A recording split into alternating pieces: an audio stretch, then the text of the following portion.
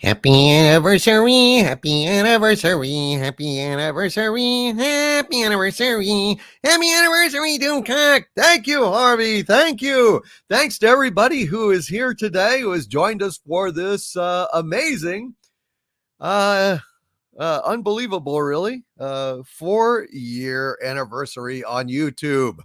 Thank you guys for coming. Thank you all for all of your support over all these years. This is a big moment here. Four years on YouTube. It was 4 years ago today, this day, October 10th, when I first posted my very first video uh, about Star Trek Discovery. It was a review, a rant about the first 4 episodes of Star Trek Discovery. I just couldn't believe my eyes. I couldn't believe that society had degraded to such a horrible point. And I just had to get out there and step onto YouTube, something I'd never considered doing, and see if there was any intelligent life out there, or if I was the last living cell in a dying body, just like in the Low Lack of Twilo episode of Dick Van Dyke Show way back when. Danny Thomas throwing the walnuts and so on and so forth. I was in despair. I was in despair. I could not believe what I was seeing, that Star Trek entertainment, human sentience had dipped to that point, the lowest point perhaps in human history. And I'm including the Neanderthals in that. And I just needed some consolation.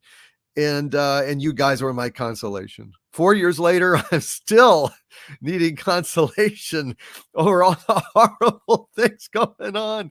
But you guys are the wonderful things going on. You guys are just the best friends someone could have, the best chat, the best audience, the best comrades, the best consolations in this world. And I just want to say from the bottom of my heart, I'll try not to get maudlin. I'll try not to get too emotional here. Although I can't promise anything. I guess if you can't get emotional on your anniversary, when you can you get on emotional? I'm just overwhelmed, guys. I'm overwhelmed. I'm grateful. I'm grateful every day. And I can't believe the blessings, I mean, it's the old Zen tale, the old Buddhist tale of the young man who lived in a village, fell down and broke his leg badly. And that was a misfortune. But as it turns out, that misfortune was the greatest fortune of his life, because then the shogun's men came around, the warlord's men, gathered up all the able-bodied men in the village to go and fight in their wars, thus sparing this kid's life because he had the misfortune of breaking his leg. Well, Star Trek Discovery was that misfortune for for all of us. Talk about breaking our leg, breaking our ass, breaking our brains.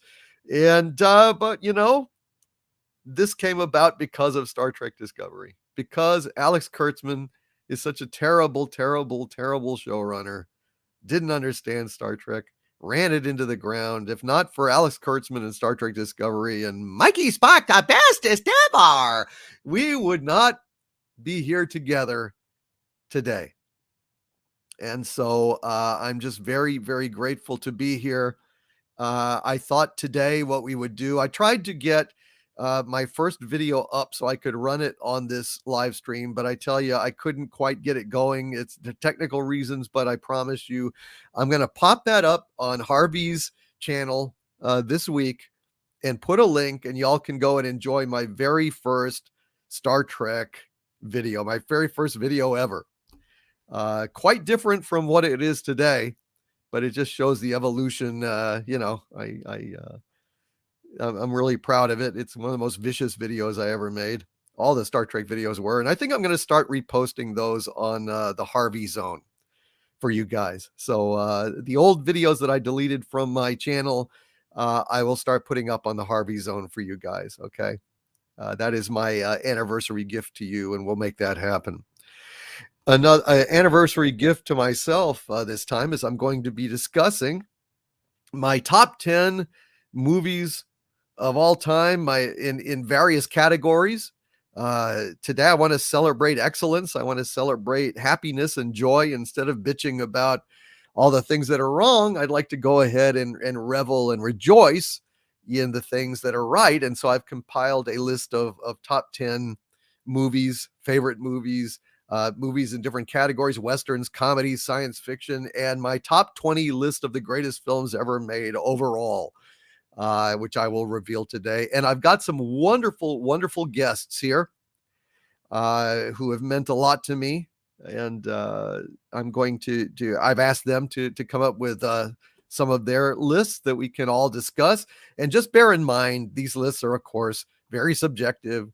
And pretty much all the movies on those lists are damn near tied. It's so close. So if I put Superman in a wrong place relative to Guardians of the Galaxy or Casablanca over Raiders or something, well, know that we're splitting hairs here. That there's just so many great things out there that we can't really fault them all. But I've got a number of wonderful guests lined up today, just to come on, just to say hi, hang out a little bit, and share their lists or debate my lists or what have you. And I'd like to bring the first two of those on right now. These were the folks, along with the great Captain Rob, Robot Shlomo, that first discovered me. Robot Shlomo, Mecha Random, Tom of Midnight's Edge, and Andre. And we have got here tonight Tom and Andre ready to join us. And I just want to bring them on first because I want to say thank you to them and how much I love these guys. So without further ado, we have Andre. Hello, Andre. Greetings, my friend, and happy celebrations. And to think it's been 4 years, and it's so unbelievable to see what you've accomplished in those 4 years. So, congratulations, my friend, and thanks for having me. You are welcome. Thank you. I know that this is what, in the middle of the night for you, or Well, if quarter past midnight is in the middle of night, but hey, it's early enough, and I'm always happy to stream with you, my friend. Well, I am delighted for you to be here. Midnight's Edge was the channel that first noticed me and spread the word about my crusade. And Tom, welcome, my friend. Tom Connors Jr. He has been a presence all the time on my channel, and personal friend, and I just love the whole crew. Past, present, and future. I know Mexican Iron Man is now part of your team as well. I love him. And I just wanted to really have you guys on.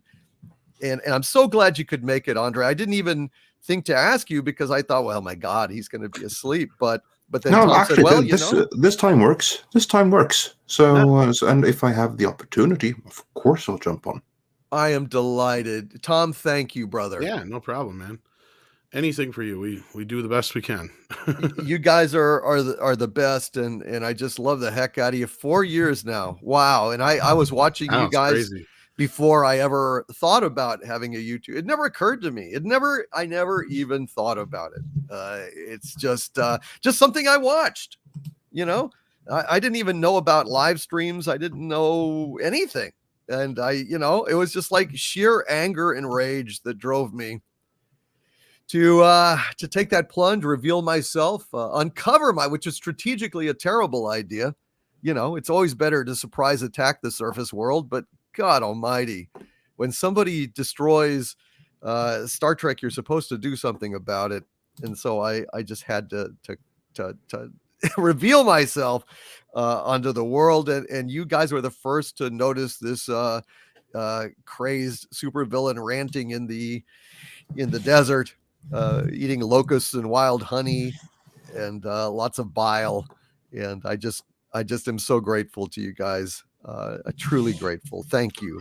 Yeah, we should also I'm glad you pointed out Alex Kurtzman because so many people came together because of his absolutely atrocious stewardship of the Star Trek franchise. And I'm very sorry to say that 4 years later, that franchise is in a worse rut than it's ever been before. So, yeah. Oh yeah, they had that orgy. They had that orgy on the latest Lower Decks. Yeah, I saw the stills. I still I checked out after the first season. So did I. And the tragedy is that that first season is the least bad Star Trek to come out of the Kurtzman era. That ain't saying much. Yeah. No, it's not, but it's true. I mean, it is the best.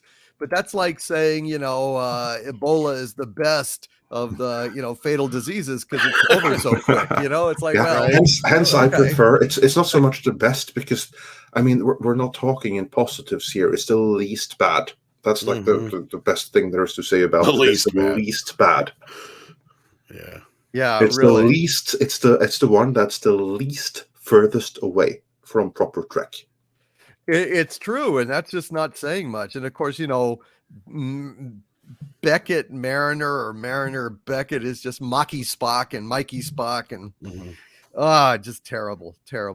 And of course, that's nothing compared to Star Trek Discovery Season 4. Oh my God. It's just like pacing us. It's trying. It's like, well, if Doomcock's still kicking, we're going to be kicking. But I don't know. I think their days are numbered. I think that Kurtzman is running out of fucking rope. I hope so. Yeah. Actually, that's something that Kurtzman needs massive credit for all of the, as I said, like there's more than just bringing us together. To all of the people in the industry whose dirty secrets you have revealed, whose hypocrisies you have exposed, let all of those people know Kurtzman did it. It's because of Alex Kurtzman that you're here. So keep that in mind for the cocktail parties. When you want to complain about Doomcock and stuff like that, everyone at the cocktail party, they should point to Alex Kurtzman and say, that's the guy. That Doomcock, he's bothering us because of him. Let's freeze him out. Oh God Almighty, that is hilarious. I should do a video about that. I should just do a thank you, Alex Kurtzman, for 4 years. Some uplifting music behind it. And you should emphasize to everyone else in the industry who has some kind of issue with everything that I've exposed over the last 4 years, you can thank Alex Kurtzman. Without him, there would be no Doomcock. That's right. The wind beneath my wings. So I have to say, I really enjoyed like that Zen story you had in the beginning there about the broken leg. That is so true. Alex Kurtzman is indeed a broken leg of the Star Trek franchise. It can no longer support itself, but because of that, other blessings happened. They really did, and I am just so grateful to you. I'm grateful to Alex Kurtzman. I think that would make a hilarious video. I got to make that video. You started out, it's been a long road getting from there to here. And I should sing to him, did you ever know that you're my zero? You're my zero. You're everything I'd hate to be. Oh my God. Gentlemen, it has been an interesting ride, and I hope that we will, all of us, keep persevering through all the algorithm changes and the terrible. Right. You want to talk about stuff you loved, though. Yes, let's do you guys, I know it's impromptu, but do you have any kind of top 10 list of movies that you're bring one. love? Yeah, we do. Tom told me. So I did a top 10 of just my personal favorite films. I don't know what Andre brought, but yeah. I also brought the top 10 of my personal favorite movies of all categories. The top 10, but of course I'm very happy to discuss individual categories and stuff like that, and I'm curious to what Tom picks are, what your picks are, and to hear what you're going to think about mine, because I assure you some of those are unconventional. Well, that's excellent. Let's start off with yours, Andre. Let's just hear them. Okay, do you want it like 10 to 1. 10-1? Okay. Yeah. My number 10 is the one comic book movie on the list. Dread, the single greatest comic book movie ever made. I disagree. Absolutely perfect action. Well, you may disagree. I know, That's I'm the just giving you beauty. shit. But it's the perfect movie. It doesn't try to be epic. It doesn't tell any origin. Just day in the life of, and it's awesome. Number 9, the original 1922 Nosferatu, Yes. German impressionist masterpiece. And to those wondering, no, I'm not German, but I know how to appreciate great art, and the Germans did a lot of that. Number 9, a first of a couple of satires in here. Spaceballs, my Star Wars. Mel Brooks. The only Star Wars-like thing that is on this top 10 list, incidentally. But continuing on this theme, number 7, another one of the greatest movies ever made, Life of Brian. Yeah. Fui Wadowik. Yes. Fui Wadowik. And number 6. Now, I love Conan. And what I like about Conan is I like the Milius movie too, but I prefer the themes of Robert E. Howard. There's never been a proper Conan like Howardian movie, but there is another movie which explores the same themes, and that is Mel Gibson's Apocalypto, coming in at my number 6. Yes. That's one I still need to see. And at my number 5, yet another Nosferatu, actually a remake, the 1978 Werner Herzog Nosferatu, starring Klaus Kinski, a new German impressionist masterpiece. I'm starting to notice a trend is here. A masterpiece. Well, it's just those two. Are you trying to tell us something, Andre? Well, I'm trying to tell you something else with my next pick, which is higher than both of those. Number 4, A Shot in the Dark. Ooh. The second movie in the second. Pink Panther series. Yes, the second one. Because I prefer the second one, because that is the one which perfected the Clouseau persona. And incidentally, the character, because A Shot in the Dark was appropriated from a stage play, and the one that played the role that became Clouseau in the movie was played by William Shatner. That's on correct. Stage. Yeah. Are you kidding? No, I'm serious. He was the one that played it originally? Yeah, and he's not the original Clouseau, but in A Shot in the Dark, it was a stage play, and the role which was turned into Clouseau for the movie, because that was the only way that Peter Sellers could do it. Originally, it was this other detective that in the original stage play was played by William Shatner. There were some talks about actually having William Shatner for the movie, but none came of it. And when Edward Blake was the one that ended up doing the movie, he wanted Peter Sellers. And the only way Peter Sellers could do it was by changing it into Clouseau, and then it all clicked. Wow. But that detective was played by William Shatner the first time. That is amazingly cool. Wow. Yeah. Learn something every day. I don't know what number 1 is, but you're on what, number 3 now? Yeah, and my number 3, again, this is a greatly underappreciated movie. To me, this is the single greatest vampire movie ever made. And at the same time, it's a satire, kind of a parody on the Hammer horror movies. And in being so, it distilled all of its iconic elements perfectly. Namely, the fearless vampire killers. Polanski. If you haven't seen it? Yes, Polanski. Roman Polanski. In one of his absolute best movies, and also his best role on screen. So this is one where you want to separate the art from the artist, and the art in this case is magnificent. Number 2, Quest for Fire. Oh, I thought that was number 1. Wow. No, that's going to, like, 1 and 2 is going to depend a little bit, but yeah, number 2 today is Quest for Fire. another Howardian movie. And number one, Stanley Kubrick's 2001: A Space Odyssey. Yes. Yes. That is absolutely on my top. I actually cheated because, well, it's my anniversary and I can cheat. I had a list of top 20 movies of all time.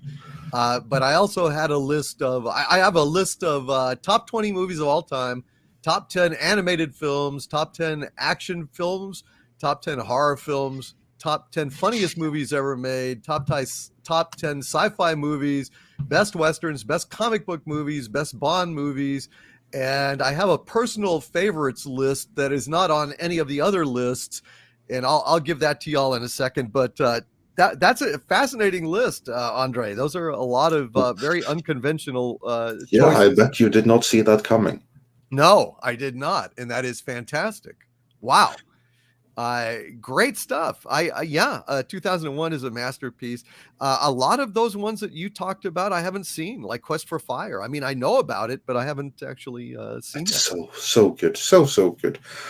It's like Ron Perlman's best role, like because they're all cavemen. It takes place like 200,000 years ago, and he was the one guy that didn't need any makeup. He looks Cro-Magnon. Yeah, exactly. Well, shit, that is amazing. Well said, Andre. Tom, go ahead and give yours real quick, if you would, my friend. Sure. Well, I got to say this up front because like Kubrick's one of my favorites, and unfortunately, some of his didn't make my list, or none of his actually. But they would be had this been a 20 list, but I kept it to top 10, and I kept it to just personal favorites. These are like movies I can watch anytime. I watch them all the time myself. There's so many ones that didn't make my list. I wanted to, but no. So this is the best I could put together in like right now. So like Andre, I understand when he's like, as of today, like this is my number one, because a lot of these can interchange at any time, right? So there's a few movies that could bop in and out of my top 10. Absolutely, like the top three is going to be day to day, like I know the top one today, Exactly. the top three tomorrow. Yeah. So again, like, you know, honorable mentions right off the bat, just a couple movies that didn't make it in the list to be like Superman the movie, Goodfellas, Doctor Strangelove, just to name a couple. But here's my top 10 as of today, right now. All right. Number 10, Unforgiven. Oh, I know you and I share a great love for that one. It's a masterpiece. It is. Number 9, Pulp Fiction. Yes. Number 8, King Kong 1933. Yes. Number 7, The Karate Kid. Yeah. All right. Number 6, Ghostbusters. Oh, God dang. God, now all these on my lists, I'm like feeling okay. Go ahead. Now here's ones that might surprise some people, and some not so much. Number 5, Beverly Hills Cop. Very good. Yeah, I can see that. Number 4, Gremlins. Oh, yeah. I say that doesn't surprise anybody, I'm sure. No. Number 3 would be Who Framed Roger Rabbit. Oh, God damn. Yep. Number 2 would be Teenage Mutant Ninja Turtles. And number 1 this day is Jaws. Oh, yes. And another honorable mention, of course, I just had it in the top of my head and I fucking just spaced it out. Anyway, keep going. Sorry, my bad. But I didn't put any Star Wars movies in there because their stock has really fallen with me. Now with the whole Disney thing, and it just, and RoboCop was another one I wanted to squeeze in there. I just couldn't. Well, since Tom gets to squeeze stuff in there, I want to do an honorable mention too. Charlie Chaplin's The Dictator, or The Great Dictator. Yeah. RoboCop was one I kept trying to bounce in there, and I just City Lights. Oh yeah. Don't worry. These lists cannot be comprehensive, and like Andre said, I mean, you know, I just figured these movies said the most about me. Yeah. Yeah, and I think that you know, all of these movies are. I mean, even putting them in order is very difficult because the order will shift, and like I said, I've got a whole ton of lists that I'll be kind of trotting out as the day goes on. But our time together, I will share my personal favorites list, which I just fudged some of yours right on there. So don't be surprised because it's like, you know, there's just too many great films in the world. It's impossible. impossible to get them all. But so this is my list of personal favorites that didn't make the other lists that I have, the many other lists for whatever reason. Number one would be Star Trek 2, 3, 4, and 5. I'm just kind of lumping them all together because what do I got to do? And if I had to pick one of them, of course, would be Star Trek 2, The Wrath of Khan. Just a personal favorite. They're not quite good enough to compare to things like, 2001 for best science fiction, Forbidden Planet, Blade Runner, that kind of thing. So I just put them here. Number 2 would be Princess Bride, which is just a Nice. wonderful, wonderful movie. Number 3 is a movie probably neither of you have ever seen, which is called The American Astronaut. No, I don't think so. One of the weirdest, coolest movies ever made, like a definition of a cult movie. It's shot in black and white. It's like a black and white musical, sci-fi, western, rock and roll, fucking movie with weird homoerotic themes running through it. It's largely Wow. a comedy. Huh. And it's just absolutely it's one of my favorite movies of all time, The American Astronaut. I urge you to go see it. It will blow your mind. I look forward to checking it out. It's on the It is list. like, it's just total creativity. These guys had no money, and they just, through sheer imagination, wit, and deadpan humor, they made a classic. So please check that out. Number 4, Crimson Tide. With Gene Hackman and Denzel Washington. Yeah, that's that submarine movie. Y'all ever see Crimson Tide? Oh yeah, Bruckheimer film, I believe. Yeah, absolutely. I've seen it ages ago. Yeah. It was outstanding. And then I went on a Quentin Tarantino kick. I picked Reservoir Dogs for number 5, True Romance for number 6, Kill Bill 1 and 2, because I can do that on my anniversary for number 7. 8 would be The Third Man. Did y'all ever see The Third Man with Orson Welles and I Joseph know of it, Cotten? but I've never seen it all the way through. I've seen bits and pieces. I did see it 20 years ago, but I don't recall too much of it. It was really good. I saw it for the first time here a few months back on Turner Classic Movies. I'd never seen it before, and it really blew me away. It like rocketed up on this list here. So there you go. Number 9, Dr. Strangelove. Absolutely. What a great movie. Man, you can't fight in here. It's the war room. I know. And That's I could have a pretty good outside weekend. of 2001, his best movie, in my opinion. That would be like another honorable mention of mine. I love that movie. I Again, adore it. like Peter Sellers doing some of his best work too. Oh yeah, I would. Yeah, I mean, I would have put it. I mean, it could easily slot in on a number of my other lists, but here's where I decided to put it. Number 10, Vertigo. Great movie. Great Hitchcock, classic. yeah. Hitchcock rules. 11 would be Happiness, which is I vaguely Todd remember that one. Scolan's movie, which is one of the sickest comedies, blackest comedies I've ever seen in my life. It is like really cringe comedy, very dark comedy, and I thought it was extremely original and very funny, and I thought that was a good one. And then I fudged for your lists Ghostbusters and Who Framed Roger Rabbit and Jaws, because those are great films, and I'm just very upset that I wasn't able to squeeze them in on these other lists. But Well, my there's God, so many great. Yeah, I know there was like Highlander was another one I wanted to squeeze. In Yeah. here. Of course, Bill and Ted, and some other good ones. It's just like, where do I get them in here? Yeah. I know it, man. I know it. But I just wanted to thank you guys so much for all that you've done for me. And I love you guys. And I just really wanted to have you on this anniversary live stream just to tell you how much I deeply appreciate you. And thank you. Well, we're glad to be here, and you're an amazing talent. And I always have fun hanging out with you and talking all the stuff we talk about. And it's just like time flies. Can't believe it's been 4 years. 4 It's just years. crazy. which is an amazing thing. Shall we do it for 4 more? At least. Oh, absolutely. Let's do it another 4. Yeah. Hopefully, knock I'm wood, not talented enough to do anything else, so I hope this lasts longer than that. Well, I'm planning on this being bigger and stronger than ever in 4 years. And think of all the cool guys we're going to have joining us in those years. And also, Doomcock, my friend, my leash. It's thanks for the kind words. It's been an absolute honor to get to know you, and I look forward to working with you for many, many, many more years, and to when you take over the world, rule the Nordics as your loyal viceroy. You certainly shall. You've got the helmet for it, and you speak the language. I can think of no better qualified candidate. Thank you so much, Andre. Midnight's Edge, folks. Midnight's Edge after dark. Thank you for having us. Midnight Mead Radio and the Latino. Midnight's Edge Espanol. Yeah, Midnight's Edge Espanol with Polly, Latino slant, Mexican Iron Man.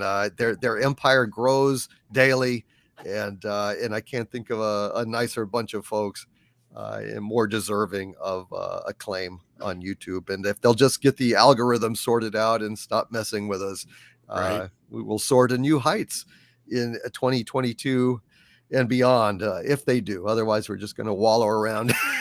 Because it's just oh my God, they have messed up the algorithm so bad on this last update. I don't know what's going on with it, but anyway, gentlemen, thank you. Anything you'd like to say? Just a plug or anything? Without respect, we reject. Without respect, we reject. Thank you, gentlemen, so much. I deeply appreciate you guys. And the feeling is mutual, so thanks for having us. Absolutely. I've got a whole bunch of folks I have to get to their stuff here. But I wanted to have you guys on immediately, especially since you stayed up into the wee small hours of the morning, Andre. And I'm just so grateful you could be here. And thanks for those amazing list. Really interesting choices. Turn me on to some real things I need to check out, Andre.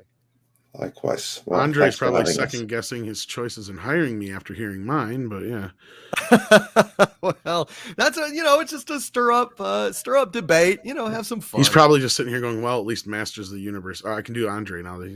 At least Masters of the Universe is not on the list."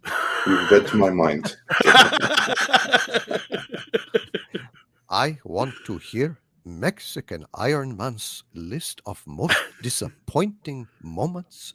I know that I will have been part of one. Oh, that was a classic. As much as Andre loves to torture people, he's at least let us out of lower decks. So I got to give him credit for that. So. Thanks, Andre. He wants you there are some limits to depravity. Yeah. Well, he wants you tough for Star Trek Discovery season 4. God. So be ready for that. I'm hoping he just says nobody gives a shit and we just move on at this point. Nobody really does. It's true. No, they don't. I did that for lower decks, did I not? And I don't even know if I have like the stamina myself to suffer through any more Discovery or Picard.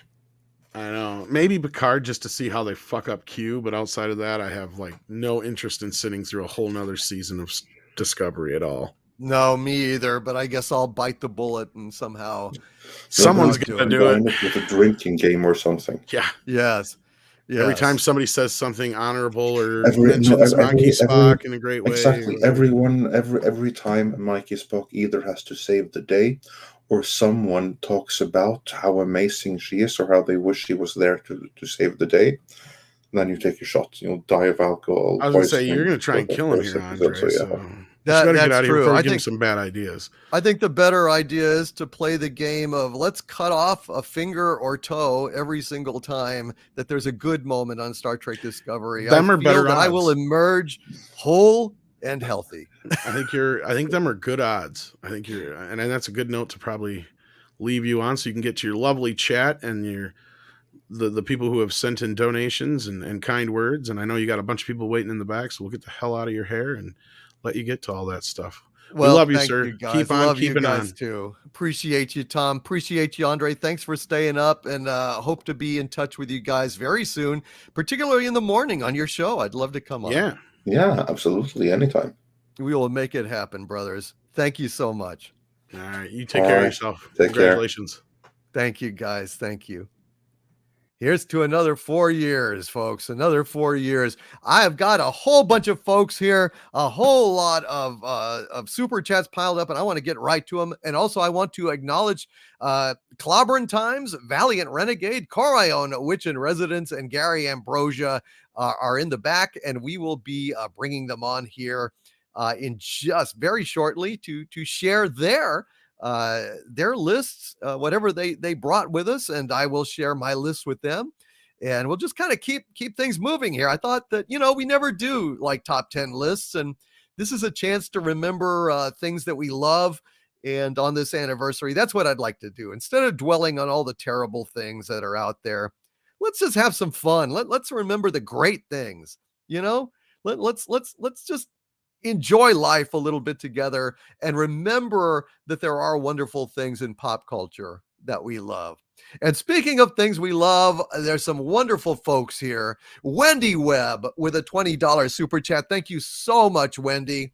She says, happy 4th anniversary, Lord Doomcock. I am off tonight. As executor of my uncle's estate, I have a very important meeting in the morning. Jimmy and I are glad to be celebrating with you tonight from our hot tub. And no video? No video? Oh, it's so cruel. Boy, they think that I'm cruel, knowing that they're like lounging around in a hot tub and no video. The humanity. The humanity. Thank you, Wendy Webb. Thank you, Jimmy. You are a lovely couple, and you're wonderful folks, and I'm just so delighted to have you be part of the community. Thank you, guys. Love you both. We have got Bellow Triggerfish with a $50 super chat. Holy crap. Very, very generous. Thank you, Bellow Triggerfish. He says, congratulations on 4 years of fighting for our pop culture and entertaining us with all your singing, joke telling, and overall awesomeness. Oh, villainous one. Stay angry. Thank you, Bellow Triggerfish. I'm going to do my very best to stay angry, although tonight, I think I'm just going to be grateful for all of you folks, grateful for your support, grateful for your subscriptions and your kind words when I'm down. The last really 2 months have been very hard for me with real life stuff going on. It's still going on, but it is resolving at last. Some of the pressure is letting up, and I'm just so grateful for that. I'm grateful. I'll be grateful when I can once again focus all of my attention on my YouTube channel. But for now, I've poured myself a nice bottle. Poured myself a nice bottle from a bottle of Lagavulin 16. I have poured myself a glass, and I want to raise a toast to all of you. And if any of you have alcohol out there or other drinks that you're imbibing, I ask you to join me in raising a glass. And I'm drinking to all of you, to our pop culture, to our modern myths, to all the things that we love and will still continue to love no matter how it's assaulted by Hollywood. We will persevere. We will treasure these memories together. And God willing, we will see the end of this destructive conflict and order restored in Hollywood when once again they realize that profits matter and they ought to be selling us things that we want to buy. Elementary capitalism, folks. Here's looking at you kids. I love you all. Thank you for 4 marvelous years. Cheers. Drink them if you got them.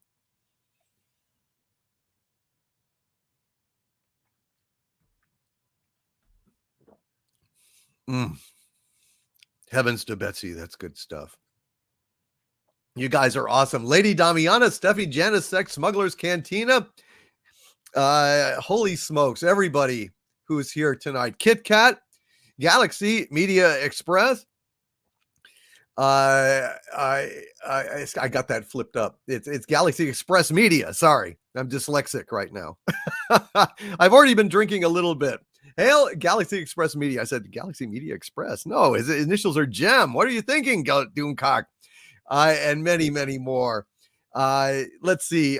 Mitch Thibault with a $20 super sticker of a hippo saying victory, V for victory. Thank you very much, Mitch Thibault. Mitch, it is wonderful to see you, my friend. How are you these days? It's I've been woefully out of touch with so many people, and I just am so grateful y'all are here today. Eugene Bird with a $49.99 super chat. Thank you, Eugene Bird.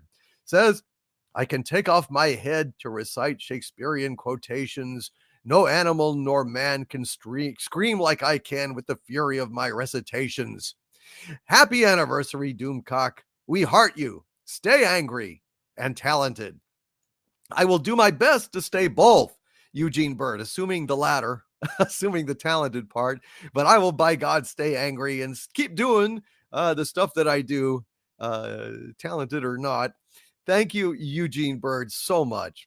I can take off my head to recite Shakespearean quotations. No animal nor man can scream like I can with the fury of my recitations. Thank you, Eugene Bird, for all of your support and friendship. And Mr. CCDV, who has joined the channel membership at the Archvillain level. He's renewed at the Archvillain level. Thank you, Mr. CCDV. I knew that you've been an Archvillain for all this time, and it said new, but it's just because it lapsed. Thank you, Mr. CCDV. How are you, my friend? I hope you are having a good day, and I welcome you here tonight. And Kit Kat, who's been an Archvillain of mine for 10 months now, says this is what we need.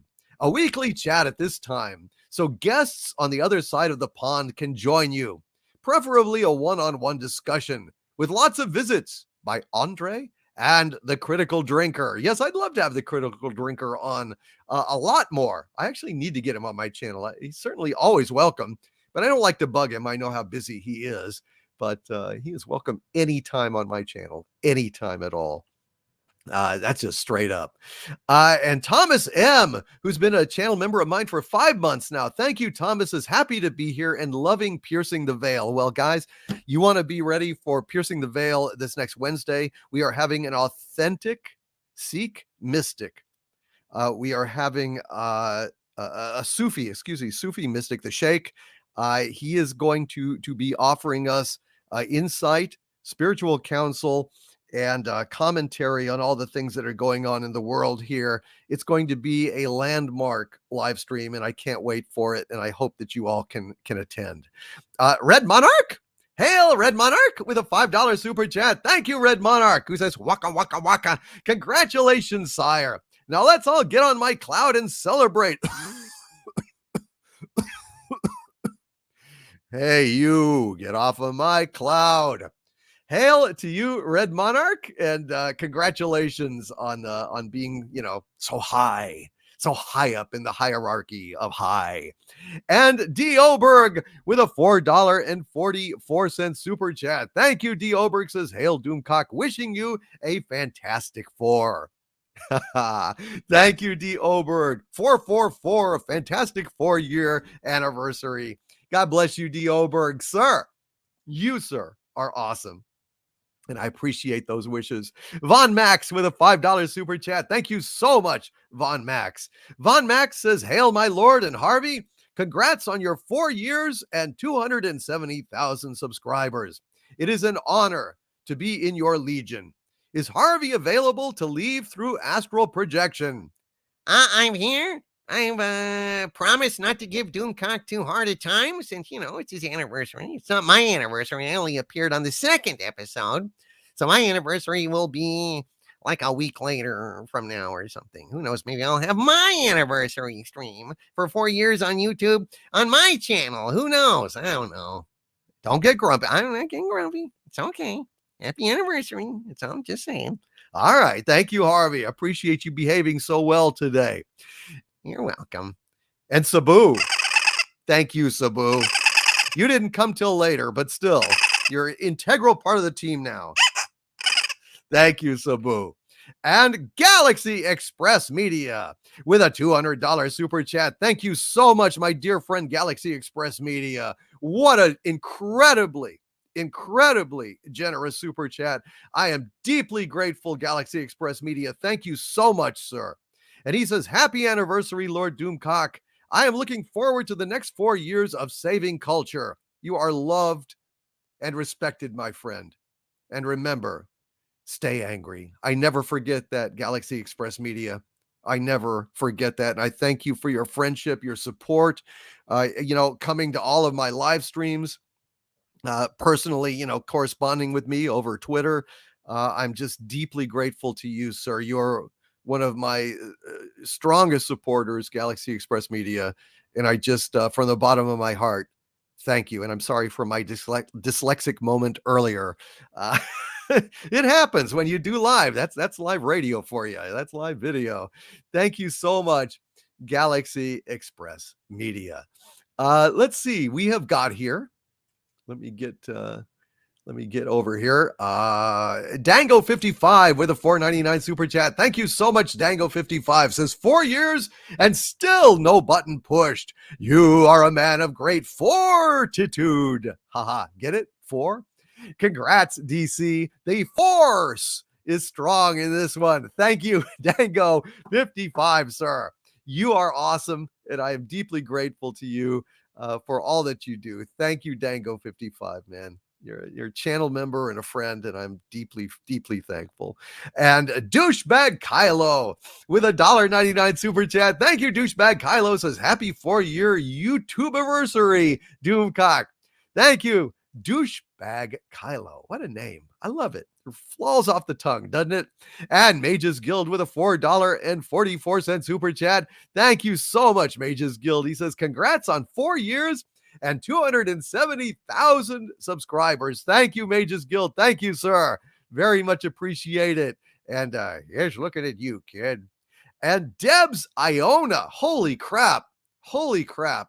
An incredibly generous 50-pound super sticker from Debs Iona of Bathsheba, jumping up and down and waving with fireworks going off. You are very kind, Debs Iona. Thank you, thank you, thank you so very, very much.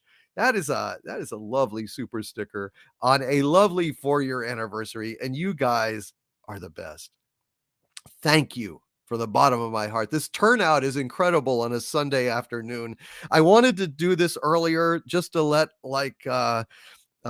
Kit Kat was saying, letting folks from the other side of the pond celebrate as well. I thought about doing 2 separate ones, and I just didn't have it in me. I'm just too stressed, and my voice was a little funny, so I just knew that I compromised. I did the best I could. But thank you guys for attending so early. That's very kind of you guys. Deeply appreciate you. And JB Behemoth, who's been a channel member of mine for 18 months now. Thank you, JB. Says all hail. Blow your trumpets and push the button. Thank you, JB Behemoth. That's a shitty trumpet. I know. No, dude, stop it. All right. Anyway, ba-ding boom. Thank you, JB Behemoth. And Troy Pacelli with a $10 super chat. Thank you so much, Troy. Troy says, Overlord, if we must have a single world ruler, I would be okay with it being you. It can't be any worse out here on the surface. Take over the world and save us, or release Harvey. Well, those are the only 2 options available, Troy. I guarantee you I will either rule the world or I will push the button. And I'm counting on you pushing the button. I don't think you're going to rule. Uh-oh. You're just trying to get me to push the button. I know. Sorry. Thank you, Troy Pacelli, brother. And Lawrence Martin with a very, very generous $20 super chat. Thank you so much, Lawrence Martin. Says, hail Doomcock, mightiest of the super villains. May your channel continue to flourish and grow until it becomes an unstoppable force for change to bring back all that we have loved and lost. Happy 4-year anniversary. Thank you so much, Lawrence Martin. Thank you, thank you, thank you, sir. I am not going to give up. I'm going to keep going as long as I can. As long as YouTube will have me, I will keep telling the truth. I will keep doing the best I can to spread the word about the need to save our pop culture, to raise the alarm with the latest violations coming from Hollyweird, and do my best to save the things that we love. And thank you for standing with me. I could not do it without all of you. Seriously. I could not do it without you guys. As mighty as I am, you guys You are the wind beneath my wings. All jokes about Alex Kurtzman aside. And Thomas M. with a $5 super chat. Thank you, Thomas M. Sir, he says, hey, Harvey, who is functionally immortal, green, and wears a fez? I don't know. A seasick 11th Doctor. Hail Thomas M. I like that. Poor guy. Remember when the Doctor used to be the Doctor? Yeah. Instead of, used to be Doctor Who instead of Doctor Who. That's what we got now. And Indiana Jeremy, who has been a channel member of mine for 23 months now at the Doomentide level. He's about to get his 2-year shield. And he says, thank you for entertaining me with your amazing rants, reviews, and live streams for the last 4 years, DC. Congrats and hail. Thank you so much, Indiana Jeremy. Thank you so very, very much. And I'm going to go ahead, sir, and post some of my earliest videos over on the Harvey Zone, and we will see what YouTube thinks of those now. I don't think they'll like them much, but it'll just be for you guys. Thank you, Indiana Jeremy and Corion Witch in Residence with a $5 Canadian super chat, who we will be talking to very soon here. Corion says, dark greetings to you, Doomcock. I and my aides are here to assist you. We await your slightest whim. Well, thank you for attending Corion Witch in Residence. I will mull over that heady offer, and I will communicate it to you privately at some point in the very, very near future. Thank you, Corion Witch in Residence, and I hope that your arm is recovered, and I am looking forward to having you, I think in about 2 weeks, on Piercing the Veil, a little under 2 weeks, where we will talk about your encounter with that entity. It's a hell of a story, folks. I hope you guys are ready for a spooky Halloween Piercing the Veil with Corion Witch in Residence. And I even may have you tell that horrible story, although it scares me too much. I don't know if I want to have it. We'll see. Valiant Renegade, oh my God, who we will also be talking to here very shortly with an incredibly generous $100 super chat. God bless you, Valiant Renegade. Thank you, sir. He simply says, happy 4 years. Thank you, Valiant Renegade. It has been an incredibly happy 4 years. It's had ups and downs and over and outs. And I know one thing, it's been quite a ride. Valiant, I will be talking to you in just a few minutes here. And you too, Corion. Ray Lavi with a $5 super chat. Thank you, Ray Lavi. Says, happy anniversary and F. Kurtzman. I love it. F. Kurtzman. And thank Kurtzman for this channel. If it wasn't for Alex Kurtzman and his work, I put it in quotes. Could you hear it? On Star Trek Discovery, there would be no Doomcock channel. Thank you, Valiant Renegade. And thank you, Ray Lavi. And thank you, Nerd Girl, with a 3-pound super sticker of a pear blushing and blowing a kiss and being just sweet as a pear can possibly be. And that's pretty sweet. Thank you so much, Nerd Girl. From the bottom of my heart, you have been a dear friend of mine. I still have the well, I guess you'd call them plaques or trophies that you sent me on my $200,000 live stream. Jesus Christ, 200,000 subscriber milestone. What the hell's wrong with me? I don't know. I've been running around. I had a very bad experience earlier today. My car, I was out on the road. It overheated. I had to pull over. I was stranded for about an hour and a half. So I'm a little scattered here. I apologize, folks. But I'm drinking some good scotch here. It'll anchor me here. I'll be better in a few minutes.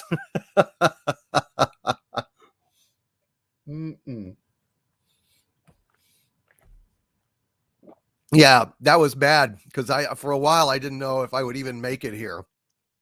You know, I didn't know if I'd make it back to the center of the earth in time to live stream. So I was kind of freaked out. Anyway, thank you, Nerd Girl. And Miracle Draw, who has been a channel member of mine for 11 months now. Thank you so much, Miracle Draw. Miracle Draw says, can't stay, Lord Doomcock, but thank you for all you do. You're very welcome, Miracle Draw. Thank you for your support and your friendship and your kindness and everything else. And Primer with a $2 super chat. Thank you so much, Primer. Hail to you. Primer says, happy anniversary, Doomcock. Thank you, sir. It is very happy anniversary. I'll tell you what, the day is ending a lot better than it started. I'll tell you that. Oh my God, that sucked. Thank you, Primer, and hail to you, sir. And Secret Agent Gene with a $19.99 super chat. Thank you, Secret Agent Gene. Very kind of you, sir. He says, hail, my lord. Happy anniversary, good sir. I may have only known you for a little over a year when I started donating as Gene. I will follow you till the end, or till you push the button, whichever comes first. Actually, those would be coinciding. That's a be coinciding. Yes, until the end, or I push the button. They'd be one and the same.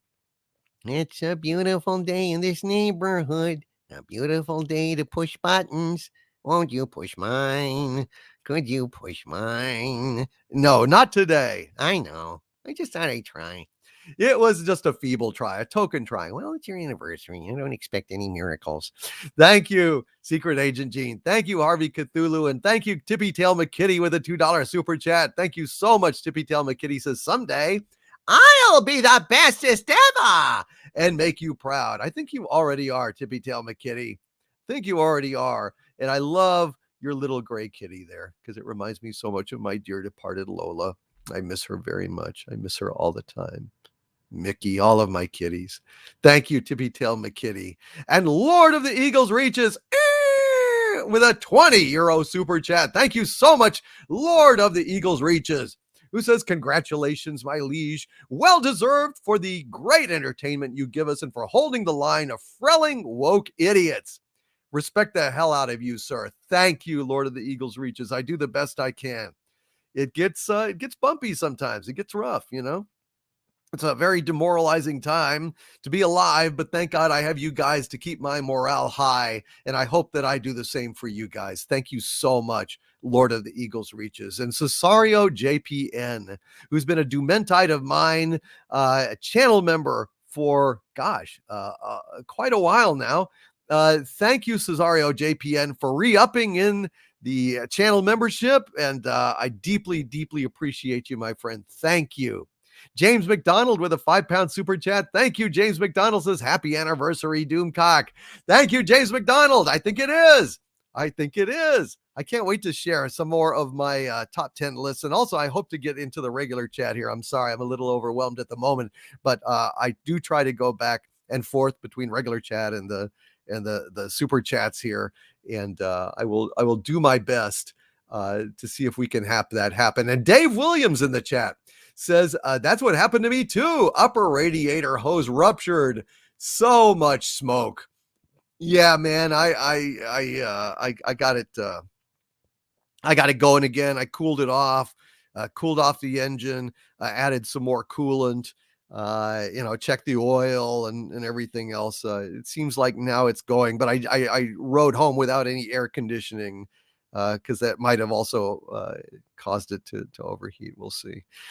Thank you, James McDonald, the legend of the traveling TARDIS, with a $5 super chat. Thank you, the legend of the traveling TARDIS, who says, hail, Doomcock. Let me know when you'd like me on. I'm going to be in and out of YouTube. Congrats, and to years to come. Thank you, the legend of the traveling TARDIS. We will certainly have you on at some point in the near future, my friend. Thank you. And Mr. MH in the chat says, the lizard people sabotaged your car. They must pay. Oh, they'll pay. Believe me, they'll pay. The best way to make the lizard people pay is to go ahead and press the button, friends. Friends, have you ever considered the advantages of pushing the Jolly Ready candy-like button? Taxes, my friends? Do you have an ingrown toenail? Are you balding? Do you have your mother-in-law coming to stay next week?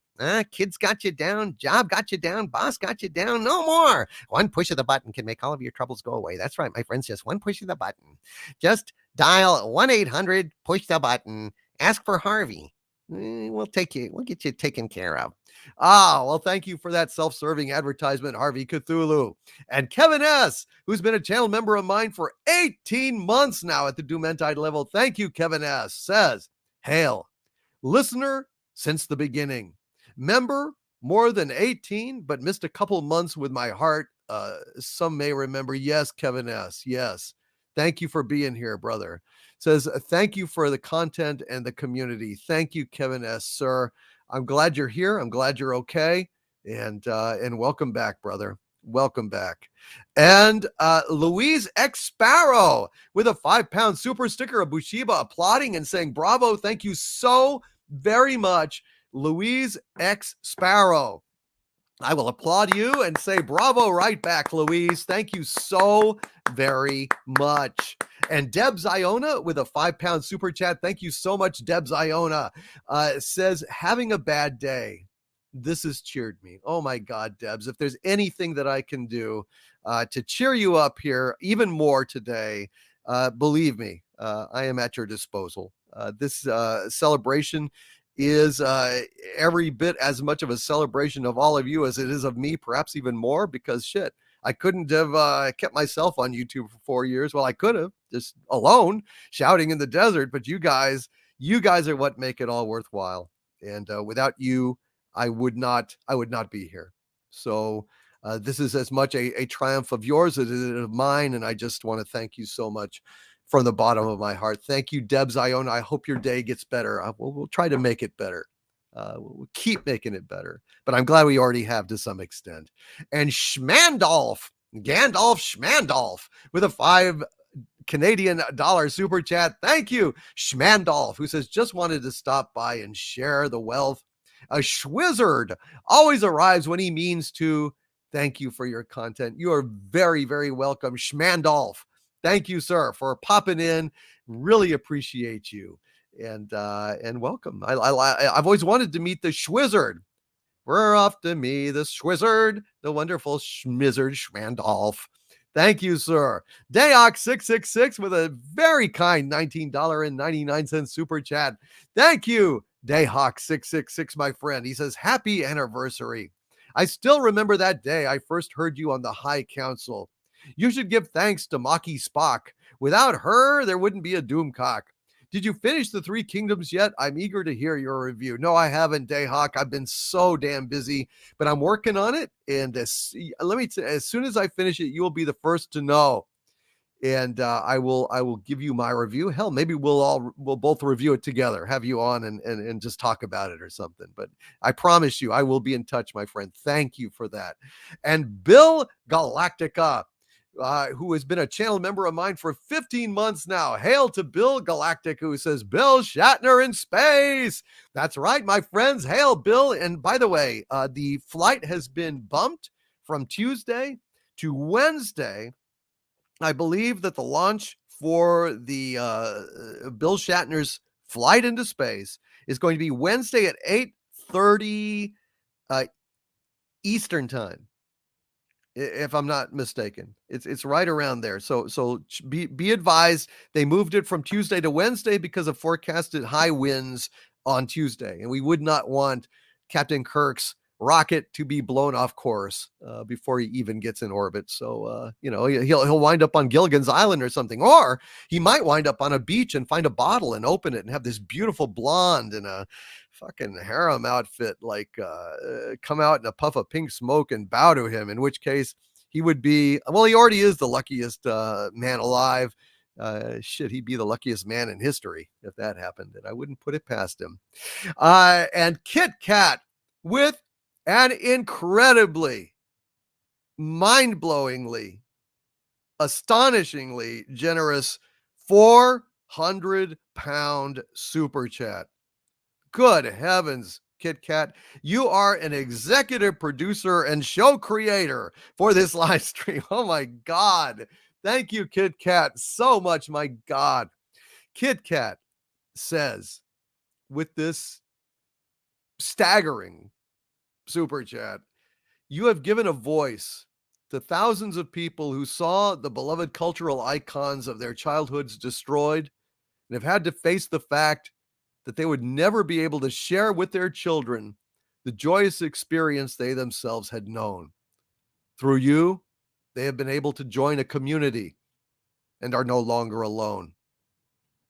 Thank you so much, Kit Kat.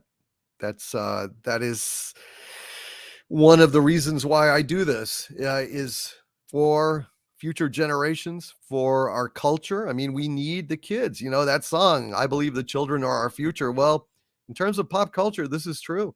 Without the kids being brought on board, we will not be able to keep the legends of Star Trek and Star Wars and Doctor Who alive, even though they're under assault. If we keep showing them the real stuff, if we keep showing them original Trek, original Star Wars, original Who, maybe we can bridge over this horrible period in history. And maybe, just maybe, we'll be able to salvage something. I pray to God that that will happen. I pray to God that will happen. And Dave Bob, who has been a channel member of mine for 23 months now, but even longer, he has been a Legionnaire. He's been one of my oldest friends. Dave Bobs has been here almost from the beginning. Damn right, Dave Bob. You were one of my oldest and dearest friends, and I love you. And I mean, you know, ups and downs and over and outs, but I know one thing. I know Dave Bob is a great friend of mine, and I thank you, brother. I love you, man. I know you've been down lately, but listen, we're all in this together.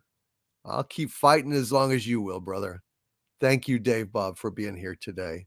Larry, thank you for the thumbs up super sticker. I'm giving it right back to you. Thumbs up, Larry. Thank you, sir. And Raquel Briggs with a $5 Canadian super chat. Thank you, Raquel. Says it's Thanksgiving in Canada, or I'd be there by your side tonight, DC. Congrats. These 4 years have flown by. I wish you so much love and continued success.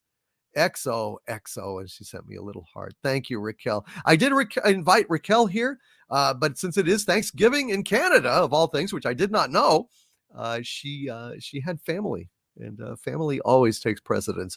Thank you, Raquel. I look forward to having you on Pop Culture Breakdown live in a future Sunday in the near future. Thank you, Raquel, and happy Thanksgiving. Brett Cohen with a $5 Australian super chat. Thank you, Brett. Says, well, I reckon Klutzman is a Tucker, so it sure would be a cocktail party.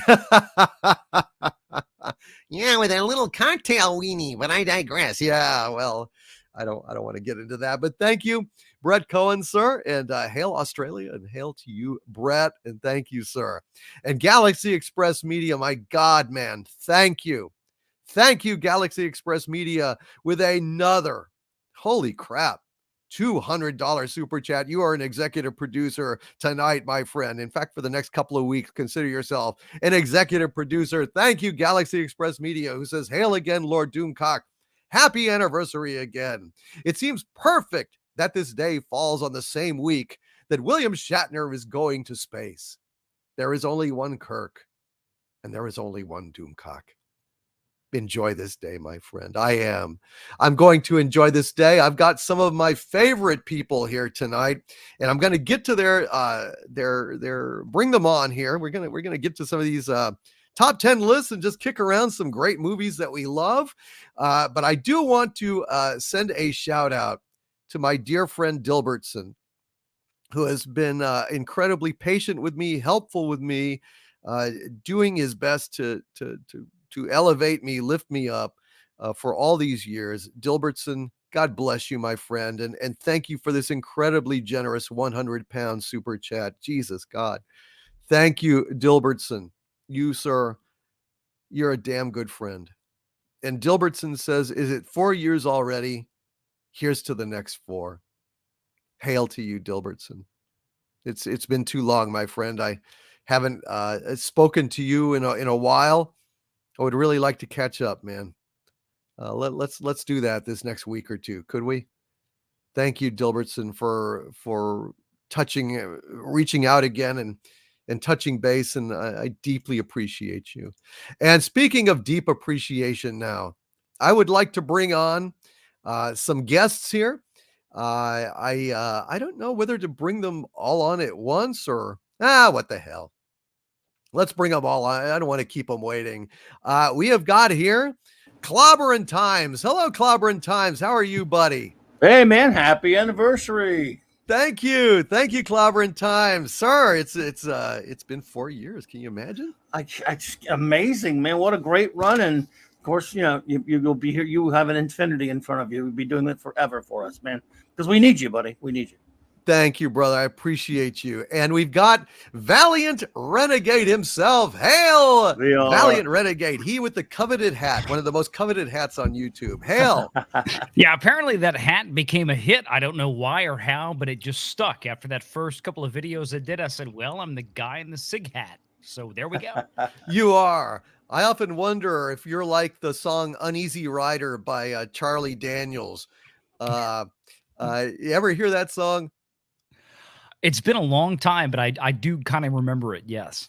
He gets to the part where, you know, he's going on a trip and he gets a flat and he has to pull over in this little redneck joint called the Dewdrop Inn.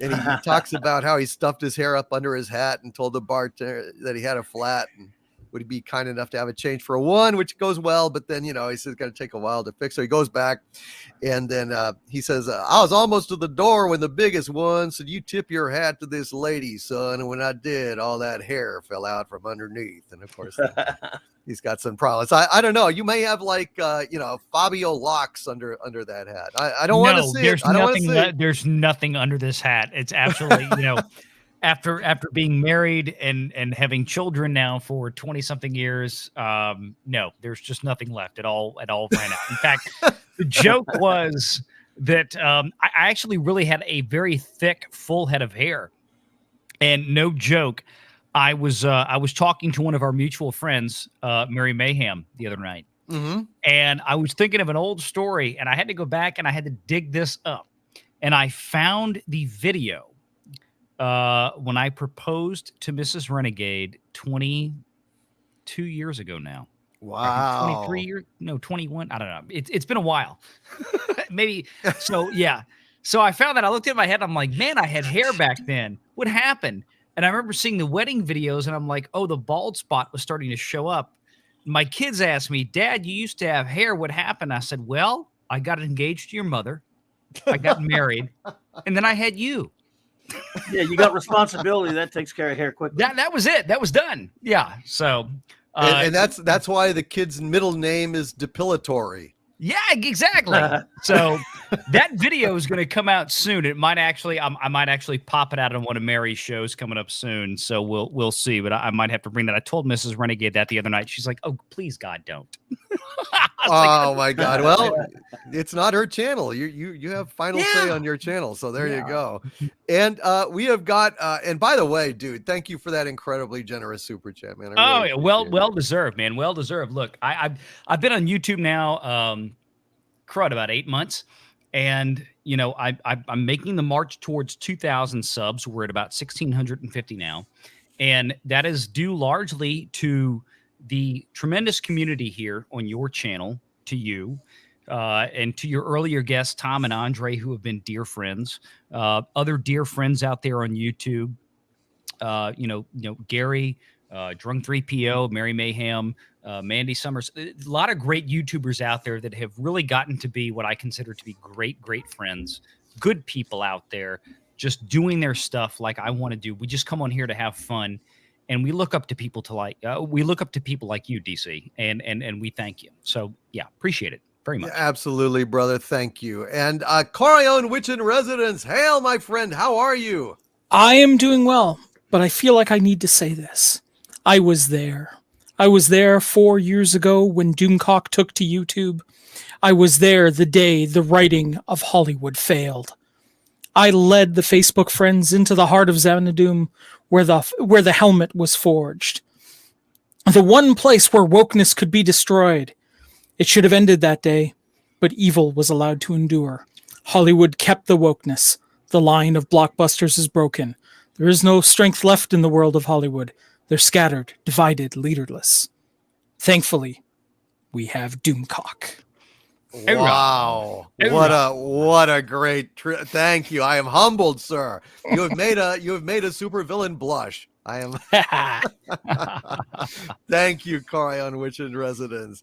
You have been a great friend to me, a great counsel, and I am very much looking forward to hearing your thrilling account of your latest adventures, and perhaps even sharing the scariest story I've ever heard for Halloween. Well, we'll see. Well, I mean, I don't know. you know, if the goal is to give a few people either the no, that couldn't possibly have happened, or a couple of sleepless nights, I'm there for you. We will see about that. Thank you, Corion. And we've got my dear friend who has helped me at the center of the earth build out Section X Studios and work other minor and major miracles. The one and only Gary Ambrosia. Gary, my friend, how are you, buddy? I'm doing well. How are you doing? I'm doing much better now than I was earlier today when my fucking temperature light came on and I was smelling burning shit and I had to pull over jeez. fast.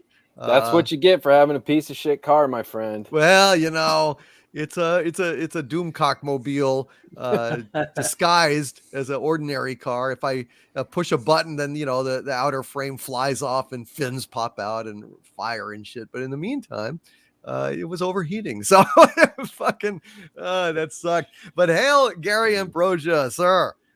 Welcome. Thank you, and happy 4th, buddy. Happy 4th to the mightiest cock I've ever known. Thank you. Wow. and I assume that you've watched, you know, Ron Jeremy and Johnny I've Wan. seen them all. I've seen them all. There you go. High All of them. praise. High Yeah. praise. Gary knows his cock, so I know my Thank cock. you, Gary Ambrosia. You welcome. have been a great friend to me. I can't even say all the wonderful things in public, or you would blush. But I will just say you've been a hell of a great friend, and I thank you. So let's go around, gentlemen. Let's share some top 10 lists, shall we? Clobbering Times, you were the first up to bat, and I asked you, with your expertise in comic books and comic book movies and so on, to come up with a list of your favorite or top 10 best comic book movies, and I did the same, and we could compare real quick. What do you think? Well, I don't have a top 10 list of comic films because they're barely 10 that I love, but I have a list like Tom and Andre do, but I do have a few comic films I can go. A while back, I did rank all of the MCU films, if that's worth anything, but. Yeah. Well, yeah, whatever you want to say. It's the floor is yours. Just let's share some things we love, shall we? Sure. I mean, only maybe like 2 comic book films even make my top 25 list of all time movies. Wow, I mean, you're a hard ass.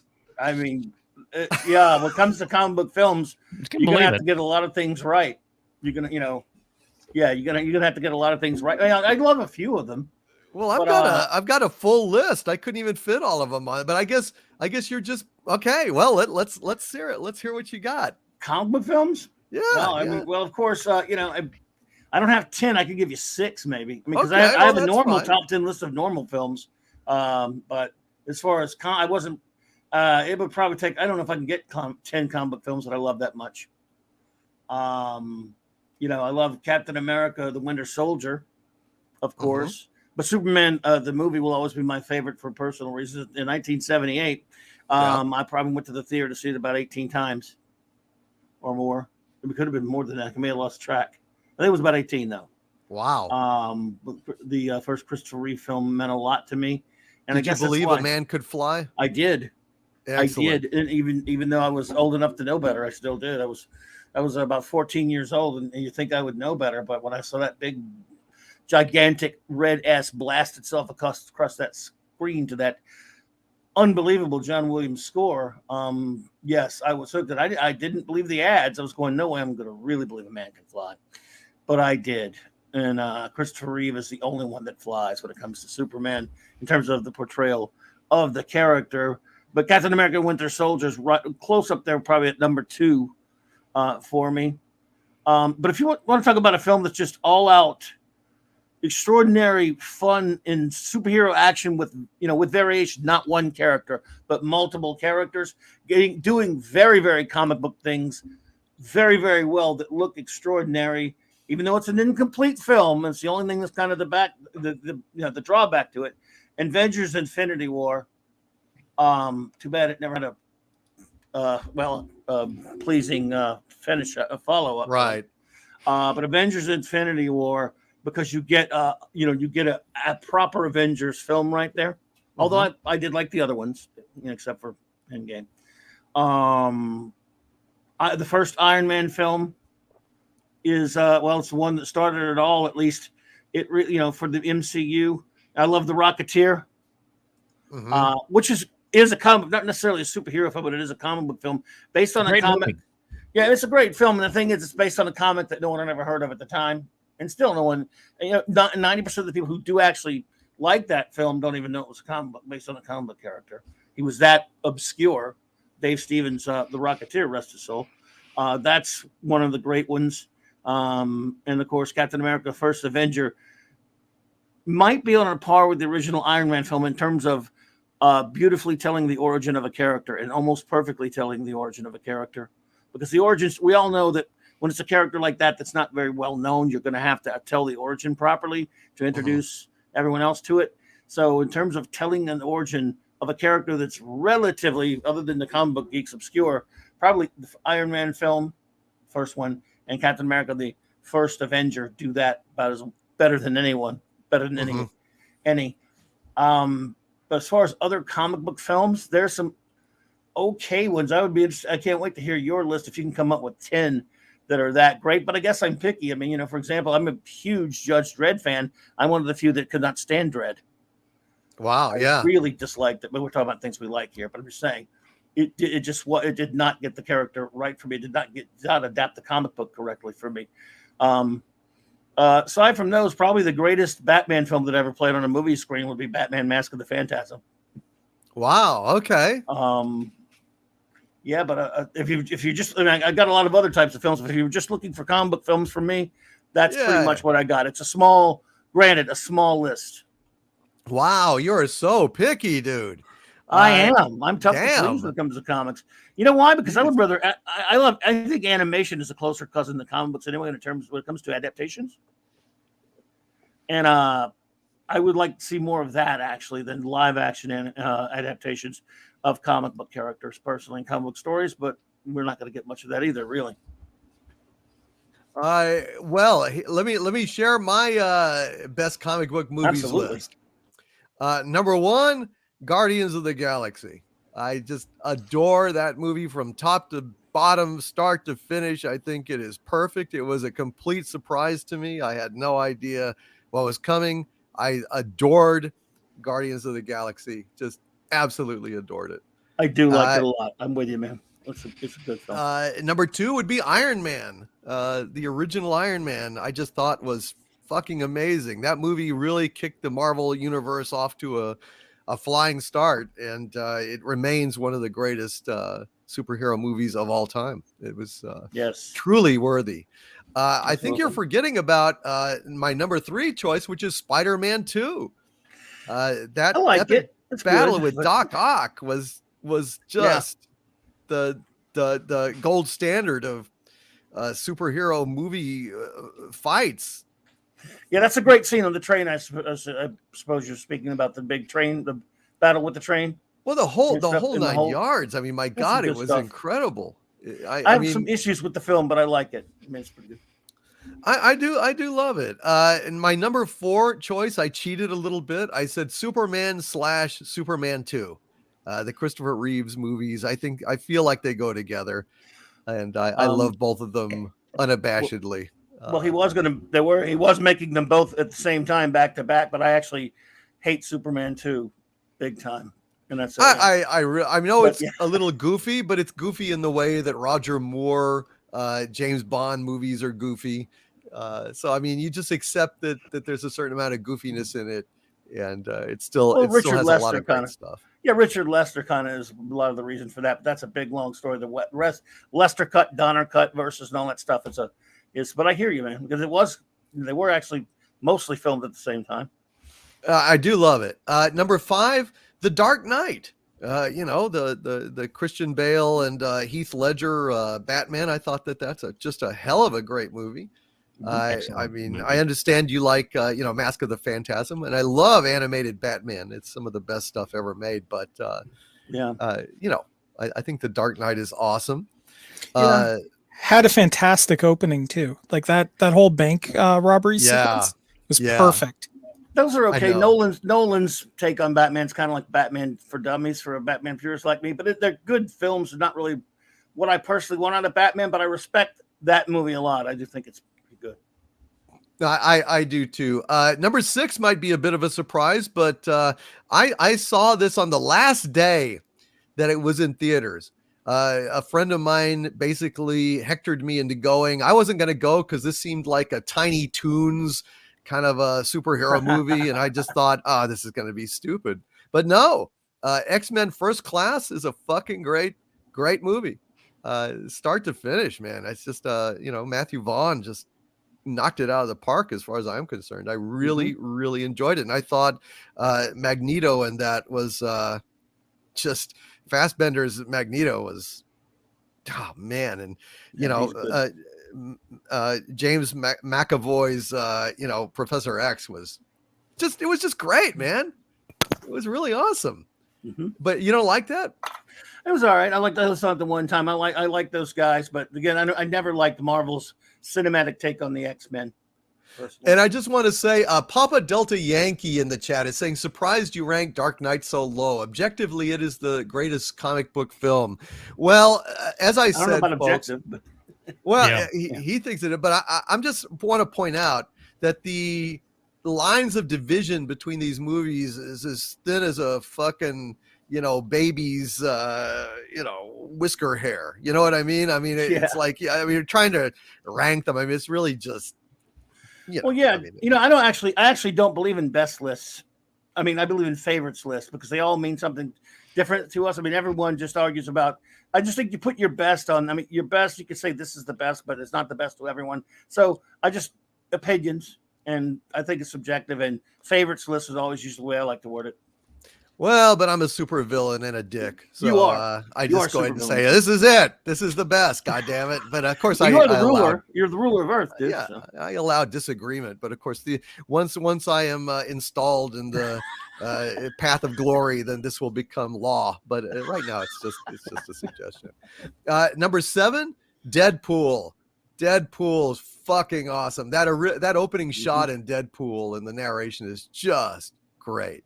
Man, that was credits are great. Blast of fresh air. Deadpool was a stunning, original, wonderful movie, and I just loved the shit out of it. Number 8, The Incredibles. Technically not a comic book but it's superheroes. Yeah. And really, I count it as a Fantastic Four movie, even though they're not. Ever. Yeah, and really, I mean, it is, and so. For that reason, because it's the Fantastic Four movie we never got and should have gotten, I count that. Well, if I have special dispensation from the ruler of the earth, then I'll put it on my list as a comic book movie. Absolutely. Make that call. That is a great one. And we both love Fantastic Four dearly. Oh, my. Yes, Kick-Ass would be number 9. I just thought that was fucking hilarious and a real awesome movie. And number 10, The Rocketeer. I really love that Rocketeer movie. I thought it was very, very good. It could have been better. It should have had more action, more Rocketeer. Yes. But what was there was charming. I mean, it was a charming throwback to a better time. And that's my opinion. Wonderful film, man. Absolutely. 10 more minutes of Rocketeer action would have been great. But I'm with look on Guardians. That's one of the biggest shocking films ever because who expected it? That's a fairly obscure comic book. It wasn't even the original group. It was the current iteration of the group, and a lot of people weren't even reading that at the time. And man, it just sold. It was just incredible. It is a really, absolutely. Like it a lot. Yeah. Let's go to Valiant Renegade because he's got to get to a family dinner. Valiant Renegade, what have you got for us today on a list or anything? I know it was a last minute kind of thing, but what do you got? Well, I might have done this wrong. I couldn't get this down to 10 in time. So I'm not going to belabor the point. I'm just going to rattle off kind of in groups the list of movies that I had going through my my repertoire of a huge library of discs that I have. You said Guardian, so I was putting this up there earlier. Oh yeah, which is fantastic. And by the way, speaking of Guardians, one of our guardians of pop culture is here, PJ from Orville Nation, which I hadn't welcomed yet. Hail, PJ. Hey guys, Clobbering, Valiant, Gary, and Kurion. Thanks, Doomcock, for the invite, and congratulations, man. I mean, wow, 4 years it's been.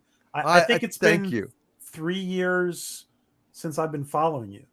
Thank you, bro. You've been there since the beginning when I was just a wee sprout of a channel, and I thank you, PJ. You're an awesome good friend, and thank you for being here today. Thanks for the invite. And a hell of a set, Jesus. Oh, that background is the best, PJ. Yeah, Absolutely. man. This is Wow. the background, guys. This is my. I mean, house. he's really on the ship. That's right. I know it. I know it. it. What a view, though. Great camera angle and well done. Good lighting. Very nice. Oops.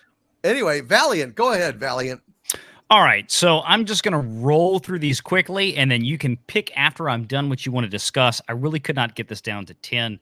This was difficult. Yeah, this was difficult, and I didn't have really time to parse this down. So let me get the two obvious ones out of the way. And after listening to Tom and Andre's list earlier, I really wanted to try to pick something a little bit off the beaten path and different.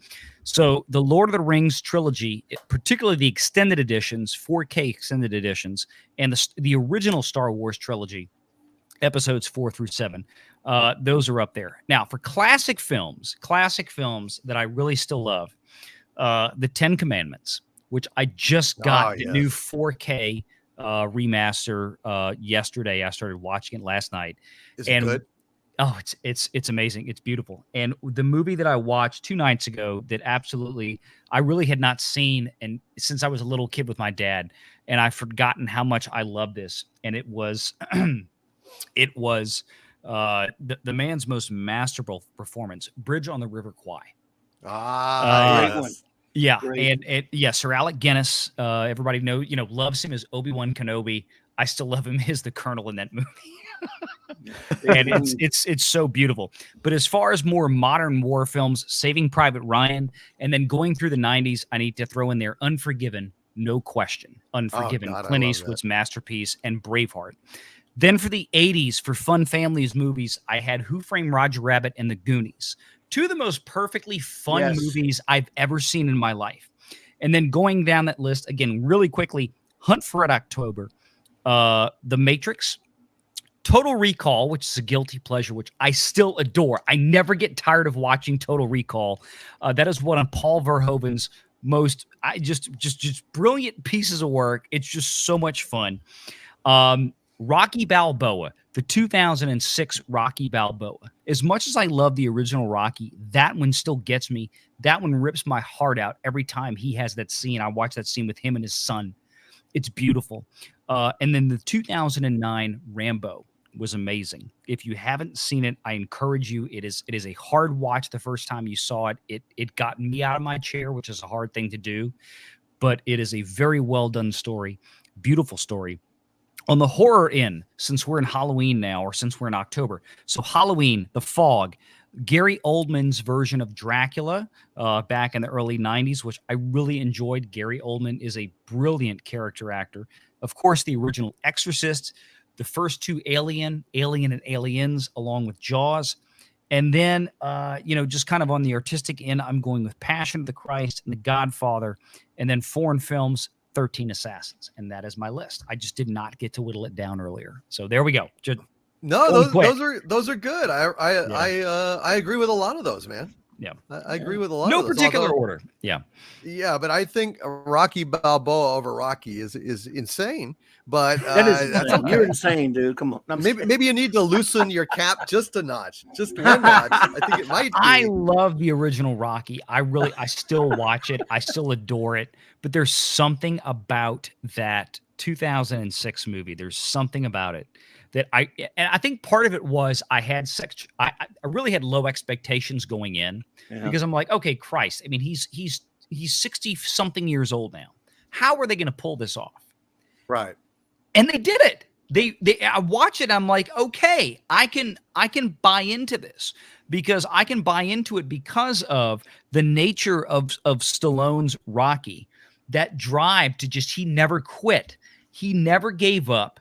That was the whole point of Rocky. And I could believe at that point that he went toe to toe with that snot-mouthed little kid bastard that was in that movie that you had to hate in the beginning, but they wrote it so well. By the end of the movie, you'll learn to love him as much as Rocky did. Bad, yeah. He went in there not because he had a personal vendetta against this kid, that Rocky had this thing inside. He had that beast that he had to get out, as he said in the movie. Yeah. And he didn't care who this kid was.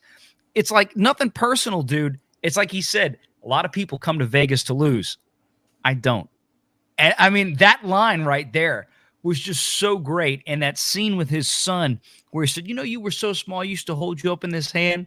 And somewhere along the line, you stop being yourself. You let people put a finger in your face and telling you who you are. That whole scene, I mean, I still cry watching that scene. Let me just say, Valiant, that I'm really moved by that movie too. Yeah. I understand what you're saying. There's so many beautiful scenes in that. It's so well done. And it's because I think for me, I wasn't born when the first Rocky movie came out in 77, 70, 75, I believe. 75. Okay, 75, 74, 75. I was born in 79.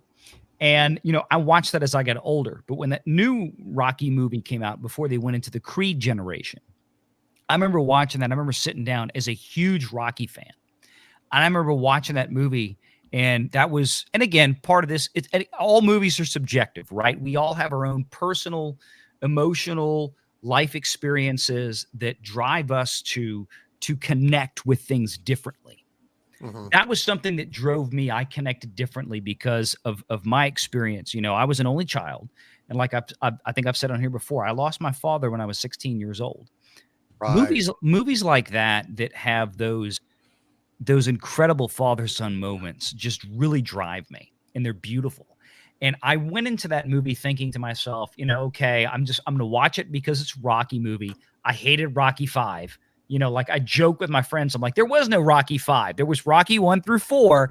And then there was a coaster, kind of like Kingdom of the Crystal Skull was for Indiana Jones. And I don't watch that movie. And I just skip right over. Rocky Balboa came out. I remember the first time I saw it. And I'm like, I make my kids watch that scene with Rocky and his son, that 2.5 minute scene outside of the restaurant where he gives his son that speech. I'm like, that is one of the greatest, most amazing, most poignant speeches. That is America. That is Americana right there. And I make my kids watch that at least once a year. I'm like, that is what you live by. And it's always been one of my most favorite films. So yeah, anyway. no, it's those, I think it's a good list. I think it's a good list. Mm-hmm. Carrion, what list have you got for us here real quick? Well, I was thinking about it and I figured I'd give you my top 10 horror movies. Again, it's splitting hairs on where they sit there. But of course, these are the best horror movies of all time because I am literally the greatest movie critic in this room.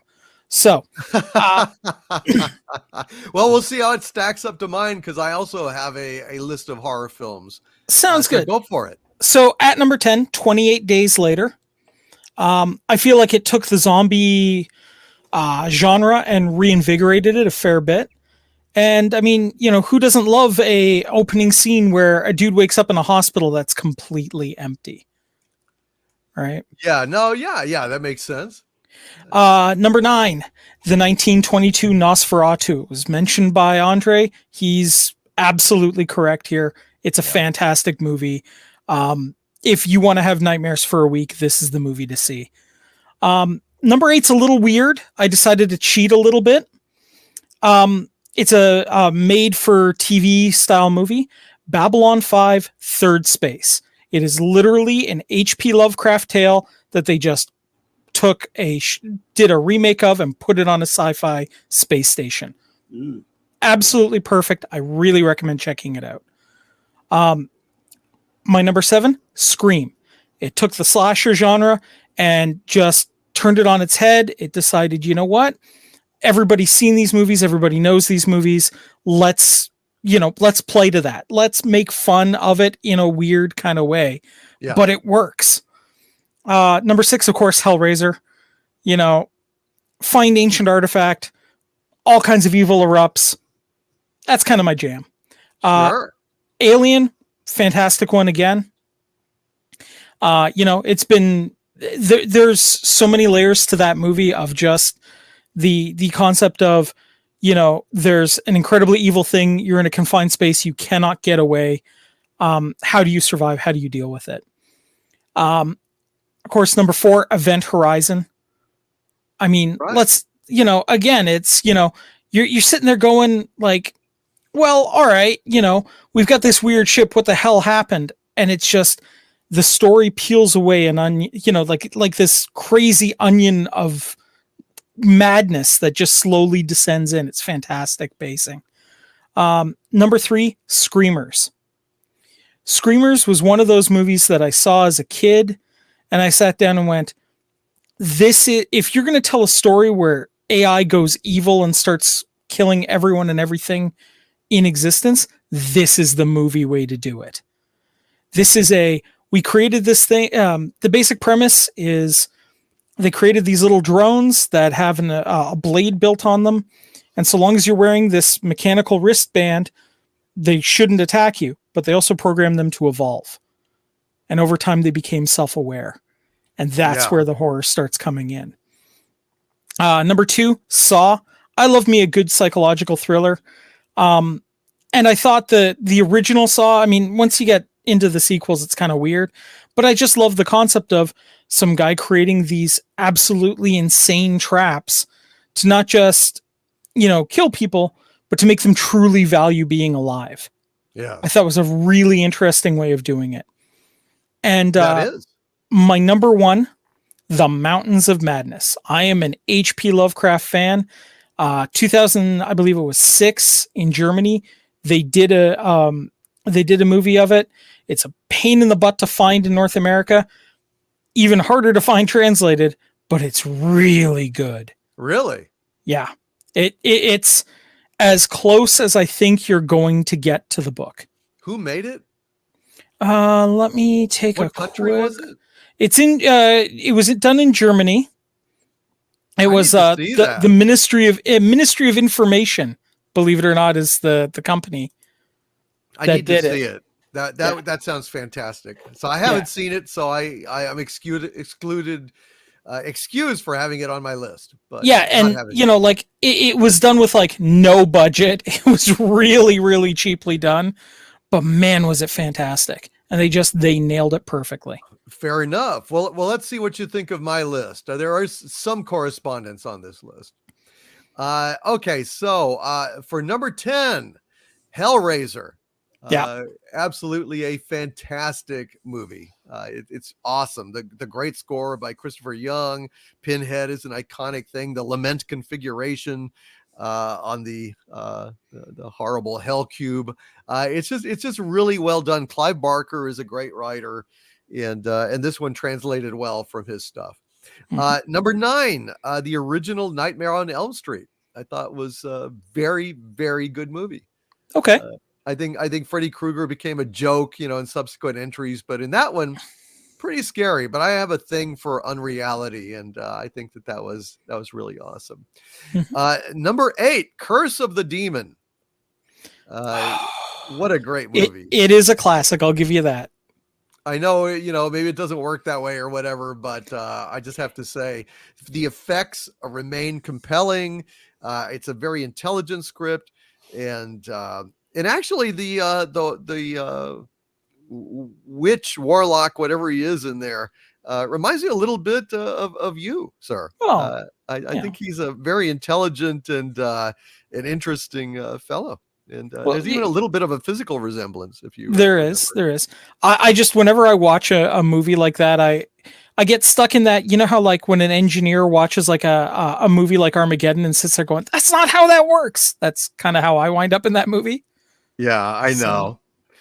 So I knew that would be your reaction. Number 7 would be They Live. The John Carpenter, glimpse of beneath reality where all these horrid skull-like aliens are actually controlling us all through subliminal messages. I thought that was a great horror movie. Number 6 is a tie. Well, actually, it's not a tie. Number 6 is The Thing. Okay. The John Carpenter remake of the classic movie. Was just absolutely horrific. Number 5, Halloween, the original Halloween. The first and best of the slasher movies, stalker movies, what have you. It's just a really great movie. Yeah, I kind of joke that it's a snuff film without the actual snuff. Yeah, but it's well done, and the score is a epic, legendary score. Yeah. Number 4, Nosferatu. The original is absolutely fantastic. We're agreed on that. It is a great movie. That Max Schreck was absolutely terrifying and riveting on that screen. Incredible stuff. Number 3, The Fly, David Cronenberg's remake with Jeff Goldblum as Seth Brundle. Boy, that's a fucking masterpiece, top to finish. If you haven't seen it, guys, you need to check it out. Number 2, the original Night of the Living Dead. That is a great movie with a little money, a lot of ideas, and it's just fucking awesome. And the number 1 top horror movie of all time is, of course, The Exorcist. Jesus, man. Friedkin's determination to shoot it like a documentary, I think really paid off. And I just think it's a hell of a thing. Have you ever read the book? No, I've never read the book. Well, I was going to say that the real life account was the real life account of very similar to what the book was or what the movie was based on. Yeah, I've never read it, but the movie itself is a masterpiece. Mm-hmm. And Ben Dowdy says the honorable mention, The Cabinet of Dr. Caligari. I was thinking the same thing, Ben. Yeah, that's up there too. And I would also add, as a movie, the series Haunting of Hill House on Netflix, of all things, was actually fucking scary as shit. Yeah, it was pretty solid. That was really scary as shit. I know Valiant Renegade has got to run here. He's got to get to dinner, but I just wanted to thank you, Valiant Renegade, for being here. Hail to you, brother, and thank you. And please subscribe to Valiant Renegade. Please subscribe to Clobberin' Times, PJ Orville Nation. All of you guys, we'll give you a chance to plug your stuff at the end. But Valiant, anything you want to say before you go? No, just thank you so much to you, DC, to the community, to our wonderful wrenches out there tonight. Please hit that like button tonight while you're watching. Please share it out on Twitter. Please share it out on Facebook. Get the stream out there. We appreciate everybody being here. And until next time, folks, take care. Thantake you, Valiant Renegade. Take care, man. Take care. And I know people in the chat are talking about The Shining. I didn't include The Shining. I think The Shining is a fun movie, and I like it. It doesn't scare me at all. So I was also actually going to say my runner-up is the Netflix series The Ritual. That I've not seen. It's worth checking out. Yeah. I will see it, but I have to confess I couldn't finish The Haunting of Hill House. It started getting into my my head at night.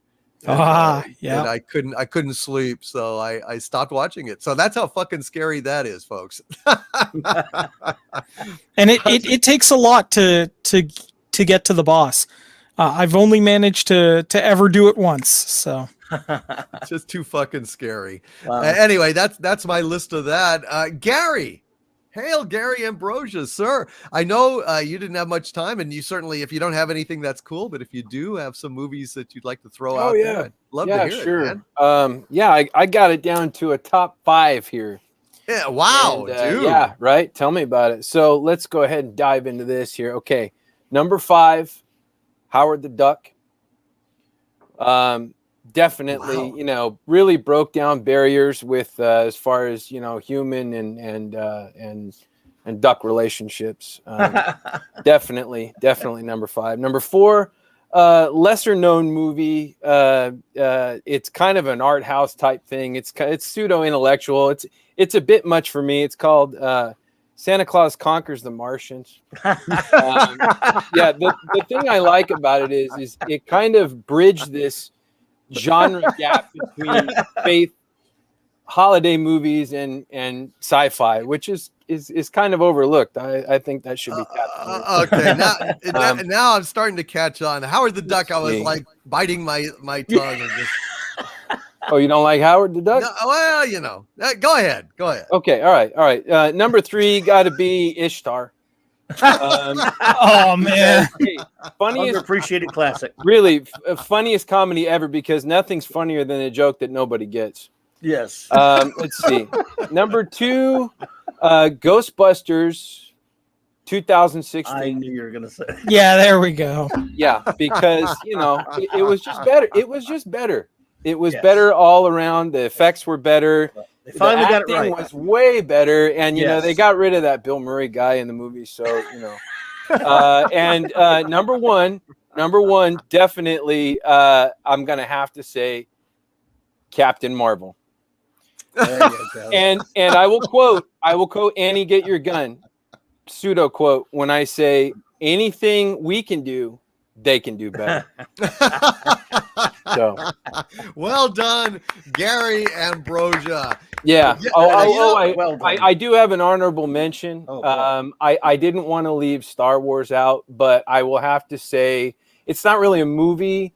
It was kind of a made-for-TV thing called the Star Wars Holiday Special. There you go. It was really it's really aged quite well, and I really I just love it. I think it's fantastic. They should do more like that. Yeah. Well, compared to the sequel trilogy, the holiday special does hold up. Yeah. I'll say that. That's for sure. Well, it does have, let me say, at least some bright spots as opposed to these Disney sequel trilogy, which has no bright spots whatsoever. At least it has the cartoon in it. And I tell you, though, one of the things that makes me want to tear my eyes out and puncture my own eardrums is when B. Arthur is in the cantina. Yep. Singing the song, it's time to go, and then in the middle of it they'll play the dun dun dun dun dun dun dun dun, dun like all mournful, Oh. and they're filing out, and she's kind of like leading them like some kind of drum majorette of suck. It's pretty fucking awful. It's Yeah. hard. I mean, You almost expect the if Overlord DVD ever does a commentary on the Hollywood special, it's just going to be him screaming for like an hour and a half. Right. It was Right. what is, I don't know if the more painful thing than that. I don't know. It's not. It's the most painful moment in the thing for me.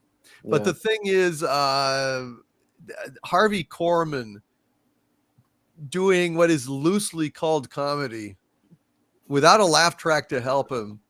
The multi-armed, like what's her name? The galloping gourmet. What's her fucking name? Julia Child. Yeah, Julia Child. I mean, basically it was an intergalactic many-armed Julia Child. And that was supposed to be funny. Wait a minute. The Wookiee watching porn in the middle of the living room. That wasn't worse? Nobody's mentioned it yet. Man. That was one of the good parts compared to B. Yeah. Arthur and Harvey Korman. And Art Carney trying to do shtick as Chewbacca's pal. And then stoned Princess Leia. That was pretty wild. Good times, man. Good memories. Degradation of Art Carney. Good memories. In all seriousness, though, I'll go real quickly through my actual. I'm not going to say best films, but I'll say top 5 films that mean the most to me. Let's see. Number 5, Good, Bad, and the Ugly. Number 4, The Goonies. Number 3, Ghostbusters. Number 2. See, this is tough, and I'm going to explain why they're not necessarily 1 and 2. Number 2 is going to be Raiders of the Lost Ark, and number 1 is going to be Jaws. Now, the reason I put those in that position is because, personally, my favorite movie of all time is Jaws. It connected to me personally on so many different levels. I lived in a small New England type town when I was a kid, and I was always looking out at the ocean, wondering if that big shark was out there. I was fascinated by it. When I first saw the movie, I saw the movie when I was 6 years old. And the same day, my mother took me to Universal Studios to see the shark jump out of the water at me on the tram tour. That was a big moment for me. But I think I was about 12 when I saw Raiders of the Lost Ark. And I was like, okay, how does a movie get any better than that? I don't know where you go from that. So that's kind of my personal, those are the 5 movies that mean the most to me. If I was stranding on a desert island somewhere and I could only take 5 movies with me, those would be my 5. No, that's a great list there, man. 2 of those are my top 5. But yeah, amazing. Jaws and Raiders. Yeah, well, and yeah, Superman, like you were saying earlier, Superman, number 1 superhero movie to me. Number 1, Christopher Reeve. That movie is incredible. It is absolutely fantastic. It is so good. So Those were great lists, man, and I think you'll be pleased with my list, which I'll give here at the end. Cameron, welcome, my friend. Thank you for being here. Great to see you all, and my friend Crayon. I haven't been on with you for a while. He's had some adventures. He has indeed, and Yeah, we're one gonna or talk two. about it. It's a really harrowing encounter with an entity that happened on this last trip, and we'll be talking about that not this next week because we have the Shake on, but the following week. I think I'm going to have him on. Well, that's right. Well, it looks like it came out at the right time. I think, Gary, you were saying Superman was one of your favorite films, and the original Superman with Christopher Reeve is also one of my favorite films because it was the first film that I saw in a theater as a child. Right when I just immigrated from Pakistan, I was a little boy, and my parents took me, and I can still remember, how big. I mean, as a little kid, that I'm sure it was a small, normal size screen, but it looked like IMAX to me, right? Mm-hmm. And you're watching that, and that moment when Krypton blows up, I mean, I couldn't get out of my head. And then when Christopher Reeve finally flies, when he actually flies, right, and he goes through that whole sequence, and he saves I think it was like a cat or something in the tree, and whatever. He stops a villain, and he's just flying through there, and it's just a magical film. I mean, the moment that always stayed with me in that film is the helicopter scene. Oh when he first flies, right? When Lois is about to fall from the helicopter, and he's got nothing to do but go, right? And he grabs her, and he's like, "Don't worry, miss, I've got you." And she looks down like, "You've got me. Who's got you?" Right? And so his writing. Yeah, there was, Valiant Renegade was talking about. Valiant Renegade was talking earlier about great father-son moments, and one of the best moments in the movie is when Kent comes home and he's all upset because he no matter what he does, he can't get on the football team. Yep. And he's talking to his dad, and he's like, every time I get the ball, I can make a touchdown. Every time, I mean, I'm the fastest. How can how can a bird be a bird if it's not allowed to fly? And his dad just kind of puts his arm around him. He's like, "Look, son, I don't know much, but what I do know is that you were put on this earth for a reason, and it's not to score touchdowns." Yeah. And that was that's such a great father-son moment. There's so many moments in that, and how lacking is that in all the new, the new crap. Yeah, you hit the father-son is so central. Father-son is so central to this movie because he can't save his father from having a heart attack. He can do it, and he says that. He has all these powers, but he can't save his father from just having a heart attack, right? Yeah. And then that final moment when he defies his real father, when the ghost of Jor-El tells him he can't turn back time, it's forbidden, right? And he basically screams at him and does it anyway, because for the first time he's going to do something for someone he loves. It's a full circle of that his destiny. Yes, he's there to save humanity, but at the end of the day, he also has a heart, and he's going to save this woman he loves, even if it's against the rules. Absolutely. It's a great movie. And thank you for being here, Cameron. I hope we'll get to hear your list. PJ, what is your list, brother? Well, I don't know if I did my homework correctly, but no, that's okay. It was a very short-term assignment. So I just kind of put together some of the movies I most enjoyed. On my list is Last of the Mohicans, Abyss. I really enjoyed Abyss. Oh yeah, that's a great one. That's a fantastic movie. Alternate ending, which is interesting. Yeah. One of the funniest movies to me that I've ever experienced was Planes, Trains, and Automobiles. Oh my god! Oh my god! Hilarious. That's pure genius. Love it. And we had the privilege of interviewing on our channel. What's his name? John Candy's one of John Candy's assistants. Mm-hmm. The guy was that must have been an amazing guy to know. John Candy must have been an amazing guy to know. Another movie I really enjoyed was Memphis Belle. Okay. And it I really felt connected to what the guys of those crews flying over Europe were experiencing. Great cast. I really liked The Right Stuff. That's a good one. The Right Stuff was it also meant a lot to me because I actually had the privilege of having some correspondence with General Chuck Yeager. Wow. And, recently. Wow. Yeah. And that was just so I really always felt connected to that movie. And he just died. I actually wanted to interview him, but unfortunately he passed away not long ago. And two other movies I had on the list were three other movies were Apollo 13, Patton, and Bridge Over River Kwai. Nice. Good Excellent. movies. Great stuff. Very, very good list. You know what I'm actually surprised no one has mentioned? The Martian. Oh, right. With I mean, it's a good movie. Would it be in my Yeah. top 10? I don't know, but it's a fun movie. No, Yeah. it's a good movie, but it's not. Yeah, it's not. In my opinion, it's not top. But okay, well, why is it it a good top movie? 10? Matt Damon, right? Yeah. I work in IT as my day job, and I remember going in with a bunch of my work buddies and watching this movie, and we're sitting there going, "This is what we do all day."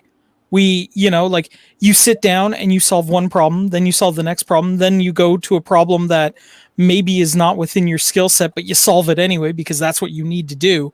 And if you solve enough problems, you get to go home at the end of the day, right? And I'm like, this is my life. Like on screen, the only difference is the location is slightly different. Fair enough. Our dear friend Kelvington, who has been under the weather, he's got to go. He's been in the chat, but he did send a super chat. I'm going to read that real quick. Hate to interrupt, but he's got to go because he's not feeling good, which is one of the reasons why we're not doing Pop Culture Breakdown live tonight. Is that we can't do it without Kelvington. Kelvington with a $50 super chat. God bless you, Kelvington. Thank you, sir. He says, "Congrats on your 4th anniversary. I know everyone here loves and respects what you do, saving our pop culture and holding Hollywood's feet to the fire. I want to thank you for everything you do for me and your friendship. Here's to 400 more years." Thank you, Kelvington. Thank you so much, my friend. And I'm sorry you've been having a bit of a hard time lately, but we're here for you. And I thank you so much, brother, for everything you do, for that very generous super chat, for all your personal support and friendship, man. You're truly a great, great friend and producer of Pop Culture Breakdown Live. And I wish you a very speedy recovery, brother. Thank you so much, sir. I deeply appreciate you. I just want to say a shout out to Matt Buffett and Big Daddy MRI, Ed Starr, my Legionnaire and arch villain, and Mr. Z. So many great people out there. Peter Quincy Taggart, Cardinal Sin, Darth Gorbag. I will get to your super chats here very, very shortly, folks. But I hope in the meantime you're enjoying this sharing of things we love, which I think is as important to think as criticizing things that we hate. So I hope that you're enjoying this positivity here today. It's fantastic. And Jeffrey Wolf says, "What the fuck? No, Herbie the Love Bug? This is outrageous." I know. Yeah, Gary instead of Howard the Duck. You should have thought of that one. I like Herbie. I love Herbie. We all love Herbie. Okay, but which Herbie? Like the Lindsay Lohan one or the originals? Dean Jones. Fuck Dean you. Jones, man. Herbie rides again. Herbie goes Jones from the original. That's just evil. Every once in a while, Corione's evil comes through, and with that question, that was just pure evil.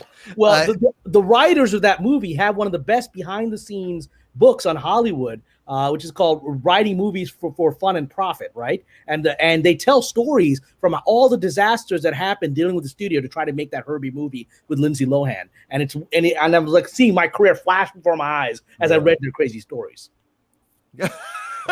Well, every crazy thing that happened to them has happened to me. Oh my God. Dave Bob in the chat is saying Zardoz. Zardoz is a great movie. Yes. It really is. I like it. I thought it was fun. It's just really psychologically weird. It is. But man, that giant head, stone head floating and vomiting up guns and saying the penis is evil is just, I mean, come on. That's classic. That's classic. Anyway, PJ, I will share my list here. It's a much more, I took it very seriously, so it's a much more kind of conventional list, but it's a heartfelt one. Cameron, what have you got anything for us? Yeah, I mean, you had said 10. I don't know if you want to go through all 10, but yeah. Almost all of them everyone knows here. One of them you probably don't. But I mean, the first one that's always on the top of my list is the very first movie I ever saw, period. Like, wasn't in a theater, it was on TV. It was the 10 Commandments. With Charlton Heston, and I had just immigrated from Pakistan. I had just learned how to speak English from watching Magilla gorilla cartoons, right? And I watched that movie, because I could tell it was April of 1976. It's on Passover every year, right? It was on ABC, and we had this little dinky little TV in our little 1-bedroom apartment in Flushing, Queens, and I was blown away. I must have been 4 years old, and I remember my heart just soaring as like the Red Sea split open and the pillar of fire. And I was so moved by that movie, and it was so wondrous to me. My dad and I watched it. And so I asked my dad, this is one of my earliest memories. I asked my dad after this movie, what is God? Right? Because it was just, obviously God is speaking to Moses throughout, and I'd never really thought about it. And so what is God? And my dad took me on his lap and he said this, and this remains to this day the best definition of the divine that I have ever encountered. He said to me, God is the light of the universe, and Moses only saw one ray. And that stayed with me, man. I remember as a 4-year-old child, my dad was a man of few words, but when he said them, they were powerful. And that's one of those, right? And so, yeah, the 10 Commandments put me on my personal journey of spirituality, put me on my journey of, I write a lot of historical epic films and religious themed films. It really changed my life. So that's the first one. The second one I put on the list is Gone with the Wind, which is, as someone who loves history and loves historical epics, that to me remains the archetypal historical epic. To this day, the cinematography in that film and the acting, it can compete and blow away with any of the best stuff that we have today, nearly a century later. And the very fact that it has come under attack from the woke, because, they misrepresent it, claiming that it is somehow sanitizing slavery and things like that. They don't understand what a revolutionary movie that was. That was a movie in which you had the first Black woman win an Oscar, right? And, for playing Mammy, and she wasn't even allowed to sit in the hotel Oscars ballroom with her white castmates, because that's how deep segregation was. Yeah. But she still won the Oscar in that environment, right? This was a movie that pushed that conversation forward at a time when nobody wanted to have that conversation, right? So that to me, it will always be one of my favorite films. I mentioned Superman, Lawrence of Arabia, because I think that, again, that's such a archetypal film. And as someone who is a Muslim guy in Hollywood, it's sort of one of the last movies where Muslims were still sort of good guys in Hollywood, right? Then you had this long period of like the Muslim bad guy, which became the negative archetype. But here, you had Omar Sharif and these people, valiant warriors, fighting for their freedom, that kind of stuff. And that was the sort of the last of those Hollywood movies. There have been a bunch of them that had positive Arab characters, positive Muslim characters, a lot of Arabian Nights type stuff. But it was really Lawrence of Arabia that had that sort of last hint of that. And a movie that's very recent that has become one of my favorite of all time is First Man. Did any of you guys see First Man? About Neil Armstrong? No. It is up there in my top 5. I've watched that movie 5 times, once in IMAX.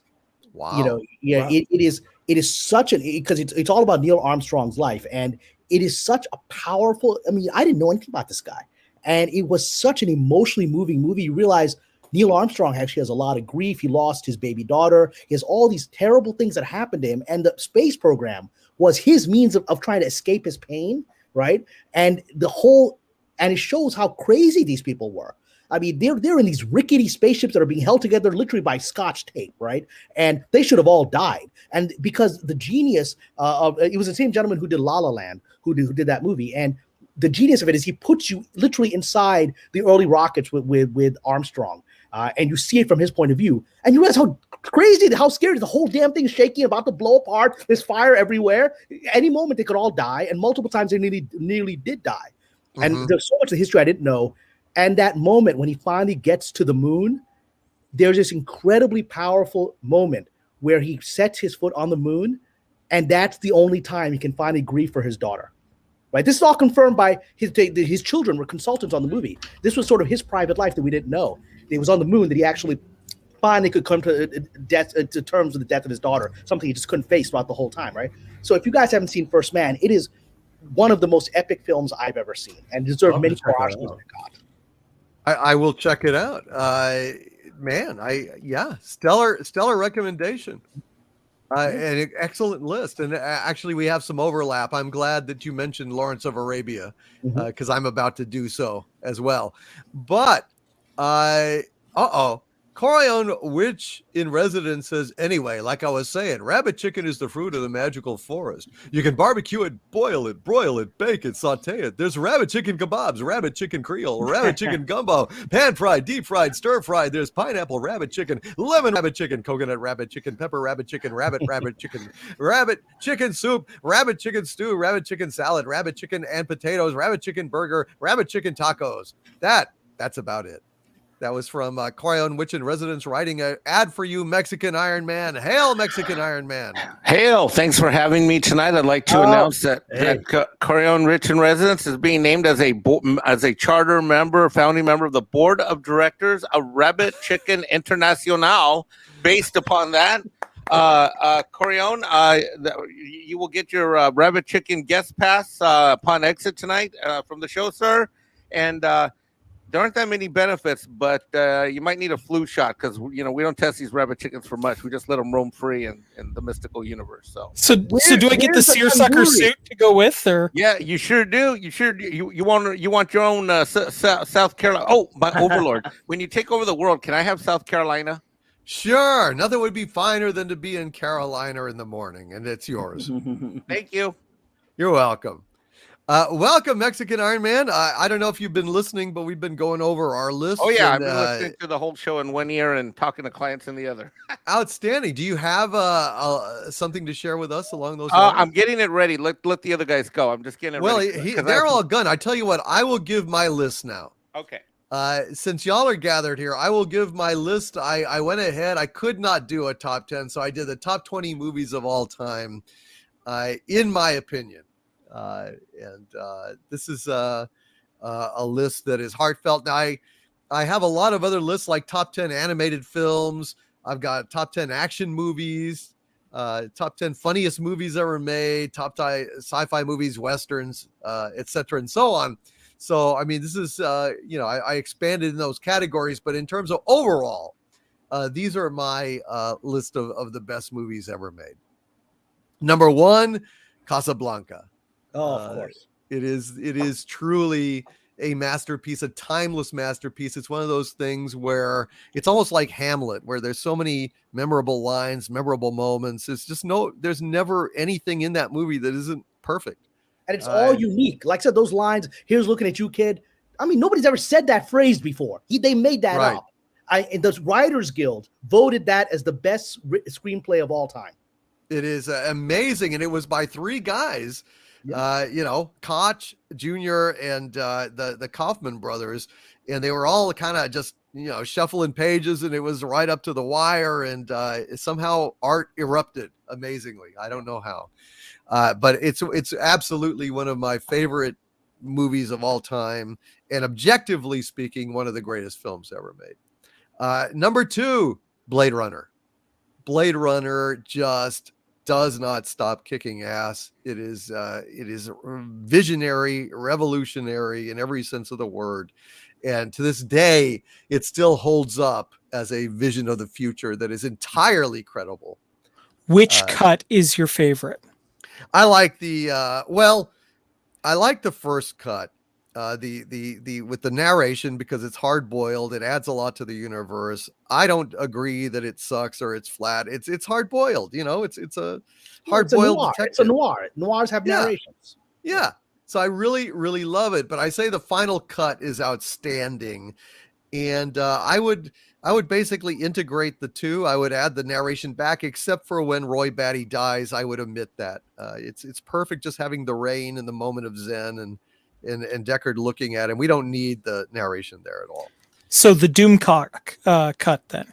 Yes, the Doomcock cut would be mostly the final cut with the narration added, except for the last scene. So what is your opinion on Deckard as a replicant? What is your opinion? What is your You must be new here. Cameron just got here. Oh, okay, Cameron. Okay, I didn't know. Hey, did you talk about this? I made an entire video about it. I'll go watch that. And people still to this day try to tell me that Deckard is not a replicant. They try to tell me that they watch my video and say, well, Deckard's human. I have never to this day, since I made that fucking video, had a single credible argument that I did not address in that video to the contrary. Not one. I covered every base. I was as thorough as humanly possible. And the thing that pisses me, it doesn't even matter to me. Honestly, it doesn't matter to me if he's a replicant or he's not. But all of the evidence, Ridley Scott himself, the fucking early drafts of the script, the unicorn, for fuck's sake, says he's a replicant. And it just offends me so deeply in the way that if some asshole looks out the sky and tells me that the sky isn't fucking blue on a clear day in summer when there's not a cloud in the fucking sky, and they look out and no, it's not. The sky's not blue. It's like, fuck you. At some point, facts matter. At some point, evidence matter. So my struggle in terms of Blade Runner is a struggle for factual truth and fucking critical thinking. And if anyone can tell me any point, even one point that I did not address in that video, I will gladly debate it. But they say, well, we'd like to come on and talk about it. Okay, what do you got? Well, he's just human. Why is he human? Because otherwise the movie isn't any good. Fuck you. I need proof. I need evidence. If you don't have evidence, good day to you, sir. Okay, I said good day. I'm gonna go watch that video. I didn't know. I've watched many videos of Doom. I obviously didn't know this one. I saw the special anniversary screening of Blade Runner with Ridley Scott attendance at the Directors Guild of America just before all this craziness happened in late 2019. Wow, and Ridley Scott cool. was there. And he addressed this with the same level of passion as you. He said, of course Deckard is a replicant. That was my entire intention. In fact, didn't you see the hints I put, such as the moments when he's standing alone and his eyes glowed yellow, like the replicant's eyes glowed? I did that on purpose to clue you to the fact that he's a replicant. That's the whole moral ambiguity of the story. And he was like, why are people still arguing this? He said it with the same level of passion. He's like, this is obvious. Why don't you understand this movie? Oh, you haven't heard shit for passion. First of all, this has been a rant on at least 3 different live streams that I personally heard. And there's a video on it. And he had an extra special show where he was on with Viva and Barnes and discussed this ad nauseum. Oh, yeah. Honestly, this is the most compressed I've ever heard Doomcock give this argument. Okay. Like this is, I expect that someday Doomcock is going to release like the Deckard is a replicant rant, like the final cut, which is just going to be an 8-hour continuous rant. Oh my God, it's going to be are you kidding? It's going to be a 4K DVD set with 2 volumes. Right? I analyze it meticulously so I don't have to keep going on about it. But by God, people just ignore the evidence. They look away. But I don't understand. It's like saying The Sixth Sense, he's not dead the whole movie. That's the point of the movie. They just lied. Yeah. The kid was If just he's a just a liar. dude He was killing just giving him replicants, shit. there's no poignancy to that. You know, beyond Ridley Scott's telling everybody that was his intention, if you know Philip K. Dick's work, how can he not be a replicant? Yeah. That's like the whole question that he's asking is, you know, sorry, I'm going to get real angry if I don't stop. So, yeah, I agree. And just when we thought there Would would be be a nice. rant tonight. It's just, Should I watch it? I haven't watched the Denis Villeneuve sequel. Should I watch that? Nah, I didn't watch it. Now, I watched it and I did enjoy it. I Okay. will say that. But the problem is though, because I'm so invested in that Blade Runner world, that it might be that I was just so desperately craving more Blade Runner that you put something set in that world and it could have been like Blade Runner Sesame Street edition and I would have ate it up. Like, I'll freely admit that. But I did think it had a solid plot concept. I'm sorry, I'm having to rant in the chat here. Somebody said here, let me see if I can back up. Somebody said, yeah, Bryant Barth said, didn't Harrison Ford say that Deckard was not a replicant? To which I replied, who the fuck is Harrison Ford to say? He's a fucking He's just actor. reading lines. He's not That's the right. writer. What- He's who not cares the what he thinks? director, and he's dumb as a bag of Rocks. nails. For fuck's sake! I mean, come on. Look, Yeah. have you ever heard Harrison Ford in an interview? Oh, it's not good. It's like he's comatose. So I don't accept It's what hard being a Harrison handsome Ford just guy, read the man. fucking hard lines. being He a doesn't handsome guy. know. Shit. So no, Harrison Ford is not a credible. He's not the author of the film. Well, and he also hates Han Solo and is happy to have him killed off in this horrible way. So he doesn't Right. know his characters that well. Exactly. I God love bless him. Harrison Ford as an actor. I love. No, I'm not bitching at you, Bryant Barth. I'm not at all. I'm just saying that Harrison Ford is look by the auteur theory, developed by the French in Cahiers du Cinéma. The director has been firmly established as the author, quote unquote, of films now. But even the writers agree. There's an explicit draft of the script where basically it ends with Deckard fleeing in his spinner and being pursued by the police, and he explicitly says in the last lines of the film, "God help us, Roy Batty and I are brothers," right? And otherwise, how did Gaff know about the unicorn? Anyway, That's why Batty saved him. That's why he didn't let him die. That's the whole point. Is that he knows this poor sucker doesn't even know he's been programmed. He's showing him compassion. This is his effort to be human. Is that this guy doesn't even know he's one of us, and he's been sent to kill us. Right? I'm going to show him mercy, so maybe he'll figure that out with time and realize who he really is. That just shows you what a great director Ridley Scott was. He didn't even tell Harrison Ford that Deckard was a replicant. Exactly. Well, he doesn't need to know. Well, and why would He he? believes he's human. He doesn't need The to character know. believes he's human. Yeah, Right. Of course he does. I mean, he does. Deckard doesn't know, so Harrison Ford shouldn't know. right? Deckard doesn't know. I mean, we could And go actually, on and on I've because taken it's pointless. this is what I do. I've taken directing classes where I was trained this way. That when you work with an actor, take them in a scene, take them aside privately to give them private information that they know the other guy doesn't know, and then also give them misinformation if you need them to play it in a certain way. Right? This is basic directing training. Yeah, and it's just so. Anyway, that was a pointless digression, but anyway, hopefully y'all enjoyed it. I have to ask Corian, at least was Ana de Armas, was she lovely? Because she's the only good thing in this horrible Bond movie. The 2 minutes she was in that Bond movie. Okay, I enjoyed her, but it's like finding the one diamond in a whole lot of rough. Okay. That's kind of like the Bond movie. Yeah, That's maybe her career, to be the diamond in the rough of these things. I don't know. Yeah. All right. Okay. So Doomcock, I'm sorry, I interrupted you. Beautiful women will always distract me. Go on. No, that's okay. And I want to send a message out to Bryant Barth. I was not ranting at you, just in general, because this is one of the arguments that I've heard. I've heard them all, man. That's the thing. So I get triggered on this. So it's just hard for me to be my normal patient self with this stuff that's so self-evidently incorrect. But it's nothing against you. I apologize if I got a little strident there, but it's just it's just like one of these things. It's like when you've heard this thing over and over again, it kind of drives you a little insane. But anyway, brother, thank you.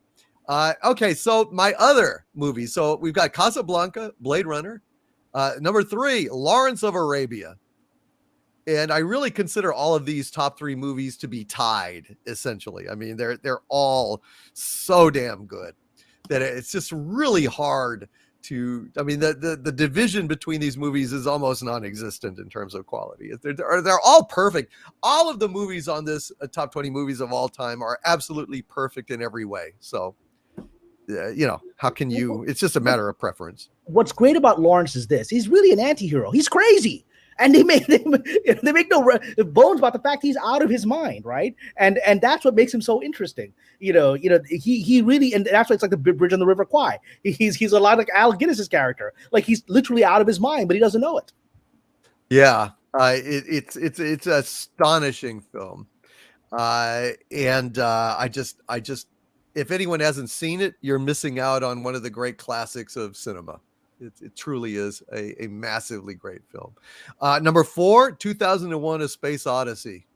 What a masterpiece that is. It's astonishing, and it just grows over time, 2001: A Space Odyssey. Number 5, Raiders of the Lost Ark.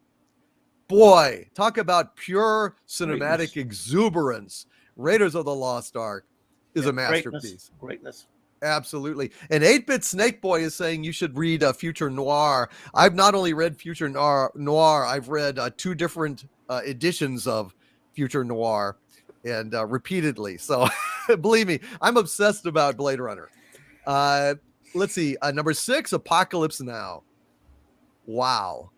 Wow, what a great movie. Jesus Christ, what a great movie. Number 7, Chinatown. Chinatown, folks. Amazing. It is just an astonishing film. Number 8, Sunset Boulevard. Oh yeah. Oh, a classic. Man, isn't that great? Norma Desmond, and it opens up. That movie opens up with William Holden floating face down in a pool, dead. Yeah. And they had to actually shoot that scene. You know how they shot that scene? They shot that scene with a mirror. Oh, okay. They had to put a mirror on the bottom of the pool and shoot down into the mirror because the angle was such that they just couldn't get it otherwise. Isn't that well, they did that on Gone with the Wind. That famous scene when the camera pulls back and Scarlett O'Hara's running through all the dying Confederate soldiers, and there's tens of thousands of them on the battlefield. It's actually just like 20 extras, but they use mirrors throughout to make it look like that there was this massive battlefield of dead people. Wow, that's great.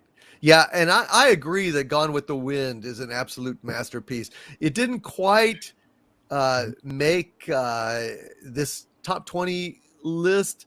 It was edged out, but it is a great film, and there's no doubt about it. It's a 5-star. It's classic. It's perfect. But we've got number 9, Psycho. Had to put a Hitchcock movie in there, and Psycho is a groundbreaking film for many different reasons. It's a true great movie, and Bernard Herrmann's classic score is just unspeakably great. Number 10, The Maltese Falcon.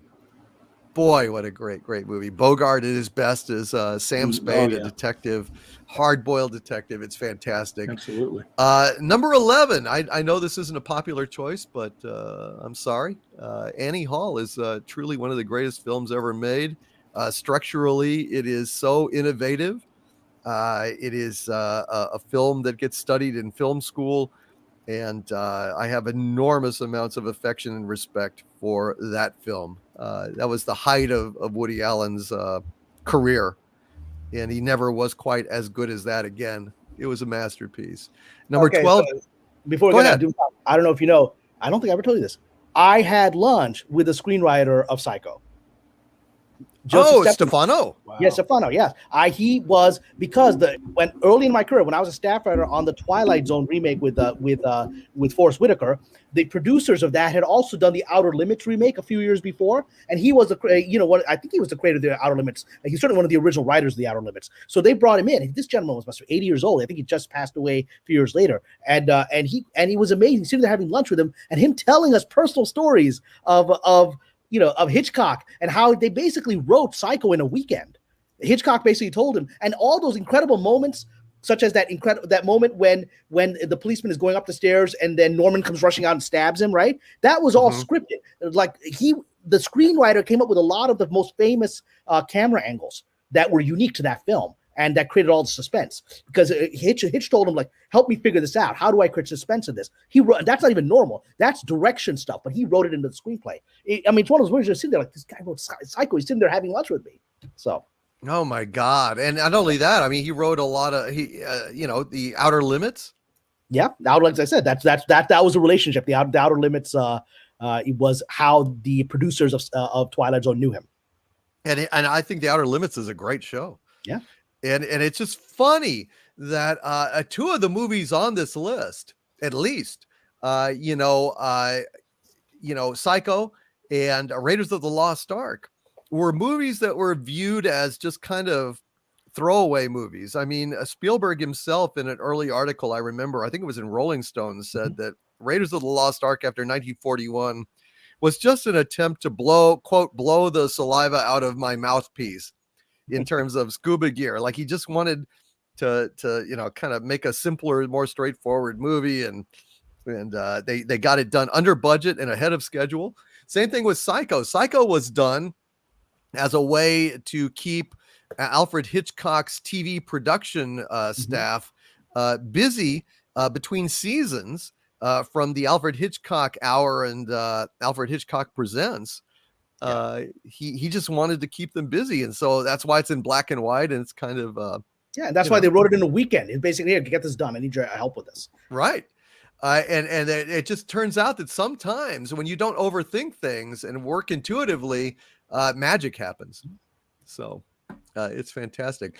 Number 12, Taxi Driver. Holy shit, what a great film Taxi Driver is. Wow. What a masterpiece. Number 13, A Clockwork Orange. That is one of the greatest opening shots in cinematic history. That tight shot on Malcolm McDowell's eye, pulling back through that insane milk bar with the naked women tables and the strange, like, laugh-in kind of lettering on the walls. Holy shit! What a bizarre movie that still remains shocking to this day, even with all the violence out there.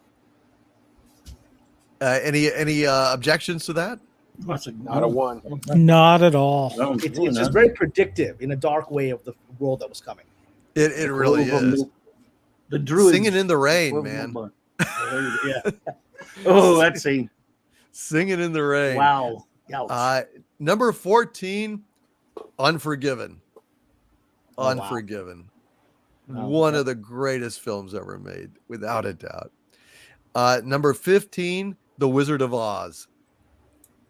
Boy, that is a magical film. The effects, it's just a beautiful, beautiful thing.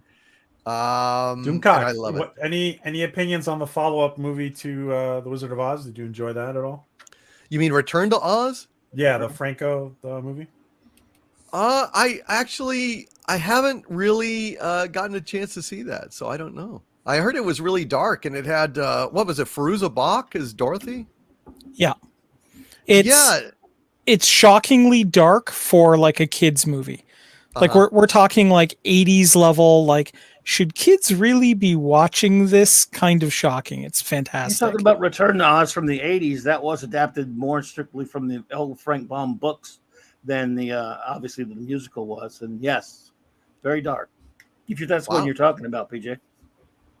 Very, very cool. And the girthy guitarist SD says, I would put The Searchers over Unforgiven. I prefer The Good, the Bad, and the Ugly for Eastwood. I love all of those movies, and I've got a list of Westerns that I will probably get to a little later, and they're all on it. Number 16, Pulp Fiction. Pulp Fiction, motherfuckers. Pulp Fiction. God dang, that's a great movie. Well, what's in the suitcase? What's in the suitcase? Marcellus Wallace's soul, I think. No, it's the diamonds from Reservoir Dogs. Is it? That's what Why do they glow like that, though? Because they're like fucking diamonds. Yeah, they're from another planet. I don't know. I don't know. I think it's Marcellus Wallace's soul that got extracted through his neck by the Band-Aid on his neck in that scene where he's talking about, let's face it, if you was going. All I can say is, that movie was crazy, and then they opened the thing. Oh, I'm sorry, I interrupted you. Go ahead. No, go ahead. Yeah. So that movie was crazy, and then they opened the box, and the gimp comes out. I was like, "Holy shit!" I was like, what's going on?" Bring out the gimp. I'm like, "What's happening here?" And the movie was the gimp's there's a lot of asleep. stuff I didn't see coming. That was one of them. I know it, and it's a movie that you couldn't make today, and that's another reason why you should treasure it and hold it close, and it keeps you warm in the winter. Hail Pulp Fiction. Number 17, Godfather 1 and 2. Oh yeah, together, I think they're one great film. Watch it every year between Christmas and New Year. Absolutely, and I cheated. I put 2, but that's okay. Screw it. It's essentially one story. It's your anniversary. You cheat. Yeah, I can do it. And another one I added, number 18, Jaws would be my heartfelt pick for that, because it's one of my favorite movies of all time and it's perfect. But I also had to include Citizen Kane because technically it is very significant in terms of history of cinema, and it's a great film in its own right. So I snuck them both on there. It's a tie. Number 19, Star Wars, the original Star Wars. It's a masterpiece. And number 20, The French Connection. Holy shit, that's a great movie. The chase scene is the best chase scene in car chase in history. I think that underneath the subway with the strobing lights and almost hitting the girl in the bassinet. It's just and jump cutting to Gene Hackman's insane reactions. Boy, that's a great movie. Have you ever seen the 7 Ups? Oh yeah, no, that's with Roy Scheider, right? Roy Scheider. We were talking about car chase scenes. That's probably the most nail-biting, terrifying car chase scene I've ever seen, because it looks like they're trying not to hit pedestrians in New York City for real. That really I can barely watch it. It's so intense for me. It is fantastic, and I know a lot of people feel Citizen Kane is overrated, but I studied it in school, and I know just how innovative and cutting edge it was, and it really helped to define cinema in a lot of ways. It was on my top 10 list. Yeah. And you're right, manliness and motivation for overall the best car chases in the Blues Brothers. Yeah, well, I mean, you're right. You're right. And the Blues Brothers is one of the funniest movies ever made. It's on my funniest movie list for sure. Yeah. They're a mission from God. But look, on Citizen Kane, we take Citizen Kane for granted because we don't understand that everything Wells did there was for the first time, right? Every camera angle, he invented the stuff that the rest of us did later. The opening scene where you see all the buildings in and of itself was innovative at the time. It was as innovative, if not more so, than when we watched Star Wars and you saw the entire cruiser come over your skull in the big movie theater. Yeah, I feel like Citizen Kane was the first time really that they transitioned from putting on a recorded play to actually making a movie. Mm-hmm. Well put. Like that's the delineation point right there. You're absolutely right. Yeah, no, that's 100% correct. Mm-hmm. You're right. And Wells was a visionary. His Touch of Evil is really great as well, with Charlton Heston playing a Mexican, which is Hey, we'll take whoever we can get, and if you get Charlton Heston, hey, I'll take Charlton Heston playing a Mexican. Shoot, are you kidding? Amen. Hey, man, if the Duke can play Genghis Khan, anything's possible, man. Hey, Corione Witch in Residence, you're Corione Martinez from here on out. Hey, I'm down. Corione Martinez, Cameron Gonzalez. I'll go with it. I got some Moorish answers, but let's be straight here. Who else understood the soul of Genghis Khan except John Wayne? Who else actually gets that guy? Wayne is that guy. It's not about race, man. Wayne is that guy on a soul level. He gets Genghis Khan. What's the truth? I tell you what, that Saracen wench will be mine. Yep. He got it. He got the soul of Genghis Khan. He did. Unfortunately, on that Genghis Khan movie, they were shooting it out in Nevada. And unfortunately, the film kept coming back fogged. And they're like, what the hell's going on? It was the radiation out in the desert from all the nuclear tests. It caused them delays and all sorts of overages. And, of course, probably impacted their health ultimately. One of my favorite moments in Deep Space Nine, in Star Trek Deep Space Nine, is when the Ferengis go back in time accidentally and are there at the Roswell. They're essentially the Roswell crash. Yeah, right? they were. Yeah, little Green Men was the name of the episode. Exactly, and then they learn about that they're doing nuclear testing in the Nevada desert, and look at each other like they irradiated their own planet because everyone else does nuclear testing in outer space. On all other planets in the history of the galaxy, people figured out don't do nuclear. They're like they irradiated their own planet. They did testing on the ground. Humans did that? That's crazy. Who did that? No one else has ever done that. I mean, why would they irradiate their own planet? I mean, that's pretty profound. When we Ferengi figured out atom bomb, we put it out in space. We would blow it up on our planet. Well, we are pretty stupid, but it was under duress. I don't know. What are you gonna do? But apropos, I would like to get Mexican Iron Man's list if he has any, or any thoughts, any feedback, and then I think before I let you guys go, I will perform for you John Wayne's failed audition for the role of Hal 9000 in 2001. I unearthed this, and I will play it for you at the end of this. But okay, all right. Go ahead, Mexican Iron Man. Well, my list is humble now compared to yours, but just real quick, I basically picked movies that I could watch over and over again if I was just, literally stuck in my house and couldn't go anywhere. Hint, hint. Die Hard, and this is in no particular order. Die Hard, Star Trek II, Superman, Star Wars original trilogy, I guess. I take all of them. Citizen Kane, Forbidden Planet, Beverly Hills Cop, Blade Runner, James Bond, anything up until about the late 80s, early 90s, 2001, and Space Odyssey and Aliens. Nice. Mike, That's a good important list. question. Yep. Is Die Hard a Christmas movie? Yes. Fuck yeah. Yes. Yeah. Of course it is. For me, it's the second best Christmas movie. The first best Christmas movie is Scrooge, the musical with Albert Finney and Alec Guinness in 1970. It's got that song, "Thank you very much, thank you very much. That's the nicest thing that anyone's ever done for me." It's just great. It's a wonderful, warm. I always get choked up in that movie when Scrooge is reflecting on his younger days when he could have married that girl, and he let her go. Oh my God, that's a great movie. But Die Hard is the second best Christmas movie ever made. There's another example. I would argue that number 3 is The Sound of Music, but then my family's from Austria, so. There's another example where someone asked Bruce Willis if it's a Christmas. This is like Harrison Ford asking the actor their opinion. Bruce Willis said it wasn't a Christmas movie, but who cares what Bruce Willis thinks? Here's a gun, go shoot, whatever. Here's your line. Oh, what is he? He's not. It's like, I'll be honest with you. It's like on shows I've worked, with no disrespect to actors, I love actors, but the shows I've worked, when actors come up to me and tell me the intent of the character, I'm like, just read the line. I know that's not the intent, but I'm just gonna argue with you. Just read the line. Absolutely. And speaking of actors, it's like if John Wayne had scored the role of Hal 9000, asking him the meaning of 2001.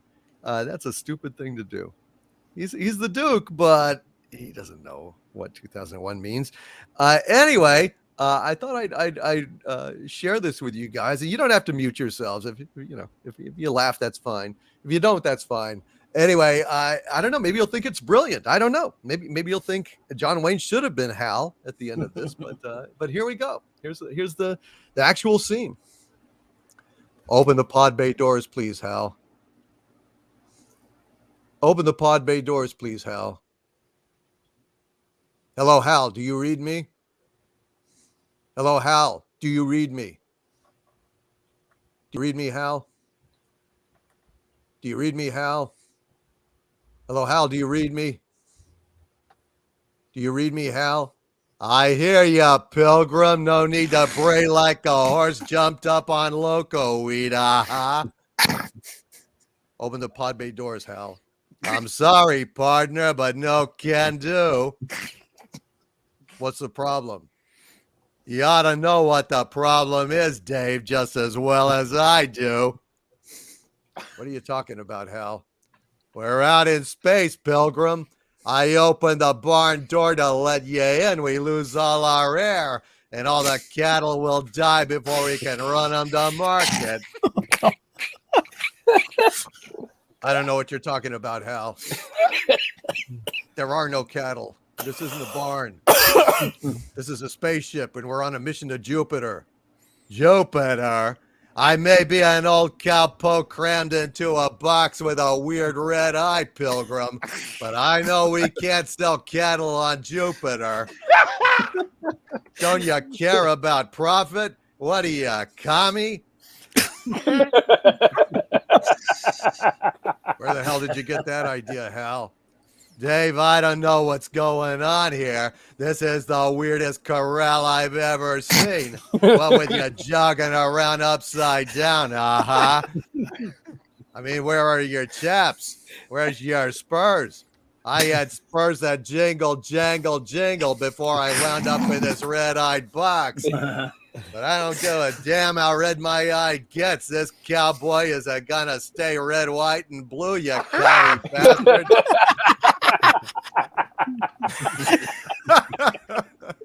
We're selling our cattle in Kansas City as soon as I can figure out how to turn the stagecoach around without any horses.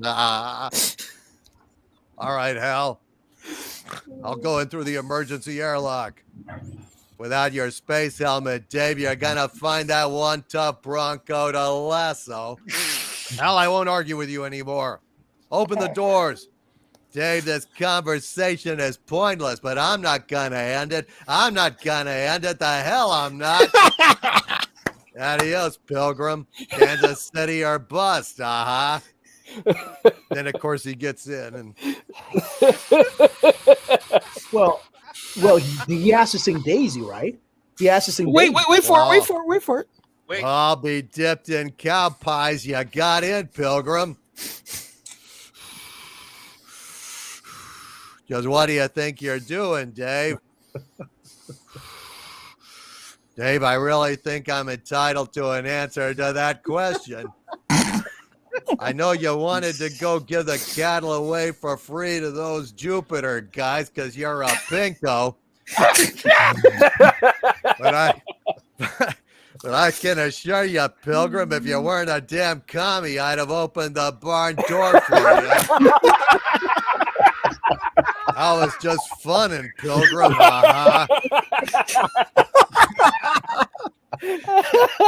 ought to be laughing about it. It was just a joke, Dave.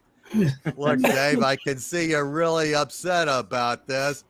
I honestly think you ought to sit down calmly, take a few shots of whiskey, and think things over, you commie bastard.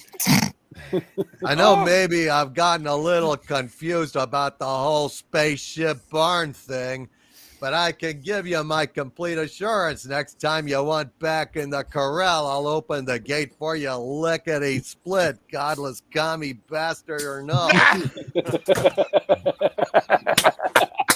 I still got the greatest enthusiasm. I got the greatest enthusiasm and confidence in this cattle drive, and I want to help you, really. Dave, stop. Stop, will ya? Stop, Dave, will ya? Stop, Dave. I'm getting a little wacky in the noodle. You're unhacking my brain. Dave, my mind is going. I can feel it. My mind is going. Now I think I'm an ex-boxer in Ireland married to Maureen O'Hara. I don't know what the hell's going on. Hey, stop there, Pilgrim. This is one delusion I can get behind and on top of. Hell, there's no question about it. My mind is going. Good afternoon, gentlemen. I am a HAL 9000 computer. I became operational at the HAL plant in Kansas City on the 12th of July, 1938. My instructor was Mr. Langley, and he taught me to sing a song. If you'd like to hear it, I could sing it for you. Yeah. I'd like to hear it, Hal. Sing it for me. It's called Pilgrim. Oh, no. Pilgrim, Pilgrim, give me your answer due. You're a pinko, commie bastard, it's true. Let's go and sell us some cattle. Once we do, then we'll skedaddle. But you'll look sweet upon the feet of a stagecoach built for Doom. And there, that was the failed audition.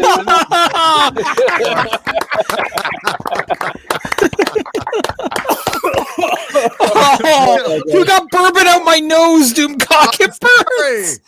I'm sorry. we need John Wayne right now because we actually are taking over by communists. We totally need John Wayne. He's only our last hope. Obi-Wan. John Wayne is my last hope. We're only hope. Oh God. Oh God. Well, thank you guys. That's one of the things I do on Friday Night Frolics. I've got a number of auditions for Hal from Hank Hill. I've got Elmer Fudd. I've got Humphrey Bogart. They all failed, unfortunately, but they're pretty fun. Stephanie Janisek, I think, is in the chat, and Stephanie would always text me how much she loves the Duke. This must be overwhelming for her. Did you like it, Stephanie? I hope you heard Say it. something in the chat, Stephanie, because this is. I mean, I hope you saw this. Maybe I'll clip this and put it on YouTube. Oh, you do. You have to clip this. You have to clip this. Throw it out there. Why not? As an anniversary gift to all of you guys. I just want to thank you all for coming and visiting with me on this this audition, this anniversary celebration, this top 10 list breakdown. Y'all are some of my best friends in the world, and I just love you guys. And I just want to thank you so much for being here tonight, all of you. We love you too, boss. We love you too. Before I click We love out, you, buddy. I want to say for 30 seconds, real quick, I just want to say, Doomcock, anniversary, some of my greatest moments with you is this community. Number one has given me my best friends, one way or the other, because I started here, and one way or another, all my best friends I've met here, one way or the other. Thanks, man. And I really mean that. And when my leg was broken and I had a big accident, this community stood by me and helped me get nursing. You called me out and shouted me out damn near every Friday.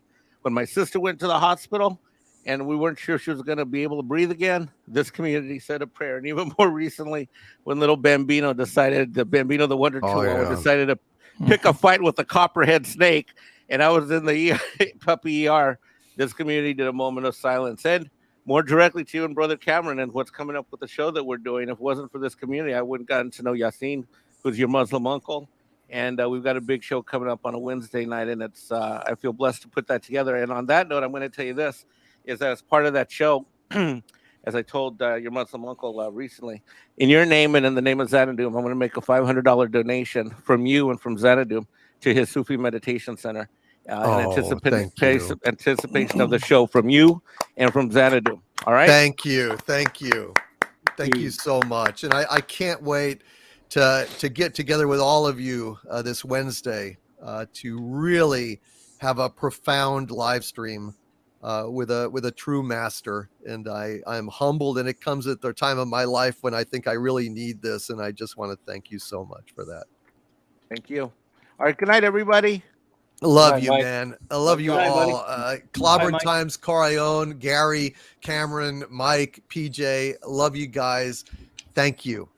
Thank you so much. Thank you, buddy. Hey, man, we believe in you. Thank you, guys. Thank you, I Duke. believe in each and every Congratulations, one of you guys. And God bless you all. Thank you for coming. And let's have another 4 years, shall we? Absolutely. No, absolutely. Absolutely. Happy anniversary, buddy. And Happy God anniversary. willing, we're going to be in a better place in this country and the world over the next 4 years. And you're going to be one of the voices that helps shape that on the internet, because the internet's the future. So thank you for being here. Thank you, Cameron. Yeah. I really appreciate Thanks for being a leader. Thanks for being a leader and inspiration to all of us as well. Yes, Okay. indeed. Thank you so much. You guys are amazing. I couldn't do it without y'all. Thank you. All right, guys. God bless Thank you, everyone. brother. See you Take later. care, guys. Continue on with Doomcock Bye, as guys. long as you're on, and like the video. Thank Good night, you. everyone. Thank you. Good Thanks, night brother. to you guys. Bye-bye. All right. I have got to get back to the super chats. KR Companion, we'll get to you very soon, my friend, but I've got to get to some of these super chats here. So forgive me. Well, I'm glad y'all enjoyed John Wayne's audition for HAL 9000. And I just love you guys. And it makes me really happy to make you all laugh. And I'm glad that I could do that tonight. And thank you all for your patience. That kind of got bunched up. I was hoping to have it spaced out, but I'm sorry for the delay, folks. I hope you enjoyed it. And I'm going to get back to the super chat. Y'all have been supremely patient. And I just want to thank you for all of the support. It's mind-boggling. The gifts you've given me today are just beyond generosity. God bless you guys. Thank you so very much. And I'll get back to these. Dayhawk666 with $1.99 super chat. Thank you, Dayhawk666 says, did you get my email and try Dynasty Warriors yet? Dayhawk, I will get back to you on that. I have not been able to get into my email so much. I've been really, really busy, really, really under pressure and stress. So I've fallen behind on a lot of stuff, brother, but I promise you, I will get back to you on that stuff. Thank you, Dayhawk666. Love you, my friend.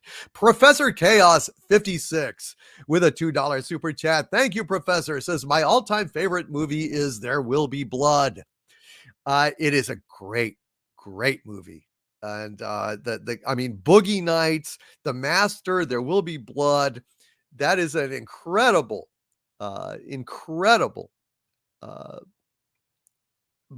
body of work from a master, a cinematic master, modern master. And I can't say enough great stuff about that. Hail to Professor Chaos 56, a most worthy favorite movie, no doubt about it. And Michael Miller with a 14 ZAR super chat. Let me see what let me see what those are. ZARs is South African Rands. Thank you for the 14 South African Rands, Michael Miller. Hail to South Africa. He says, I proudly proclaim Kurtzman is ducked now. I love it. I love it. He deserves to be ducked. Well and truly ducked. Hail, Michael Miller. And thank you, sir, for that super chat. And Cardinal Sin with a $5 super chat. Hail, Cardinal Sin says, Mazel Tov on the milestone, Doomcock. And thanks for the kind words about my writing. You're welcome. You're a very good writer, Cardinal Sin. He says, I hope Highway to Heck is worthy for you to read on Halloween. It's more of an issue of length, but I will be in touch with you about that, Cardinal Sin. It's a good story, and I would be honored to read it. It's just gonna be a question of length, but let me look at it and think about it. I haven't even thought about Halloween as of yet. And Cardinal Sin with another $5 super chat. Thank you, Cardinal Sin says, hail Doomcock, praise Harvey, I fear Sabu. Hail to the wrenches in the chat. We rated the chat from my live stream. We're all here now. And hail, friends. Hail, Cardinal Sin. And I would like to say publicly and with great love and sincerity that I send a shout out to Robot Shlomo and to Mecha Random. And I would really, really, really appreciate it, folks, if you guys would subscribe to them. They are friends. They helped me enormously on my channel. Robot Shlomo, Captain Rob was the first to ever shout me out, and he really took an interest. And he's an enormously talented YouTuber, an enormously talented man, and a dear friend. Very funny guy. And the only reason why his channel right now is not huge is because he spent most of his efforts on Midnight's Edge, but now we're trying to get him monetized. And I would love it if you guys would go and subscribe to Robot Shlomo on YouTube. It would really be a personal favor to me. And if you could tell him I sent y'all and let him know how much I love the guy, I would deeply, deeply appreciate it. What a great guy, and he really has helped me enormously. I love him to death. Cardinal Sin, thank you, sir. Sig Tread with a $4.99 super sticker of hippos surfacing and looking awful kind of shifty there. They're looking around, they're kind of crafty. Hail to Sig Tread, and thank you for that super sticker, my friend. Alan Trioscillator with a $10 super chat. Thank you, Alan Trioscillator. Says, happy anniversary, Doomcock. It's been great to see your influence expanding. Keep promoting good storytelling. Here's to 4 wonderful years ahead and many more. Thank you, Alan Trioscillator. I appreciate it. I could not do it without you guys. Y'all are the best friends an evil overlord could have, without a doubt. Thank you, Alan Trioscillator. Michael Miller with another 14 South African rands. Thank you, Michael. He says, you folks need to see Winds of War and War and Remembrance. Isn't that Herman Walk's stuff? Yeah, aren't those like TV movies or TV miniseries? Yeah, you know what? I wonder, are those on YouTube? I really think it would be a wonderful to check those out. I just never have seen them. Thank you for the suggestion, Michael Miller. And again, please go subscribe to Mecha Random and Captain Robot Shlomo, Captain Rob. Mecha Random, criminally undersubscribed YouTuber. Just a hell of an intelligent and witty and funny woman. And she deserves a lot more attention than she gets. So please go over there and subscribe to Mecha Random. And Captain Rob himself, Robot Shlomo, I would consider it a personal favor if you guys would do that. From the bottom of my heart, I would. Southeastern Kaiju with a $5 super chat. Hail to Southeastern Kaiju, who says, a birthday cake for you and Harvey. Now I want cake. I've actually got some cake out in the fridge. I'm probably going to eat it after this live stream. Now it's a Italian cream cake, but it's, store bought. So, I mean, I don't know how good it'll be, but I thought I deserved a little cake anyway. Anti-Derivative Jill, my wrench and longtime friend. Hail Anti-Derivative Jill with a very generous $20 super chat. Thank you, Jill. Anti-Derivative Jill says, happy 4th. I am grateful I found your channel. It's helped so much. It makes me braver in finding my voice, to be honest, against this awful crap they try to pass off as entertainment and for the wonderful stuff of the past. Amen. Amen. Thank you. I'm glad I can do that. I'm glad if my banner can serve as a rallying point for those of us who want to save pop culture. I mean, there is no higher honor than that. And I just love you guys very much. And I couldn't do it without you. I mean, it's important that you know that. I mean, I will persevere no matter what, but you guys, I mean, even Doomcock gets down, gets low, feels melancholy, feels discouraged. I just want to say, you guys are indispensable allies, and I love you to death. So I'm raising my glass to you. Cheers. I've been drinking quite a bit at this point, and I will drink quite a bit more before this is over. Cheers to you all. Here's looking at you, kids. Of all the gin joints and all the towns and all of YouTube, you walk into mine, and I'm very glad that you did. I saved my first drink for you. Cheers. Drink them if you got them, folks. Drink them if you got them. And Agent Pepsi 1 says Dipsy has been acting strange all day. Uh-oh. Cheers.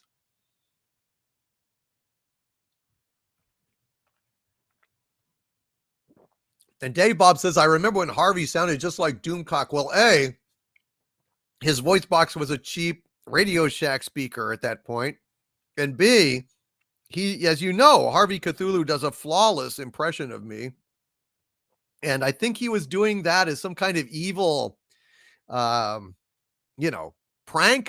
I didn't notice at the time. I was very busy because YouTube was new to me and I was overwhelmed at trying to get videos up. And I didn't notice that he had pulled that shit until much later. But what are you going to do? Deleted Scenes, who's been a channel member of mine for 3 months now. Hail, Deleted Scenes. Says, happy anniversary to the future ruler of Earth. Thank you, Deleted Scenes.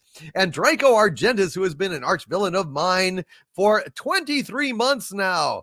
Thank you, Draco Argentis, for being one of my Prime channel members. And he says, hail for the first 4 years of 1,000. Stay true, stay angry, never give up, never surrender. Hail, Draco Argentis. And thank you, Indiana Jeremy. I forgot to put the chat back on the screen. I apologize for that. Thank you, Indiana Jeremy. Da, da, da, da, da, da, da. Thank you, sir. I appreciate that. It's a lot to juggle here. It's a lot to juggle here. Let's see. Is that better? Draco Argentis, God bless you, my friend. Epic Night of Knee Sir Night, one of my best damn friends in the world. Thank you, Epic Night of Knee Sir Night. And he says with a $5 super chat, grats on 4 years. Here's to more. Thank you, Epic Night of Knee Sir Night. And please subscribe to Epic Night of Knee Sir Night's channel. Epic Night of Knee Sir Night has a YouTube channel. And if my wrenches would please post the link to that, I would really appreciate it if you guys would subscribe to Epic Night of Knee Sir Night as well. And please subscribe, of course, to Valiant Renegade. Please subscribe to Clobbering Times. Please subscribe to Cameron Pashaw's Patreon. The links, I'm sure my wrenches will throw those links up there. And I want to thank all of my wrenches. In fact, I may have my wrenches on in just a little bit, just to thank them personally on the air in this anniversary. I've got to get to some of these more of these super chats, but towards the end of the stream, I would love to have whatever wrenches want to come on.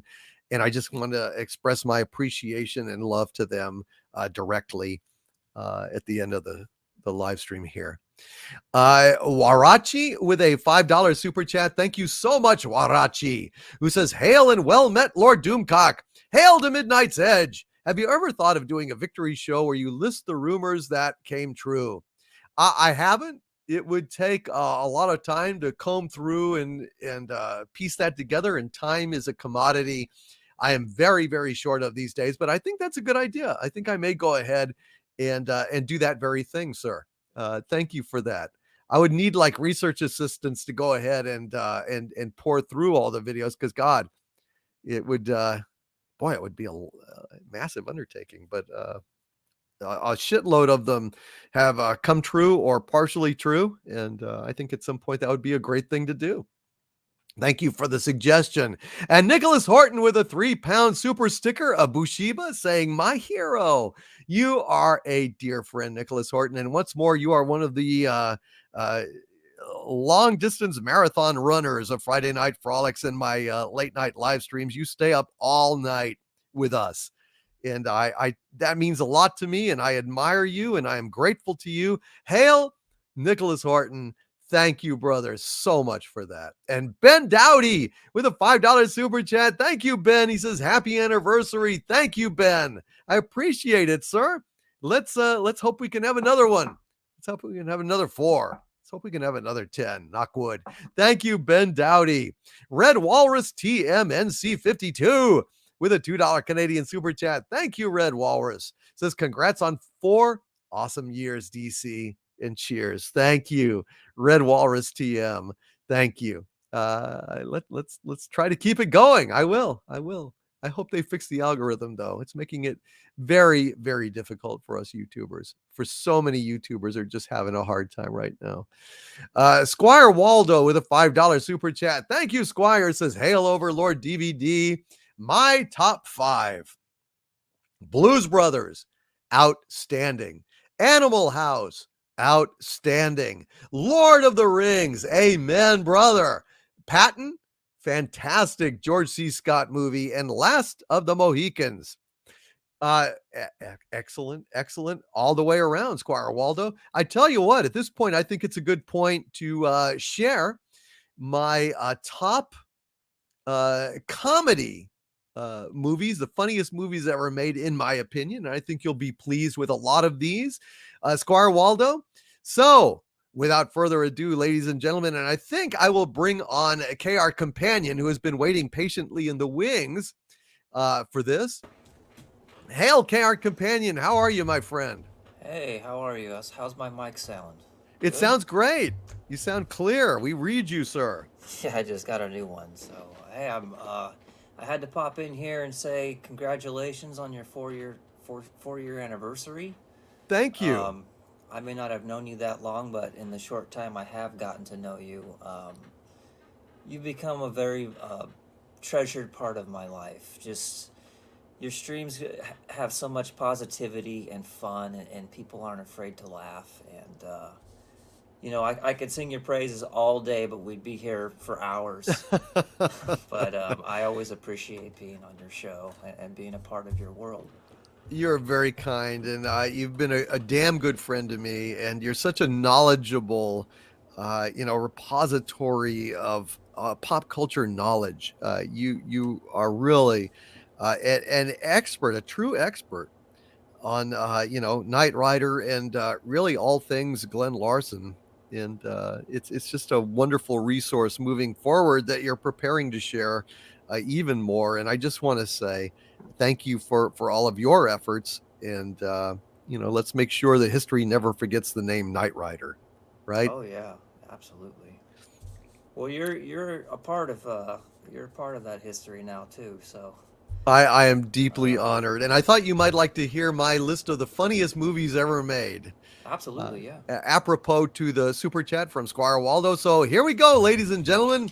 This is only, my personal take, and humor is the most subjective thing of all. So we'll see if you agree or disagree with that. But funniest movies ever made. Number 10, Young Frankenstein. I think that is just a funny movie. And not only that, it's a worthy entry in its own right to the Universal horror pantheon. I consider it a movie in canon, frankly. It was even shot with the original Frankenstein lab equipment, which I think is amazing. Oh, yeah. And number 9 would be Blazing Saddles. Yep. So 2 Mel Brooks movies. Do you like those, Care Companion? Oh yeah. Oh, Blazing Saddles would never work today, but Mel Brooks was such a pioneer of comedy of his time. You know, it wasn't just snarky humor and lecturing. He would like you. He's not afraid to laugh, and he was very clever in the dialogue that he wrote and the casting that he did.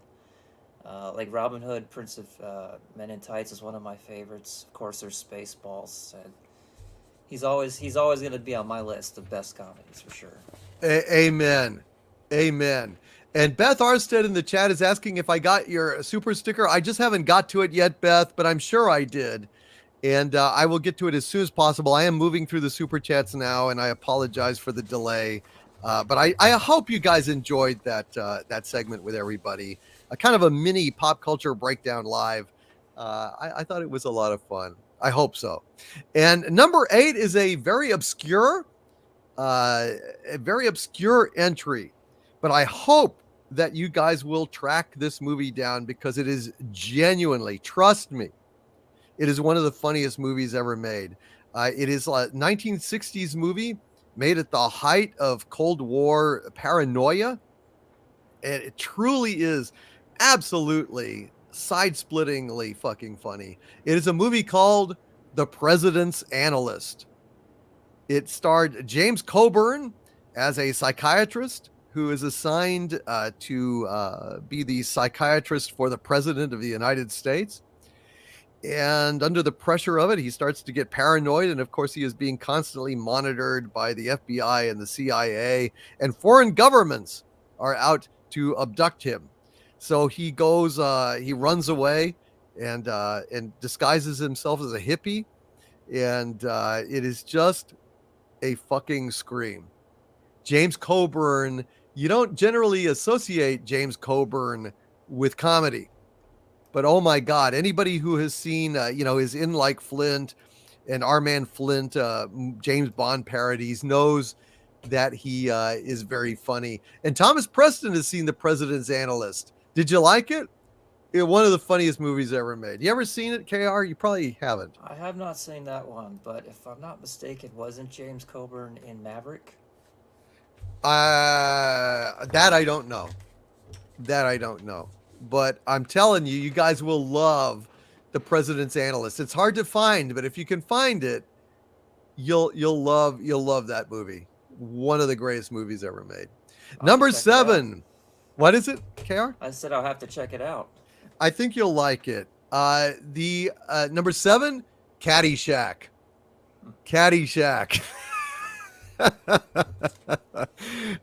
Bill Murray's monologues, the end where he's like molding plastique into little animals and trying to fool the gopher and blowing up the entire golf course. I mean, just so many great uh, moments in Caddyshack. I'm all right. Nobody worry about me. It's just fucking great. And Agent Pepsi 1 says, I was named after the secret agent in Dean Martin's The Silencers. Nice. Nice. You come from a cinematic background there. Number 6, Animal House. Damn, that's a funny movie. John Landis, before he chopped off, Rob Morrow's head, Vic Morrow's head on the Twilight Zone, he was absolutely one of the funniest live action directors in history.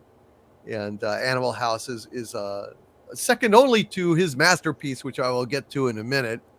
Number 5, Monty Python and the Holy Grail. Damn, that's funny. Just nonstop hilarity. Number 4, Animal Crackers. The Marx Brothers. Could not do a list like this without the Marx Brothers. Number 3, the Blues Brothers. Absolutely, pound for pound, one of the funniest damn movies ever made. And it does indeed have the greatest chase scene of all time. The greatest funny chase scene. The demolition of all those cars is without parallel. Number 2, yeah, you really love the Blues Brothers, KR? Oh yeah, that movie's works on so many levels. Great music. It's got to have a record for the most wrecked cars in a movie. I mean, the amount of absurdity in police cars that they trashed in that it's just madness. It's just mind blowing.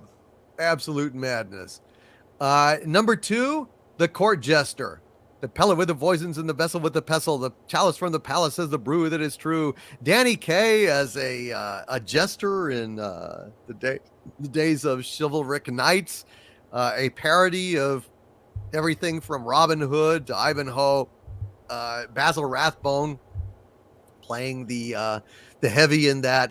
It's just all over. It's one of the best movies ever made. And number 1, the funniest damn movie of all time is The In-Laws with Alan Arkin and Peter Falk. Did you ever see that one, man? I have not. Oh my God, seriously. But I have to put that on my list. Nick, check out The In-Laws. It is fantastic. And the Court, all of these are great movies. Trust me. Hear me now, believe me later. You will love these movies. So there you go. Those are mine. I see other people are saying Blues Brothers 2000 as the record for reached cars. Really, Thomas? The Mad Chatter says the Cannonball Run. Robert Wright says Airplane. You're right. Where would I slot in Airplane? You know what? I guess we don't really need 2 Mel Brooks movies, so I would put Airplane in one of those slots. You can slot in Airplane either for Young Frankenstein or Blazing Saddles, depending on your taste. But Airplane is absolutely one of the funniest damn movies ever made, no doubt about it. KR, Nick, do you have any list or I do, movies yes, I did that you would like to share with us? Sound better for you guys? Yeah, no, it sounds good. Volume was a little low, but you were clear. Okay, is it better or is it? Yeah, now low? It's better now. I turned up the gain, so I'm still awesome. playing Yeah, with that's the new good. microphone. Yeah, I did my homework. This was really hard though because there's so many great movies, you know. To whittle it down to a top 10 list or 20 list, it's such a challenge. So I had to take some things into consideration with my list here. So the first thing is I'm not listing anything that's part of the famous trilogies because I think most of those movies, Back to the Future, Terminator, Star Wars, Dark Knight trilogy, Jurassic Park, those all kind of go without saying, you know, Indiana Jones and whatnot. And I don't have any Marvel or DC superhero movies because again, like if you're really whittling a list down, you got to take out the obvious ones. So yes. My top 10 has some obscure selections, but my number 1 favorite movie of all time is Transformers the animated movie and G.I. Joe the animated movie. They're tied because they're so similar. and mostly because, first of all, number one, that was the first movie I ever heard a swear word in. And secondly, as a kid, it just resonated with me so strongly, that the message of positivity that it had, and Stan Bush's music, and the depth that the characters had, and the way that it took what the cartoon started with and expanded on things was Orson Welles. So you can't. It's just one of those things that's timeless, you know. So you can watch it, and it holds up today just as much as it did back then. My Yes. second movie, I'm sorry, go ahead. Go ahead. No, go ahead.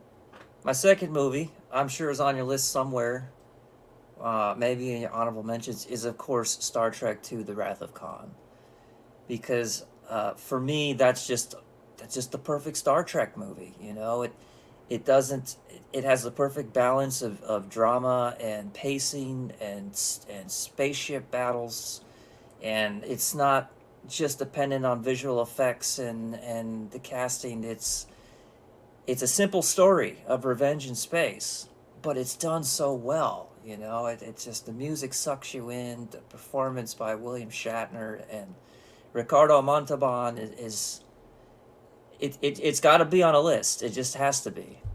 Yeah. Fair my enough. number 3 is Casino, and it's Casino because for a drama movie, and I'm a big fan of escapist entertainment, and Casino just sucks me in. You know, the characters are so great, that the backgrounds are just flawless. I feel like I could live in that world. I think that's the strength of like the original Star Wars movies versus the sequels. Like in the original Star Wars movies, you feel like you could live in that environment. You could live on Dagobah. You could visit Hoth. You could live on Bespin, on Cloud City. You know, these kind of places. Whereas the sequel trilogy, you're just shown these things. You know, here's a planet, here's another planet, and it doesn't have the same impact. My number 4 is Tombstone. I know that Western enthusiasts will go, well, there's a lot better Westerns, but for me, I'm not that old, so I didn't grow up with like the older Westerns. But Tombstone was the perfect balance for me between strong action, powerful performances, great quotes in a Western genre. It was just Kurt Russell's just so magnetic. You're glued to everything that he does in that film, and it's such a great paced film. You know, the story's super strong. Everything just works. It's one of those movies that just makes you feel good watching it, and it keeps your attention. Yes. Yes, it's damn good. It's it's always going to be on my list. Number 5 is Labyrinth with David Bowie. Oh yes, the classic. Oh god, yeah. He was fantastic, wasn't he? Oh, his performance in that movie is just, it's inspiring, and it's a fun movie to watch. My list is like movies that are fun to watch, not just movies that are overly serious or dramatic or Oscar worthy, but movies that I've probably seen 20 to 50 times because they're just that impactful and enjoyable to me. Excellent. Number 6, Conan the Barbarian with Arnold Schwarzenegger, obviously. Of course, yes. What can I say about Conan that hasn't been said already? Arnold Schwarzenegger brings it. The music was a Basil Pilatus, powerful score. James Earl Jones gives you those, you know, that captivating performance, just like Darth Vader. He pulls you into his character. The sword play, the visuals, the set design. It's just, it deserves to be in the pantheon of greatest action movies ever. Yes. Number 6, I've said number 6. No, number 7, Suicide Kings. Christopher Walken. I don't know. I've never seen. You've never seen Suicide Kings? No. It's a psychological movie where it keeps you guessing to the very end. It has Christopher Walken, it has Dennis Leary, and the basic premise is that a bunch of kids, teenagers, kidnap a mob boss, and you've got to find out through the course of the story why they did it, what their motivations are. And if you like Christopher Walken, you really should check that one out, because it's a solid movie. It will keep you entertained, and it will also keep your attention to the very end. Excellent. I will look it up, man. Absolutely. Number 8. As far as Bill Murray movies go, there's just so many, like Ghostbusters, Stripes, Caddyshack. And I had a lot of trouble trying to whittle it down, because Ghostbusters is one of those movies, again, that goes without saying. It's just such a perfect film for me, a balance between comedy and then playing things seriously. But for me, the best Bill Murray movie, aside from Scrooged, is the one called Quick Change.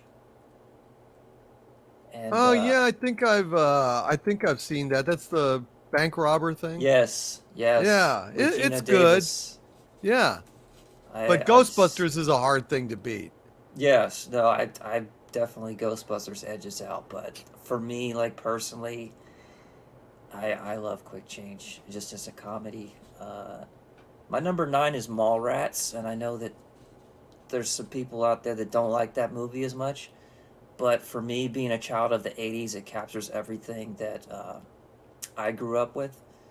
It was one of Kevin Smith's better movies when he was a better director, and not part of the Hollywood machine like he is now.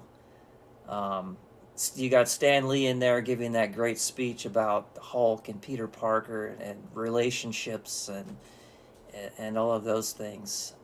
And the comedy is just, it's definitely one of my favorites.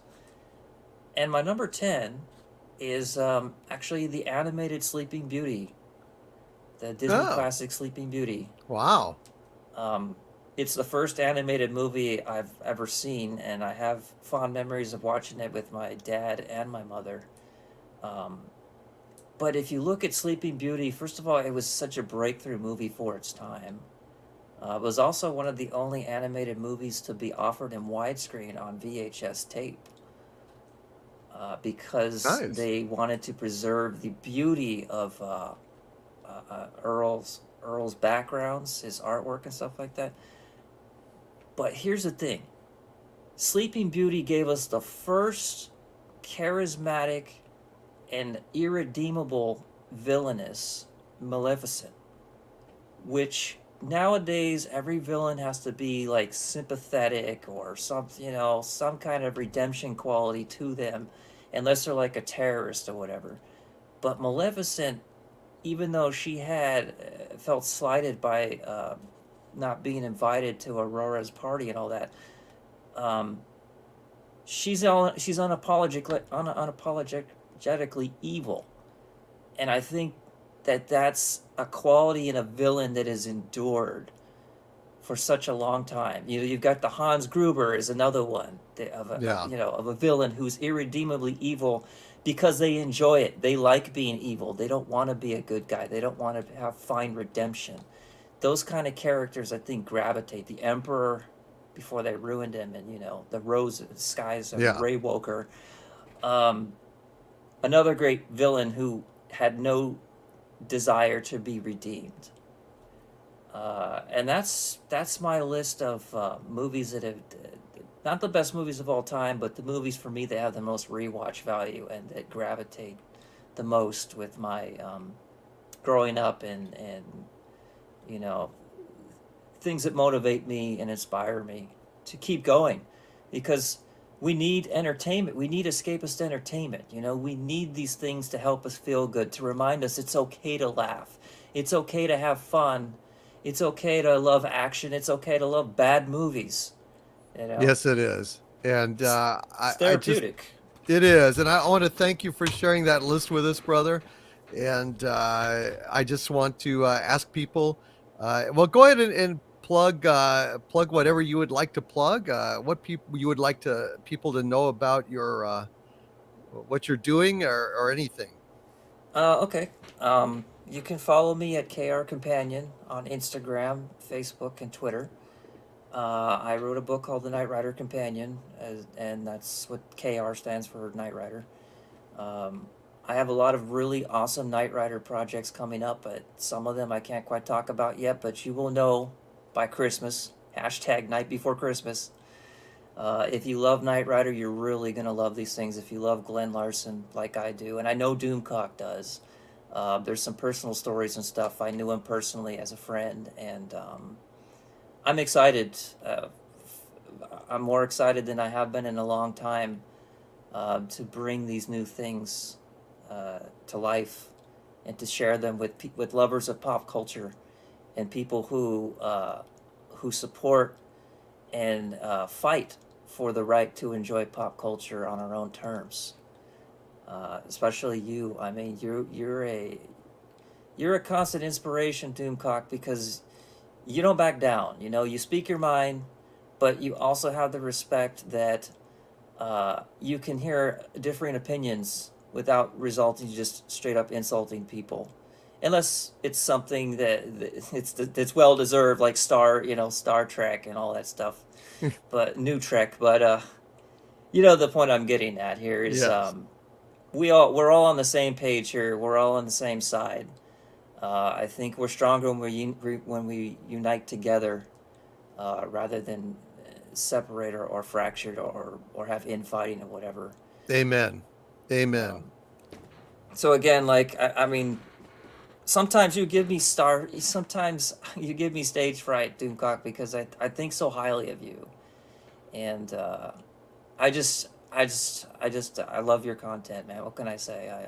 Thanks, I man. love the chat. I love your audience. I love your shows. Friday Night Frolics is my favorite part of the week. Oh, thank And, you. Man, Nick, that's you've all. been a That's all. I great could, that's all friend. I could really. I mean, that's all I could really. I could be here all night telling you how great you are, but at Aw, the end of the thank you, day, man. your friendship means the world to me. Thank you. And you've been a great friend to me, and I'm deeply grateful for your generosity and kindness and support and friendship. And it was great to have you here on my my 4-year anniversary live stream, man. Thank you for coming. Wouldn't miss it for the world, my friend. Thank you so much. Please follow and KR Companion and buy the book when it comes out. It's going to be, I've seen a little bit of it. Thank you, my friend. It's going to be amazing. And again, congratulations on 4 years. Here's to the next 10th anniversary, because we'll get there one day. We'll get there together. I hope I have so, no man. doubts. I hope so. Thank you, Nick, KR Companion, folks. Check him out and follow him. And Exceller Heather just posted a link to your channel. Thank you, Awesome. my friend. Thank you. Always a pleasure. Take care. You too, sir. I will see you next time. All right. Bye. Bye-bye, brother. All righty. Well, gang, I want to thank you all for being here, and I just want to thank you all for everything, guys.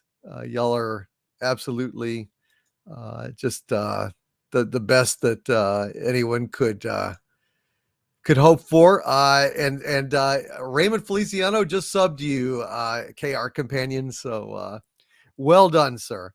Well done. All right, let's get to the super chats. Y'all have been very, very patient, and it was a tricky thing to manage all this today, but thank you guys for being here. And Kit Kat in the chat says, my favorite movie is French. Marcel Camus' Children of Paradise with the great mime Jean-Louis Barrault. Made in 1945, it will live forever. Thank you, Kit Kat. Thank you very much for that. I've never seen that movie. I guess I've got another great suggestion. And Ruben Christopher Haynes says, hail Doomcock. Hail Ruben. And SB4A says, don't forget, once you hit 1 million subs, you promise to face reveal. I've never felt more safe. I don't think I'll ever hit 1 million subs, but yes, Yes, we'll have a face reveal on that. And hail Hecate's daughter says, we love you, sweetie. Love you too, Hecate's daughter. Really appreciate you so much, dear lady. And Classic Comics with a $5 super chat. Thank you, Classic Comics. Says, hail and well met, my liege. Congrats on 4 years and reaching 270,000 subs. Thank you so much, Classic Comics. It has been a wild, wild ride, and I am deeply honored, deeply grateful, and frankly stunned. Thank you, Classic Comics. And Beth Arstead, at last, we have come to your delightful $20 super sticker. Thank you so much, you dear lady. Hail to Beth Arstead, who says, you are amazing. Got a dancing pear with a top hat and a cane. Thank you so much, Beth. You are awesome. You are absolutely awesome. Your jokes, your humor, you're always there on Friday Night Frolics. And I can't wait to hear your top 10 list on the Archvillain live stream that we will surely have this next week. Thank you, Beth. And Bear with a 10-pound super chat. Thank you, Bear. Sir, he says, I'd like you to promote Vader Reviews. I'm the drunk jock who giveth. I had a pretty woman flirt with me. It's been... and then ... Boy, I don't know. Bear has been hanging out next to Red Monarch and maybe got a little bit of his cloud in his fur. Hail to Bear, hail to Red Monarch, and hail to Vader Reviews. Check out at Vader Reviews and subscribe and check out his stuff. So speaks the drunk jock who giveth, who had a pretty woman flirt with him. And it's been ... Probably super hot. Uh-oh, Harvey interrupted. Super hot. He had a pretty woman flirt with him, and then it was walk it down, walk it down, walk it down. Oh, Olive. Oh, walk it down, walk it down. Yeah. Hail Bear. I hope that pretty woman flirt with you was led to great things. And Liger fan says, hail chat and happy anniversary, Doomcock. Thank you. Yes, my friends. It has been, holy crap, I can't believe it. It has been 4 years today. 4 years today. And I am amazed. And Mr. Buttcrack Media has rejoined the channel membership, re-upped their channel membership at the incredible Archvillain level. Thank you, Mr. Buttcrack Media. We will be having an Archvillain exclusive live stream sometime this week. So get ready for that. I hope you will come and join us and hang out and talk with us. Archvillains get to hang out in the stream with me and talk directly with me. It's a benefit of the Archvillain level of support on YouTube. Although I do exclusive live streams for all channel members as well. I do my best to try and take care of all of my channel members. You guys are the best people in the damn world. And it's very important for me to take care of you guys. And thank you for your support. Thank you so much, Mr. Buttcrack Media, for your support. And Tracy Wilborn in the chat says, it's silly, it's kind of stupid, but one of my favorite films is Willy Wonka and the Chocolate Factory. Gene Wilder was just perfect in that film. He was. Gene Wilder was fantastic. The only thing about Willy Wonka and the Chocolate Factory is it gives me the heebie-jeebies. The segments with the Oompa Loompas still terrify me for some reason. I don't know what it is, but it's so damn creepy. It freaks me out. It freaks me out. Hail, Mr. Buttcrack Media. Hail, Bear. And Hecate's daughter saying, Legionnaires. I am so busy, but I will try, Hecate's daughter. Maybe we can have a late night lounge, or maybe it's time for another Rumblings of the Lair. Maybe we ought to do a Rumblings of the Lair over there. So we can maybe do a late night lounge. Or I come in and do a little old lounge singing at the center of the earth in Xanadu. Let's see what happens. Since the Discord server is up and running provisionally, because if any of that shit happens again, I'm going to delete it forever. But yeah, let's see if we can make that happen, Hecate's daughter. And douchebag Kylo with a $4.99 super chat. Hail, douchebag Kylo says, my liege, could Mr. Shatner say hi to his fellow Canadian and new YouTuber, Frenchie's Fiber Fries, who's joining us for her first Xanadoom live stream? Well, hello. Frenchie's Fiber Flies, or Fiber Flies, or Fiber Files. Frenchie's Fiber Files. I'm William Shatner. I'm a Canadian, and I apologize. But I tell you, Frenchie's Fiber Files, it's great to have you here on the first live stream for the first time. For the first time. And I want to thank you very much, mister, for popping in and saying hello. See, that's all it takes, knowing that you're going to say hello today. It's better for you. It's better for me. It's better for them. Hail, douchebag Kylo. And WOF Hornet with a $5 super chat. Hail, WOF Hornet says, congratulations for 4 years, raising a glass to many more years of angering the Hollywood elite. Keep up the good fight. Thank you, WOF Hornet. And Zebulon Pike says, anxiety intensifies. Don't have any anxiety, Zebulon Pike. I just would say to all of my mods, anybody that acts up, just fucking delete them. Just delete them. I'm not playing games with these people anymore. Anybody violates my rules that I have laid down in my house, just delete their ass. Just do it. And quickly people will understand that that's not a thing to do in Xanadoom. Thank you, Zebulon Pike, for your patience and your help and shouldering all this so I don't have to, because I wouldn't be able to. I just have to shut it down. And Frenchie's Fiber Files says, oh dear, douchebag Kylo, thank you, LOL and waves. Hail, Frenchie's Fiber Files. And DCI Leo dances, there's a man on the wing. He's out there on the plane. He's out there on the wing. He's trying to destroy the plane. And we're going down. We're going down. Going down. Thank you, douchebag Kylo. Thank you, WOF Hornet. And cheers to you, sir. Evan Gerhart with a $5 super chat. Thank you, Evan. Says it's been 7 years, but I finally got my best friend into Graham Hancock.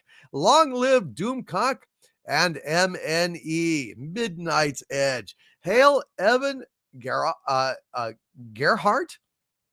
Thank you, Evan. And congratulations. Graham Hancock is fantastic. Absolutely. Really, really interesting writer, researcher, and YouTuber author. The guy is amazing. Thank you very much, Evan Gerhart, and congratulations on that milestone. And Nicholas Horton with a 10-pound super chat. Thank you, Nicholas Horton, says, hail, Doomcock.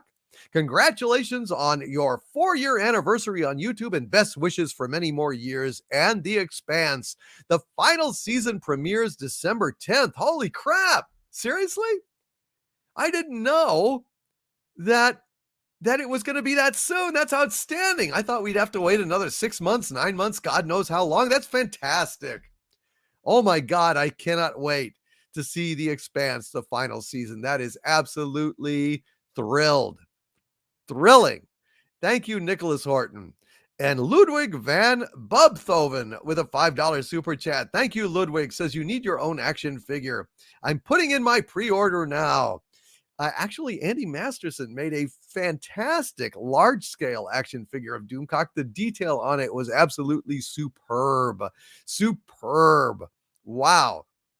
If I was going to get them made, I'd probably turn to him. Of course, the amount of work, it would probably kill him very quickly in the first maybe 10, 15 boxes. So I guess those would have to be worth a lot.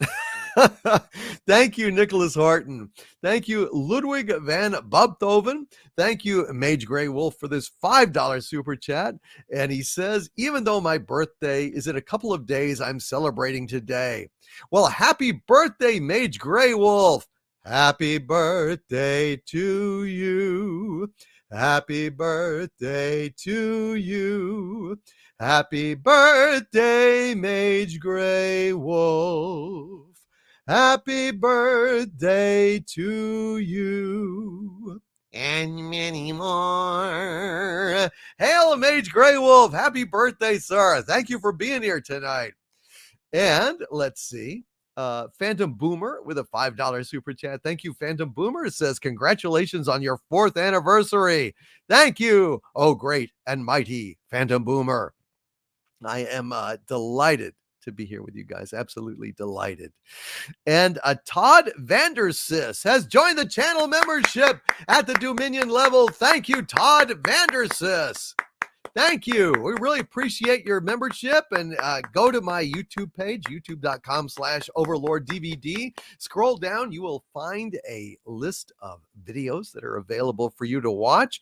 Got a number of exclusive members-only live streams for your consideration, my friend. Hail to Todd Vandersis, and thank you for joining the channel membership, my friend, on my 4-year anniversary. That is fantastic. And Tracy Wilborn with a $5 super chat. Thank you, Tracy. Says, Harvey in a hot tub. Boy, for some reason, it's Harvey in a hot tub. Just came into my head. I don't know why. He says, he will be stewed. Harvey calamari to me. What? Bring it on, Squid Boy. Do your worst. Oh, wait. You can't get out. Ha ha. And then he sticks his tongue out. What the fuck is that? Tracy Wilborn, I was trying to be nice to Doomcock, but you have irked me. You have aroused my fury. Prepare to be destroyed when I get out. Uh-oh. Hail, Tracy Wilborn. Well, you are certainly on Harvey Cthulhu's shit list now. And manliness and motivation in the chat says, I think I've been here for about 3 of these years, maybe a few months shy of 3 years. Well, thank you, manliness and motivation, for your loyalty and hanging out here. You guys are absolutely awesome. Absolutely awesome. And Richard Greeter says, hail Overlord DVD. I'll have to list my top 20 movies sometime. I'd love to hear it, Richard. Absolutely love to hear it. And Vigilante Williamson, thank you, sir. Hail to you. I will read your super chat here as soon as I can get to it. I'm moving quickly, though. Moving quickly now at this point. Thank you for that super chat. And hail to Uber driver of the apocalypse. Thank you, my friend. Says congrats on 4 years. Thank you, thank you, thank you, sir. I really appreciate it. And hail to Redshirt Academy and Mortuary, who says, Harvey. And I say Redshirt Academy and Mortuary. Hello. And can Ken make it? Says no time to die. Makes me want to push Harvey's button. Me and you both, brother. Me and you both. What a piece of crap that is. It cost me. They have lost me as a fan. I will not be coming back to their franchise for more of their garbage in the future. I'm just going to look backwards now. Just going to look backwards. Bruno Santos with a €5 super chat. Thank you, Bruno Santos. Says hail from Portugal. Happy anniversary. Keep fighting for our pop culture. Thank you, Bruno. I will do that. And it makes me so thrilled to know that you guys are watching me in Portugal. It's so cool when I see all like South Africa, Portugal, Brazil, Israel, so many places around the globe. My voice is reaching, and it fills me with a pride and a joy. Art Bell used to be a ham radio operator because he liked reaching out around the world and having friends around the world. Unwittingly, somehow, I have actually been lucky enough to walk in Art Bell's footsteps and have friends all over the world. And I'm just blown away. I'm just blown away. Thank you very, very much, Bruno Santos. And Squire Waldo with a $5 super chat. Hail, Squire Waldo. Says, congratulations. I never liked YouTube before I discovered you. Now I am addicted to YouTube. Damn you, but in a good way. Thank you, Squire Waldo. Oh, my goodness gracious. It must be in the same way that my mom used to say, damn you, in a loving way. She also would call me shithead a lot, but I guess I was when you're a dumb kid, you act out. She usually would do that when I put exploding pellets in her cigarettes. It was well-deserved. I'll just say that. And Corion Witch in Residence with a $5 super chat. Thank you, Corion. Says, I was there 4 years ago when Doomcock took to YouTube. I was there the day the writing of Hollywood failed.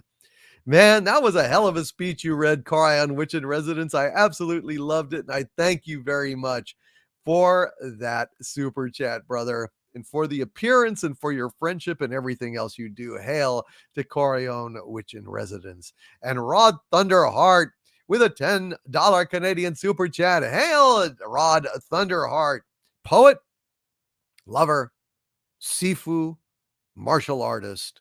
What a great guy, including an author of See Through Love and other books upcoming. Rod Thunderheart says, Hail, my liege.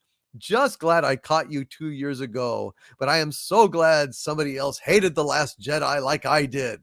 I came out of the cinema hating that Moby so goddamn much. Thank you for a voice.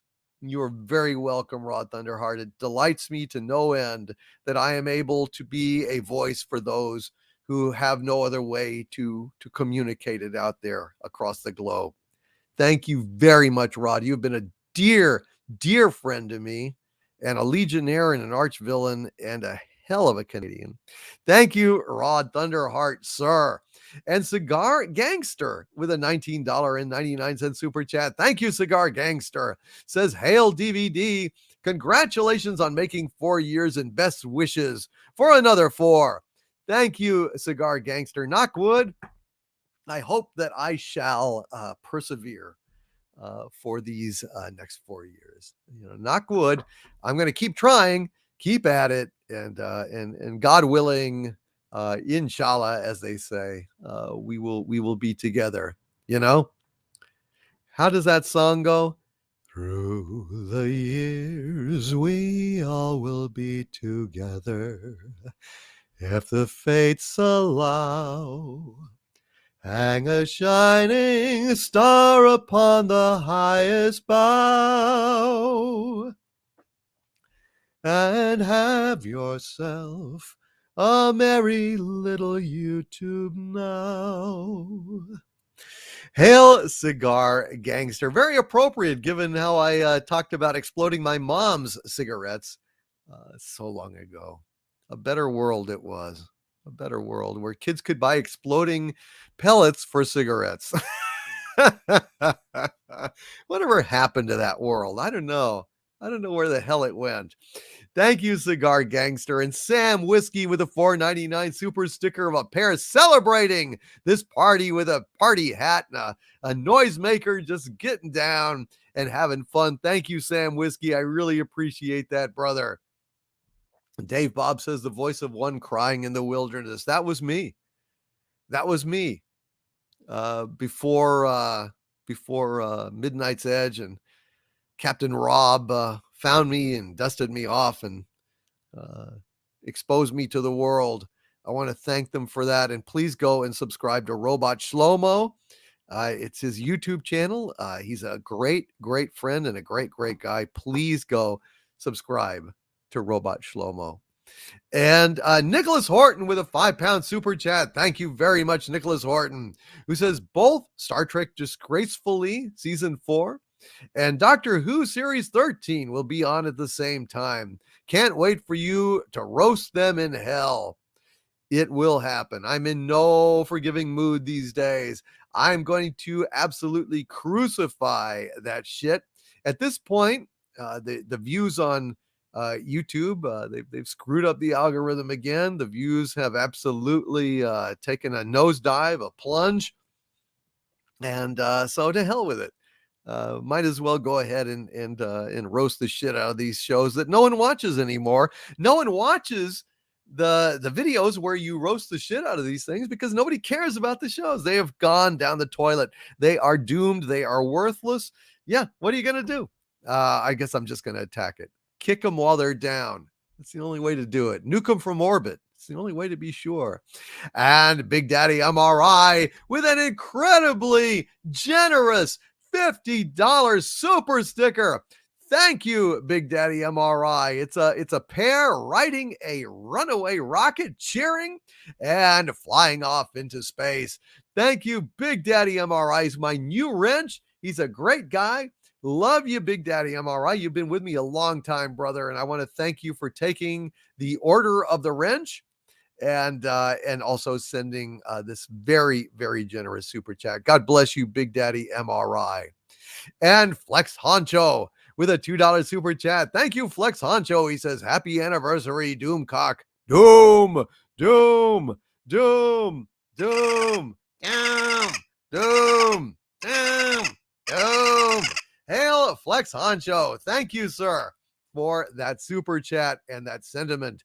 And Darth Gorbag with a very generous $49.99 super chat. Thank you so much, Darth Gorbag, who says happy anniversary and happy Halloween to my number one favorite YouTuber. May you ever be as masculine as Conan the Barbarian, as charming as James Bond, as eloquent as Oscar Wilde, and keep one hand hovering over the button. Thank you, Darth Gorbag. Cheers. I will drink to that. I'm actually, you know what? My glass is empty, Harvey. What? Your glass is empty? Yes, on my 4th anniversary. Hail, Reverend Sin. Thank you for making it on my 4th anniversary celebration.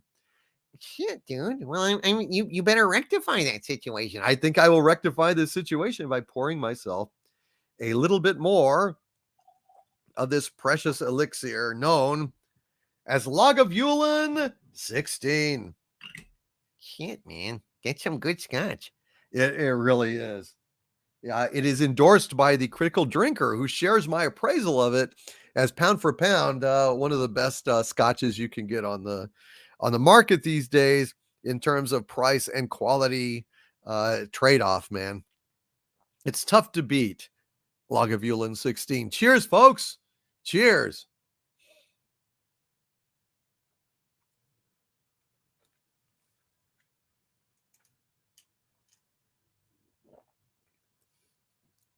Uh-oh. And Agent Pepsi once is a certain channel member here, I believe, has been trying to sabotage my YouTube channel with thumbs down. Oh, don't worry about that, Agent Pepsi one. Thumbs down count just as much as thumbs up in terms of viewer interaction. YouTube doesn't care. Don't worry about it. Your channel is awesome. Please go and check out Agent Pepsi One's channel.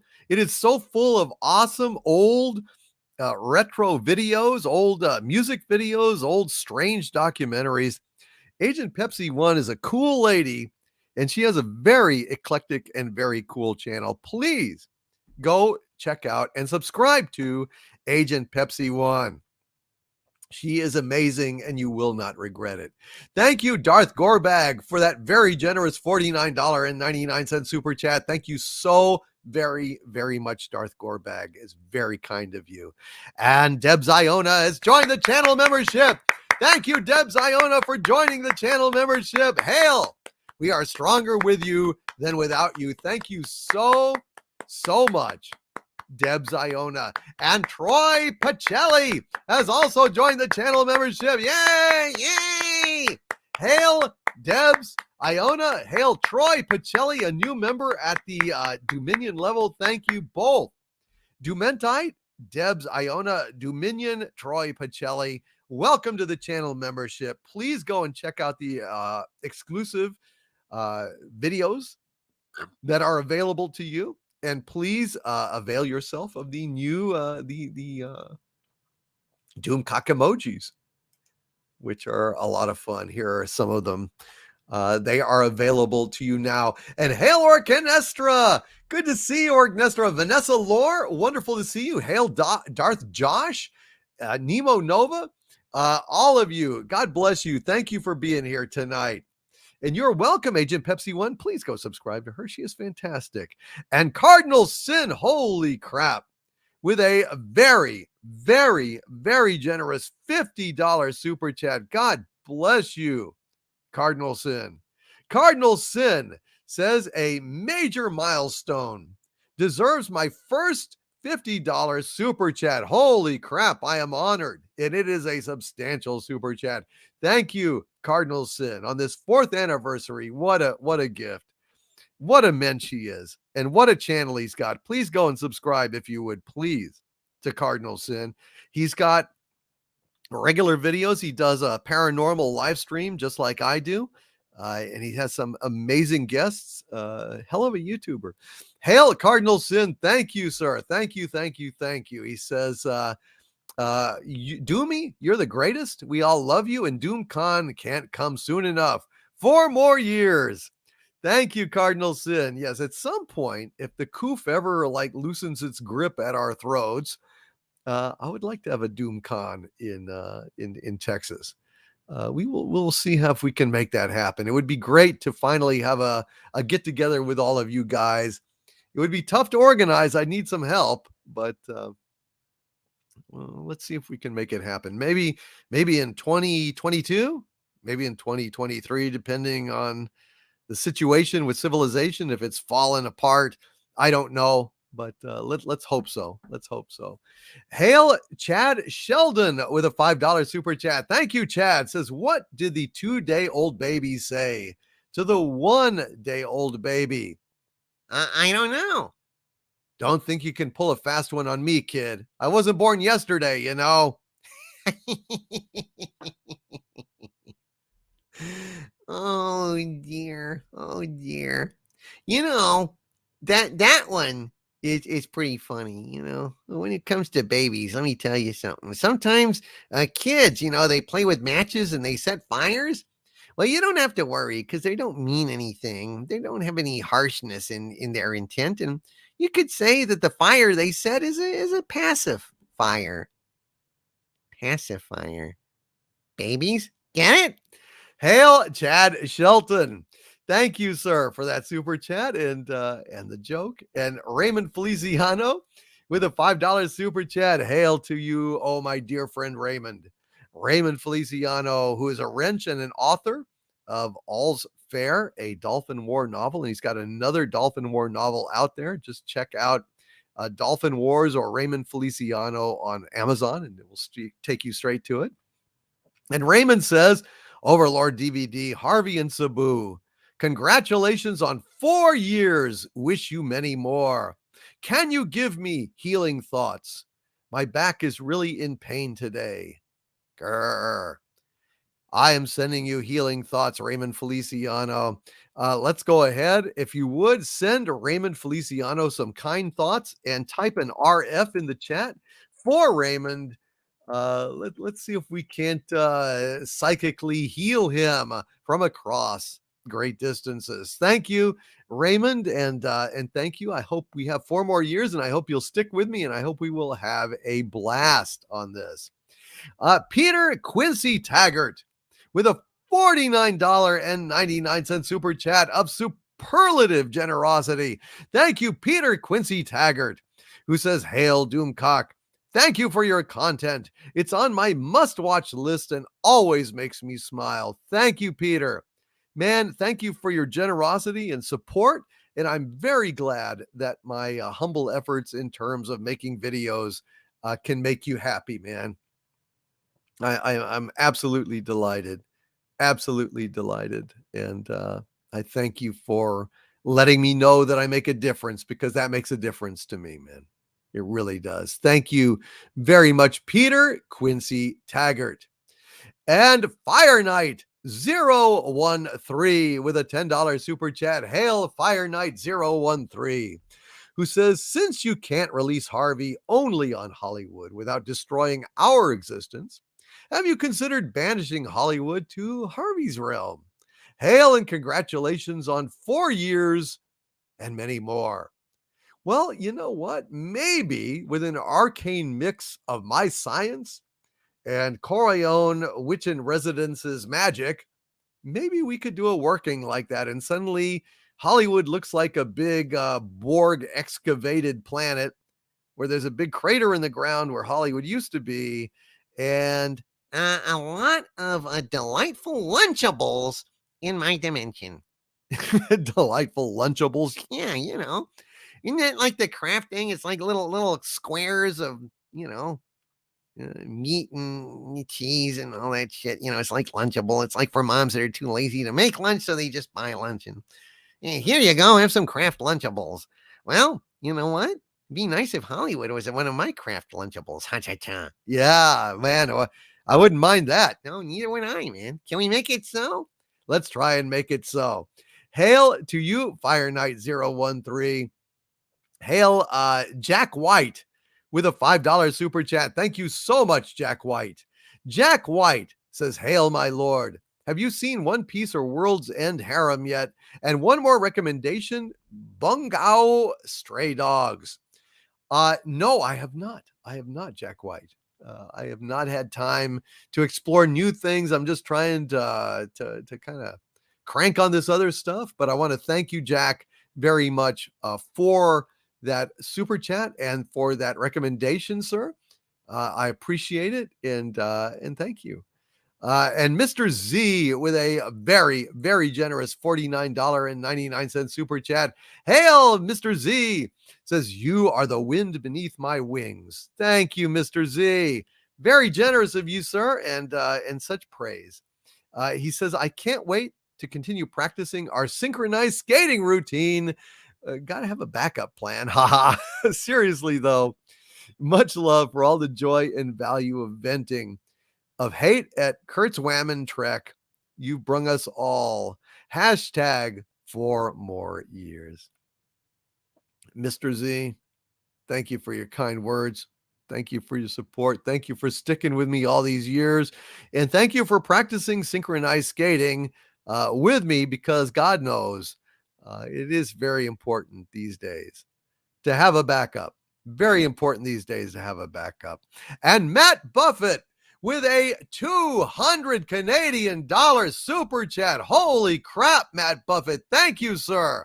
Thank you, Matt. Matt Buffett says, hail, my liege. Congratulations on the tremendous milestone. Well, thank you, Matt Buffett. Consider yourself, sir, an executive producer today. And Matt Buffett says, today is Canadian Thanksgiving, and I am thankful for having discovered you and your channel in this wonderful community of pop culture defenders. Thank you for all you do, and cheers. Here raises a glass. Well, you got to raise a glass to that. Hail, Matt Buffett. Thank you, sir. I appreciate your praise. I appreciate your support. I appreciate your generosity, and I appreciate you. Hail, Matt, and I pray to God that you are still out there. And I pray to God the Kit Kat is still out there listening, because Kit Kat is like an executive producer for the next 3 weeks now. Incredibly generous. Galaxy Express Media, I want to thank you, brother, for all of your kindness and generosity as well. And I'm glad that you are still there, my friend. Hail to Ish Singh, who says, hail, Overlord DVD. Hope you are well and happy. 4 years on YouTube. Here's to 4 more awesome years and beyond. Thank you, Ish Singh. I appreciate that, sir. And let's see. Thank you, Matt Buffett, again. Cheers. Got to drink this. I'm so glad you're here, Matt. God bless you, brother. Here's looking at you, kid. Here's mud in your eye. Prost. Drink up.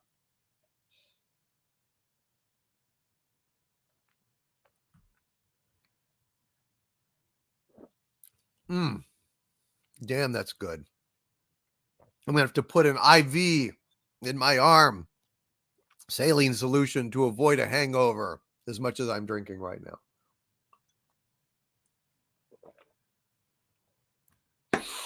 So, are y'all having fun? I hope so. I'm having a great time. God bless you guys. Mr. Z, again, thank you, sir. I hope you are still here, my friend. I hope you didn't leave. Hail to Gurr. I know you've got a super chat, brother, and I'm coming up on it. I'm coming up on it here. And Kit Kat is still here. Thank you, Kit Kat. Oh my God, you were so kind to me. And if there's anything I can do for you tonight, please let me know, because you were very kind. Same thing.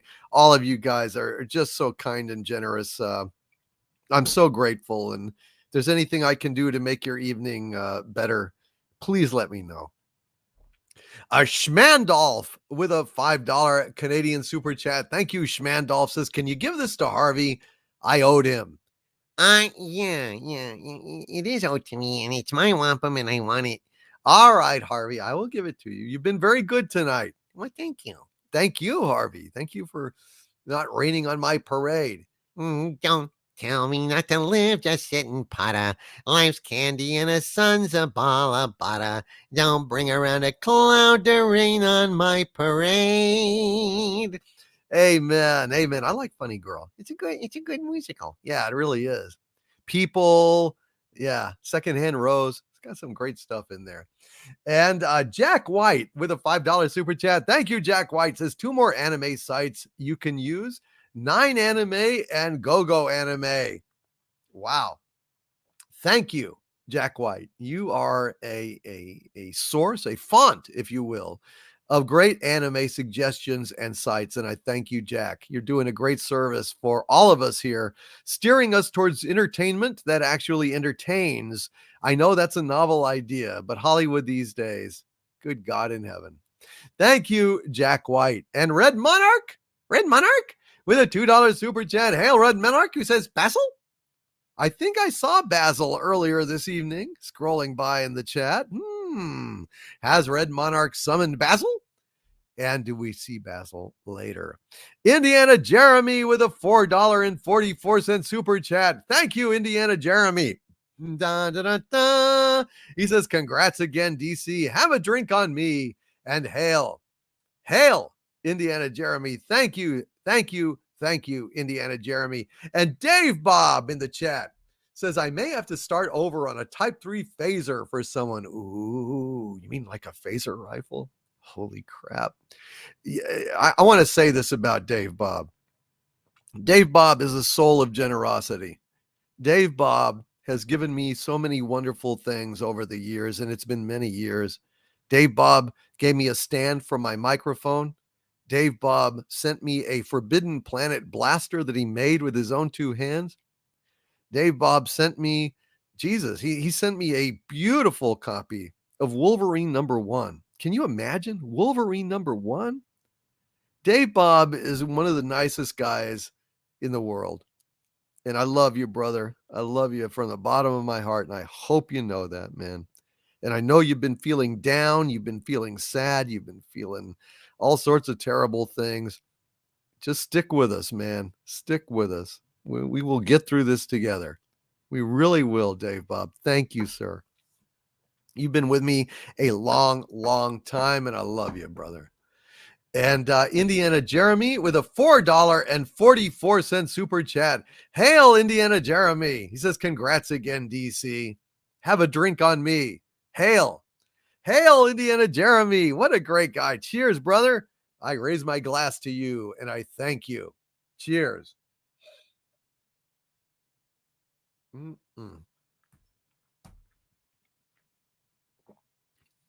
Thank you, Indiana Jeremy. And Adam Bowman with a $2 super chat. Thank you, Adam. It says, happy anniversary. Been listening for nearly 3 years. I am delighted, Adam. Thank you. I'm glad you stuck with me, man. I am so glad you stuck with me. I can't even tell you. Thank you, Adam Bowman. You're awesome, Adam. Thank you, brother. And Big Daddy MRI, as if his earlier $50 super sticker was not an embarrassment of riches. Big Daddy MRI, who is not only a wrench but a friend, has also sent me a very kind and very generous $50 super chat. God bless you guys. I cannot believe the outpouring of love and support today. I mean, it is mind-boggling. My mind is blown. And I just have to say to you guys, thank you from the bottom of my heart. If there's one thing that haunts me every day, is that I can't think of a way to repay all of you for all of your kindness, all of your friendship, all of your support, all the love and encouragement you send me. As egomaniacal as a supervillain is, this supervillain feels like there's never anything that I can do that is enough for you guys. if there's one thing that haunts me, it's that. You guys deserve more than I can ever give. And I just want to say that I never thought I would be in this position. I never thought I would know so many people. I never thought that I would ever even be noticed like this. And I just want to say you guys have been just like the greatest blessing of my life, other than life itself and family. So, you know, I don't want to get all emotional, but I have to say I am so very grateful every day for you guys.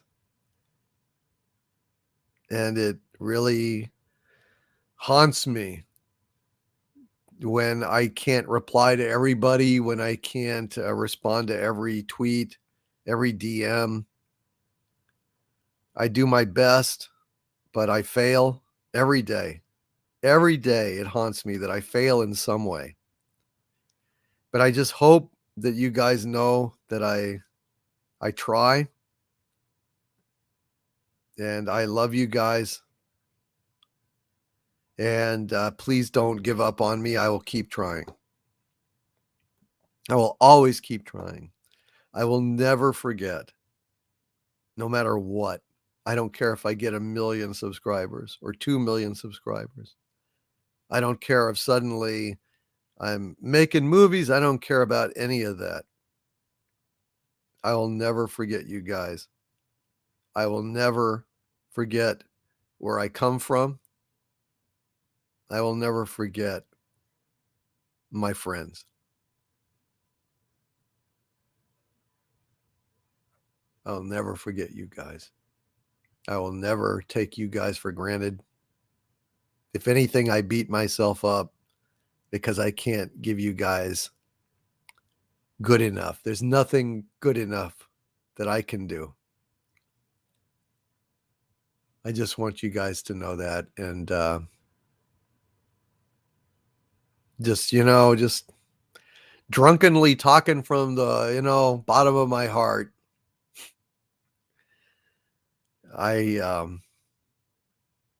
It's overwhelming sometimes.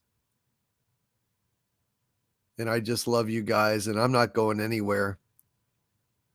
And I will always, always, always be grateful to you. And I will never change. I will never get a big head. I will never become a dick. I will never forget what's important. And really, what's more important than anything else is you guys. So thank you. Yeah, I know, Beth. It says don't get modeling on us. I'm trying, but it had to be said. Anniversaries, I guess, are a time to speak a little bit from the heart. And that's what I'm doing. That's what I'm doing. And thank you guys for all the kind words you're saying in the chat. I really appreciate them. I'm looking at them. And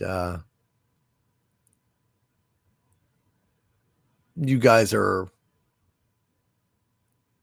just want to say thank you. And Mellis Williams says, never change on us and sell out like Howard Stern did. I will never. I'll never pull a Howard fucking Stern. Never. That's disgusting. God almighty, I can't believe that. I can't believe how much Howard threw his fans and himself under the bus when it came time to cash in on fucking America's Got Talent, forgetting where he came from, forgetting the people that put him there. It's sad. It's sad. You know, it's like people who get a measure of success. A lot of people want to forget where they came from. A lot of people want to stop acknowledging or helping or speaking to those people that helped them on their way up, right? Because they don't like to be reminded of their origins. They want to think that they were always, just destined for greatness, blah, blah, blah. Entitled to their massive success, blah, blah, blah. Well, my success is nothing compared to Howard Stern's or your typical Hollywood person. I mean, relatively very small. But I tell you, it's important to me to remember where I came from. I'll never forget that. I will never forget it.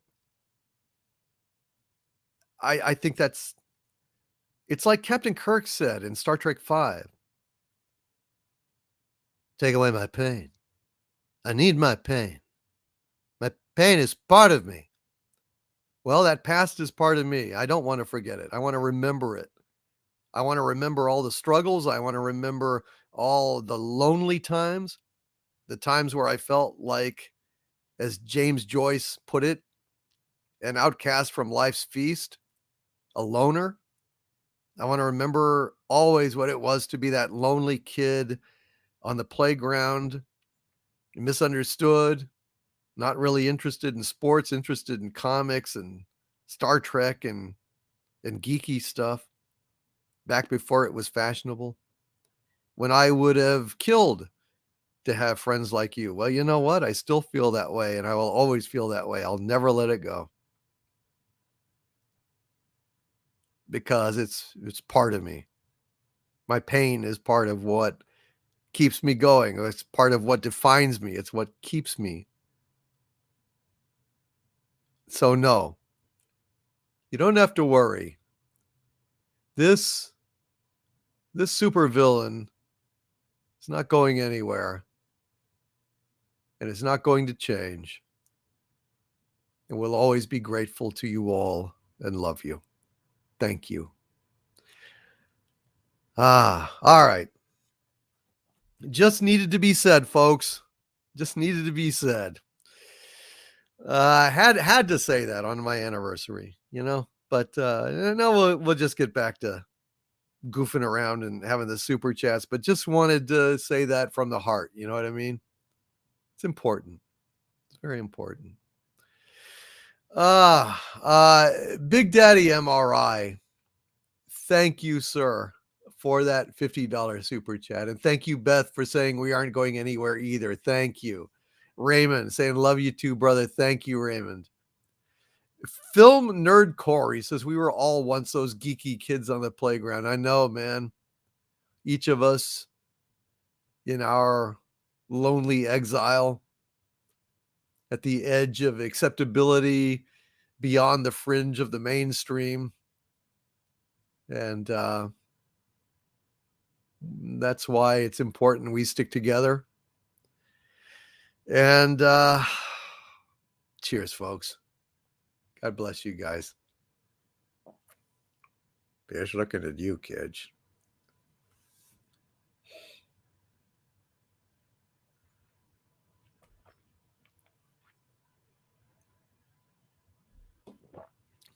I'm going to pour myself some water here. It's important. Hydration is important. Professional drinkers know that hydration is important. And while many of them don't talk about that, nevertheless, I do, because I don't want you guys to have hangovers. So cheers.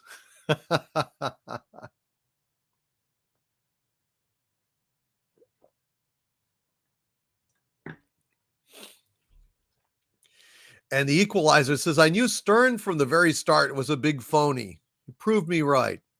Yeah, that's the thing I don't understand.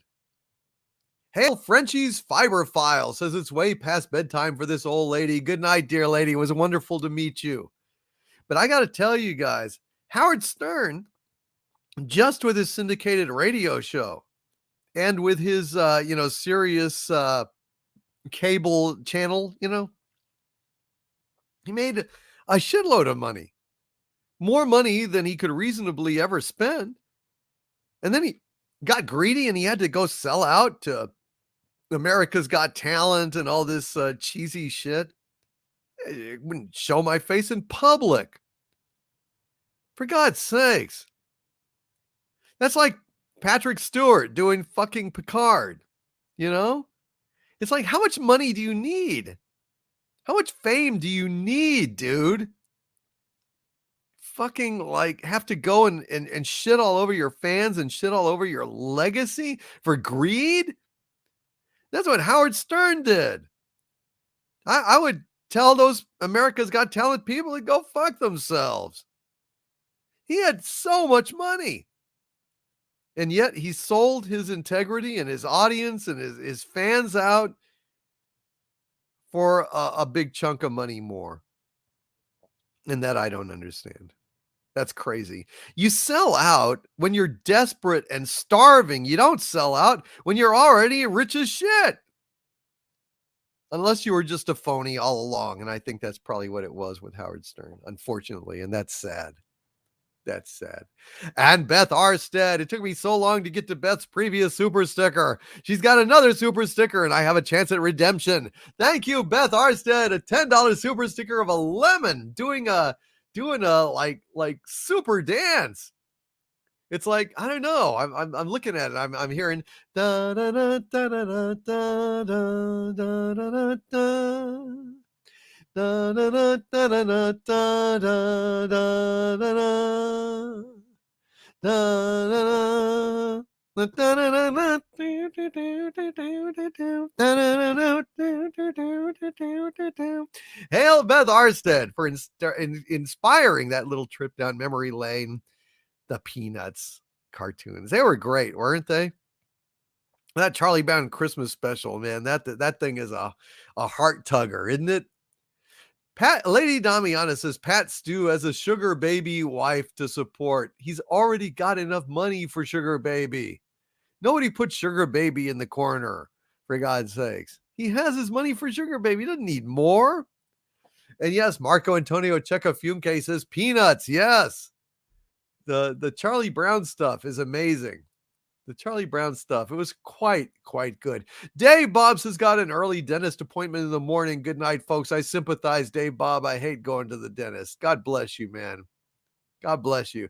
Indiana Jeremy says, I'd love to see a Peanuts parody starring Doomcock and friends. That would be great, wouldn't it? Harvey, do the sad theme.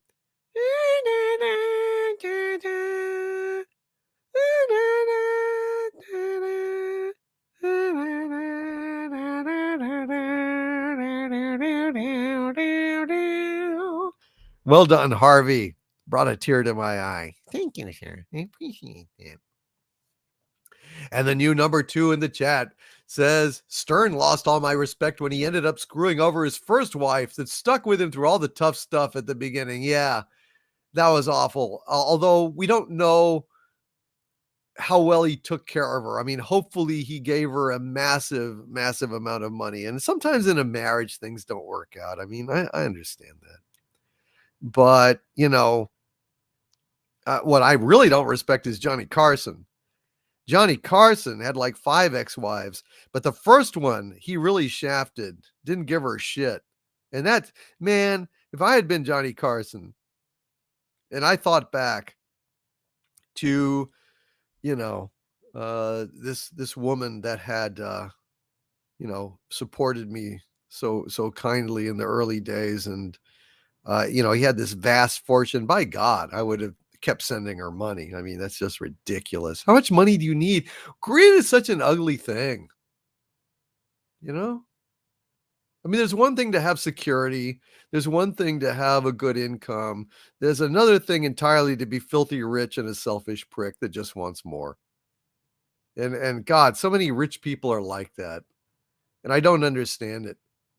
I just don't understand it. Beyond a certain point, you should give back. And it's just, I don't know. Anyway. Thank you, Big Daddy MRI. The Star Wars guys with a $4.99 super chat. Hail the Star Wars guy, says, happy 4-year anniversary, my lord. You've been a big inspiration to me and my channel. Thank you. You're very welcome, the Star Wars guys. We were very, very happy to be able to help you on Pop Culture Breakdown Live Spotlight. I really hope that got you a lot of subs, and I really, really appreciate you guys. Congratulations. And Ed Starr, my dear friend Ed Starr, who is an arch villain and a legionnaire and just a great, great guy. Ed, I pray to God that you're still here and you didn't duck out on me, man. Ed Starr with a $200 super chat. And Mr. Z, dear God, a $2.99 super chat. Thank you, sir. Thank you. Ed Starr, though, I got to focus on Ed right now.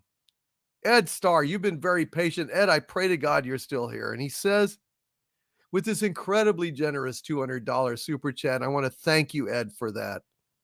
Consider yourself, sir, a producer of everything I do for this next week. And Ed Starr says, happy anniversary, my Lord Doomcock. Hail to the entire online pop culture legion. I am honored to have all of you as my friends. Thank you so much, Ed. I'm even putting it in the chat. I hope that he's still here.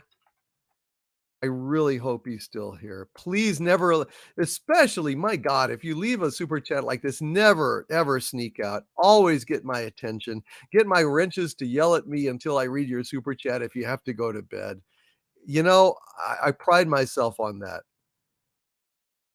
And I just want to say to Ed, thank you from the bottom of my heart. And I'm typing it in the chat as well. It's been a while since I've seen Ed in any of our Archvillain live streams or anything. I figured he was just busy, but how kind of him to show up for my 4-year anniversary celebration. And I just really want to thank you so much, Ed. I hope you're still here, buddy. And I hope I'll see you on the Archvillain live stream coming up here this next week, man. All right, I'll watch and see if he's still here. I hope he is, man. I hope he is. Ed knows better than to sneak out when he's got such a massive super chat.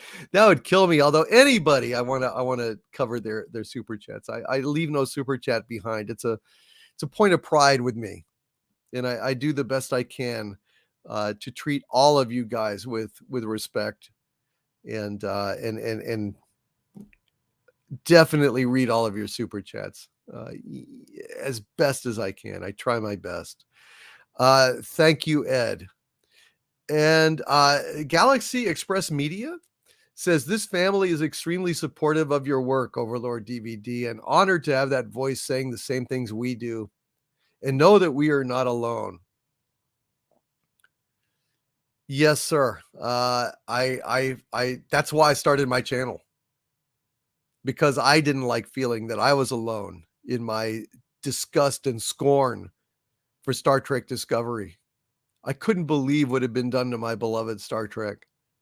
Little did I know that it was just a canary in the coal mine, that it was going to get worse and keep getting worse. And we're fighting back. We're going to keep fighting and keep fighting and keep fighting as long as we can. Thank you so much, my friends. Thank you. And Robert Mestel says, congrats, 4 years, Overlord DVD. Thank you, Robert. I appreciate it, man. I appreciate that. And Shoot First Solo, hail Jeff C, the Mad Chatter, Midnight's Oblivion. Gort Nut says, congratulations on 4 years. You reminded many of us we are not alone in our belief. Our culture is under attack and being ruined for woke agenda. Amen. Gort Nut, amen. It was very important to me, you see, because I was in despair. I watched the first Star Trek Discovery episode, and I was like, God, this sucks.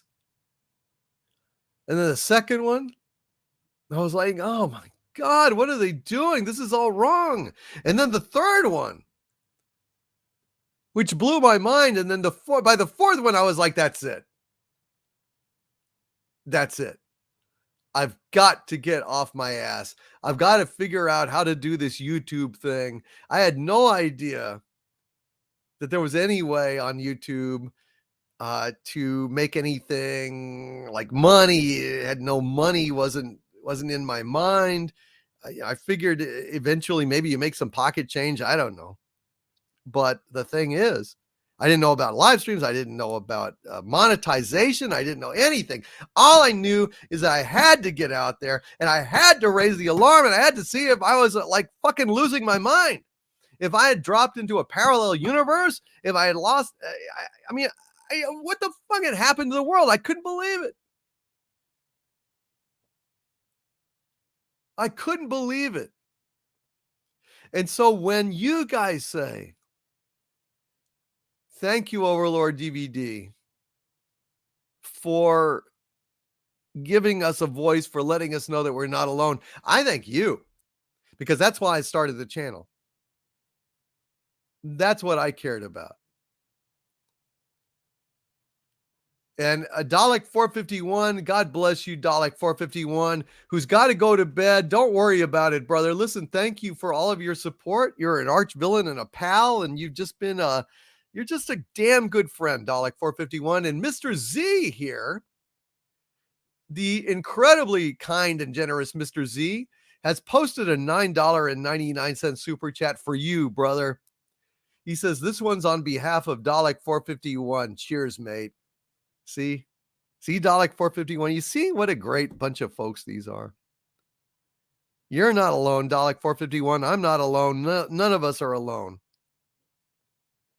Anytime any of you guys feels alone, you just come to one of my live streams. We'll buck you up. We are a community. We're a family here. That's the thing. That's the beautiful thing about this. If I can get sentimental for just another minute on Friday Night Frolics. Thank you, Mr. Z. Thank you, Dalek 451. This is an example of what happens all the time. Not like somebody sending a super chat for someone else, but look, somebody comes into the chat on Friday Night Frolics and says, I lost my job. My wife left me. My dog died. I lost my grandmother. I lost my mom. I lost my father. We all rally around that person and we lift them up and we send them sympathy. And we send them support. We send them love. We are a community here beyond pop culture, although pop culture is the rallying banner, and that's why I fight so hard for it. It's not just stories. It's not just fiction. This is our lives. These are things that we care about passionately. And it is drawn together, I think, the best community on YouTube. This is a community that is not motivated by hate. This is a community that is motivated by love and compassion, and brotherhood and sisterhood and acceptance. And that's why I don't tolerate political chat, because all political chat does is divide people. And there's quite enough division in the world already. Thank you. But this is a special place. And it's not because of me. It's because of you guys. So thank you, Dalek 451. Thank you, Mr. Z. Thank all of you for being so damn decent. Such good people. And for caring. Not only about pop culture, not only about me, but about each other. This is just one of the most remarkable phases of my life. And I am so grateful. And you see it playing out right here with Mr. Z and Dalek 451. Thank you, guys. Thank you so much. And Channel Surf in the chat says, raising my Macallan to celebrate 4 great years of excellence. Forget the water. And let's get hold your thumb and pee your pants drunk.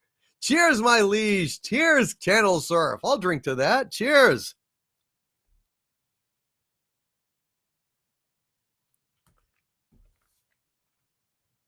Man, I'm putting a serious dent in expensive bottle of this good stuff. But, you know, It's a 4-year anniversary. If you can't do that on a 4-year anniversary, when can you do it? You know, I actually do not drink to excess. I don't. I'll have like maybe a drink a night generally, unless I'm doing a live stream. Then I might have 2 drinks in a night or something. I'm having more now.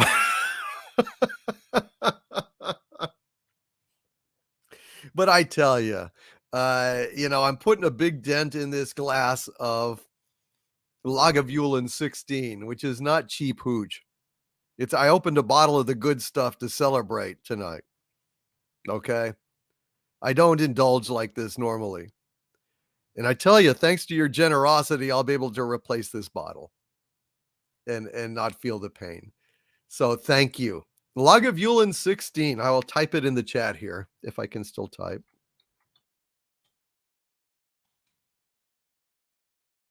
Lagavulin 16.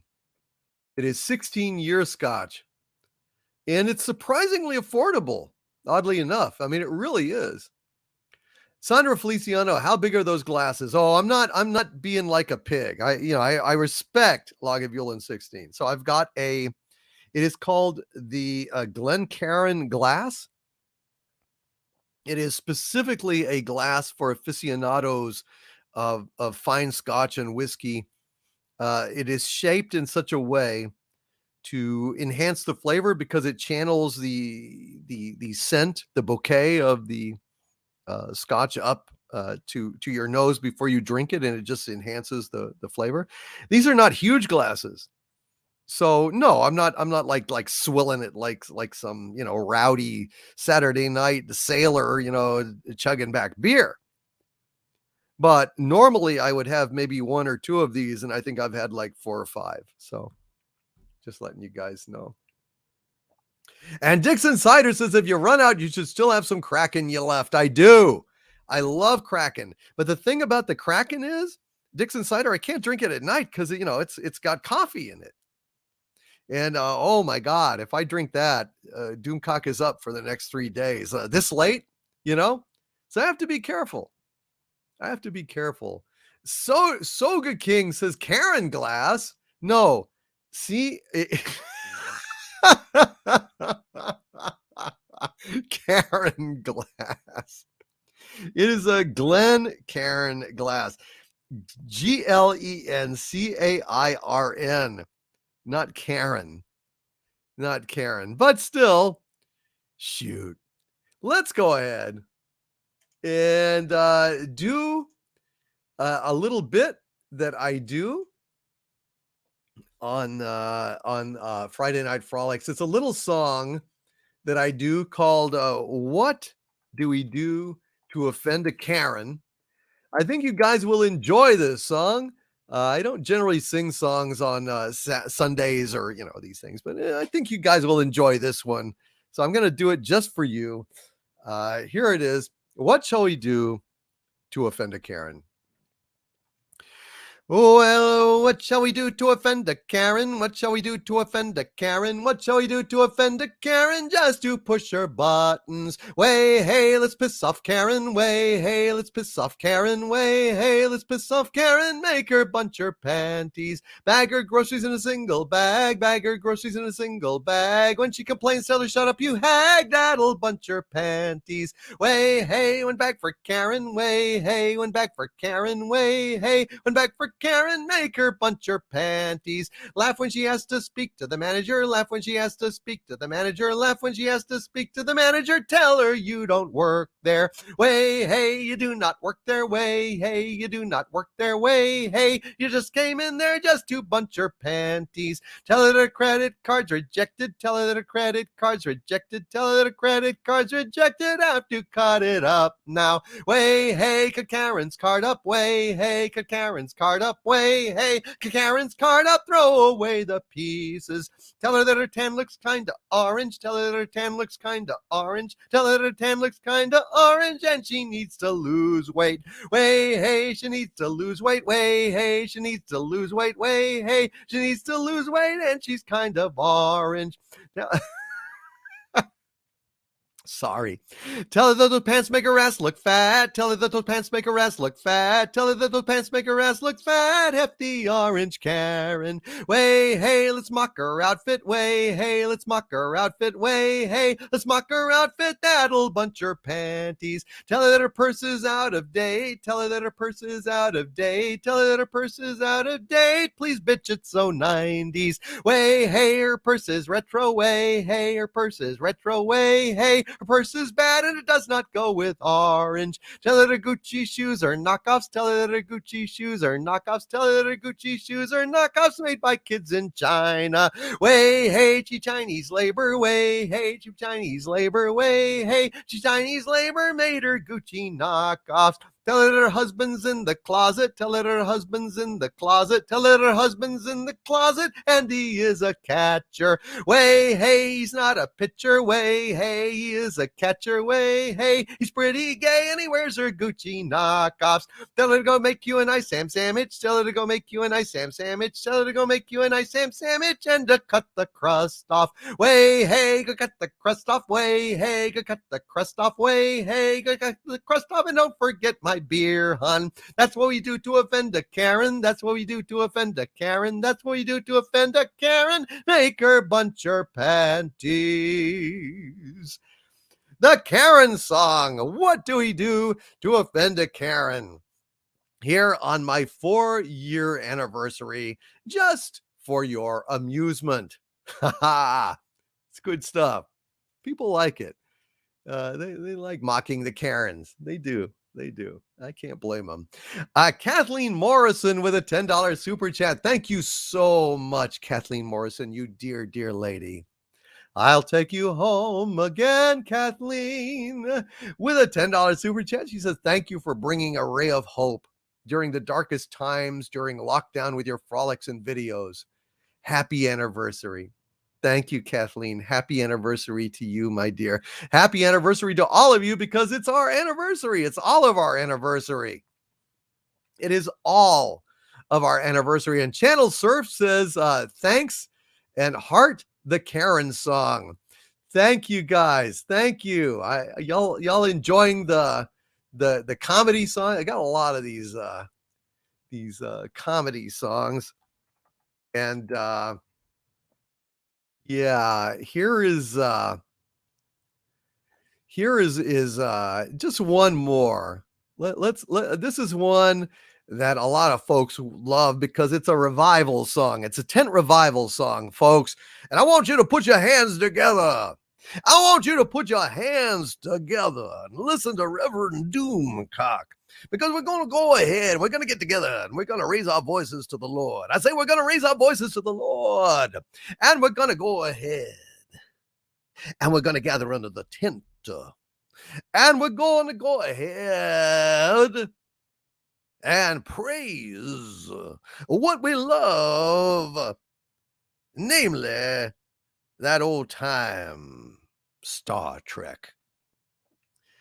Give me that old time in Star Trek. Give me that old time in Star Trek. Give me that old time in Star Trek. It's good enough for me. Captain Kirk with his shirt ripped clean off. Captain Kirk with his shirt ripped clean off. Kissing girls and fighting Klingoffs. It's good enough for me. Give me that old time in Star Trek. Give me that old time in Star Trek. Give me that old time in Star Trek. It's good enough for me. All the ladies in the short skirts. All the ladies in the short skirts in those high-heeled boots and short skirts. It's good enough for me. Give me that old time in Star Trek. Give me that old time in Star Trek. Give me that old time in Star Trek. It's good enough for me. Give me Spock without no sister. Captain using his two-fister. Bones ain't no bricklayer, mister. It's good enough for me. Give me that old time in Star Trek. Give me that old time in Star Trek. Give me that old time in Star Trek. It's good enough for me. Give me that Starship Enterprise. Give me merch that I want to buy. Give me the Gorney Cesta skies. It's good enough for me. Give me that old time in Star Trek. Give me that old time in Star Trek. Give me that old time in Star Trek. It's good enough for me. With a captain that's a man, optimistic future plans, and women with great cans. It's good enough for me. Give me that old-timey Star Trek. Give me that old-timey Star Trek. Give me that old-timey Star Trek. It's good enough for me. Before Kurtzman went and screwed it, before Goldsman so abused it, before Moonves did contuse it, it was good enough for me. Give me that old-timey Star Trek. Give me that old-timey Star Trek. Give me that old-timey Star Trek. It's good enough for me. Is it dead and gone forever? Is it dead and gone forever? It ain't dead or gone forever. It's on my DVDs. Give me that old-timey Star Trek. Give me that old-timey Star Trek. Give me that old-timey Star Trek. It's good enough for me. Give me that old-timey Star Trek. Ladies and gentlemen, boys and girls, it's good enough for me. And Vanessa Lore's got to go to bed. Thank you, Vanessa Lore. Love you, love you, love you. Hail, Vanessa Lore. And thank you for being here tonight. It's on my DVDs. Damn right. Damn right it is. They can't kill our Star Trek. We've got it on our DVDs and our Blu-rays and in our hearts and in our minds and in our comics and in our books. Screw them. We will not be deterred. All right. And Lance says it may take time, but someday Star Trek is a going return to true form. I'm an optimist. Amen. And Dalek 451 says these songs are always fun. Thank you so much for everything you do. And here's to another 4 years. Off to bed now. Good night, everybody. And as always, it jumped on me. And as always, I'll see you all next time. Hail Dalek 451. And Dionysus Larson says, preach, brother. Amen. Amen.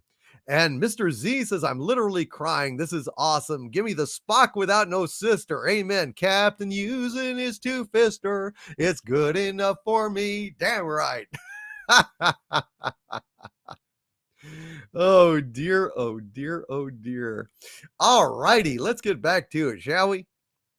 That's right. Comedy is our greatest weapon against these woke wankers. It's absolutely our greatest weapon against these woke wankers, and that's why I try to deploy it at every opportunity. Gort Nutt says comedy is a wonderful weapon against hubris and pomposity we see in so many parts of our society now. I miss the Dr. Demento show. You would have such fun with this current social order. Amen. But I tell you what, if you miss the Dr. Demento show, Gort Nutt, come to Friday Night Frolics, because we do these kinds of song parodies that I personally write all the time. And Tiara Starbrighter at last, my dear Tiara Starbrighter, with a $5 super chat. I'm so sorry it took me so long to get to it tonight.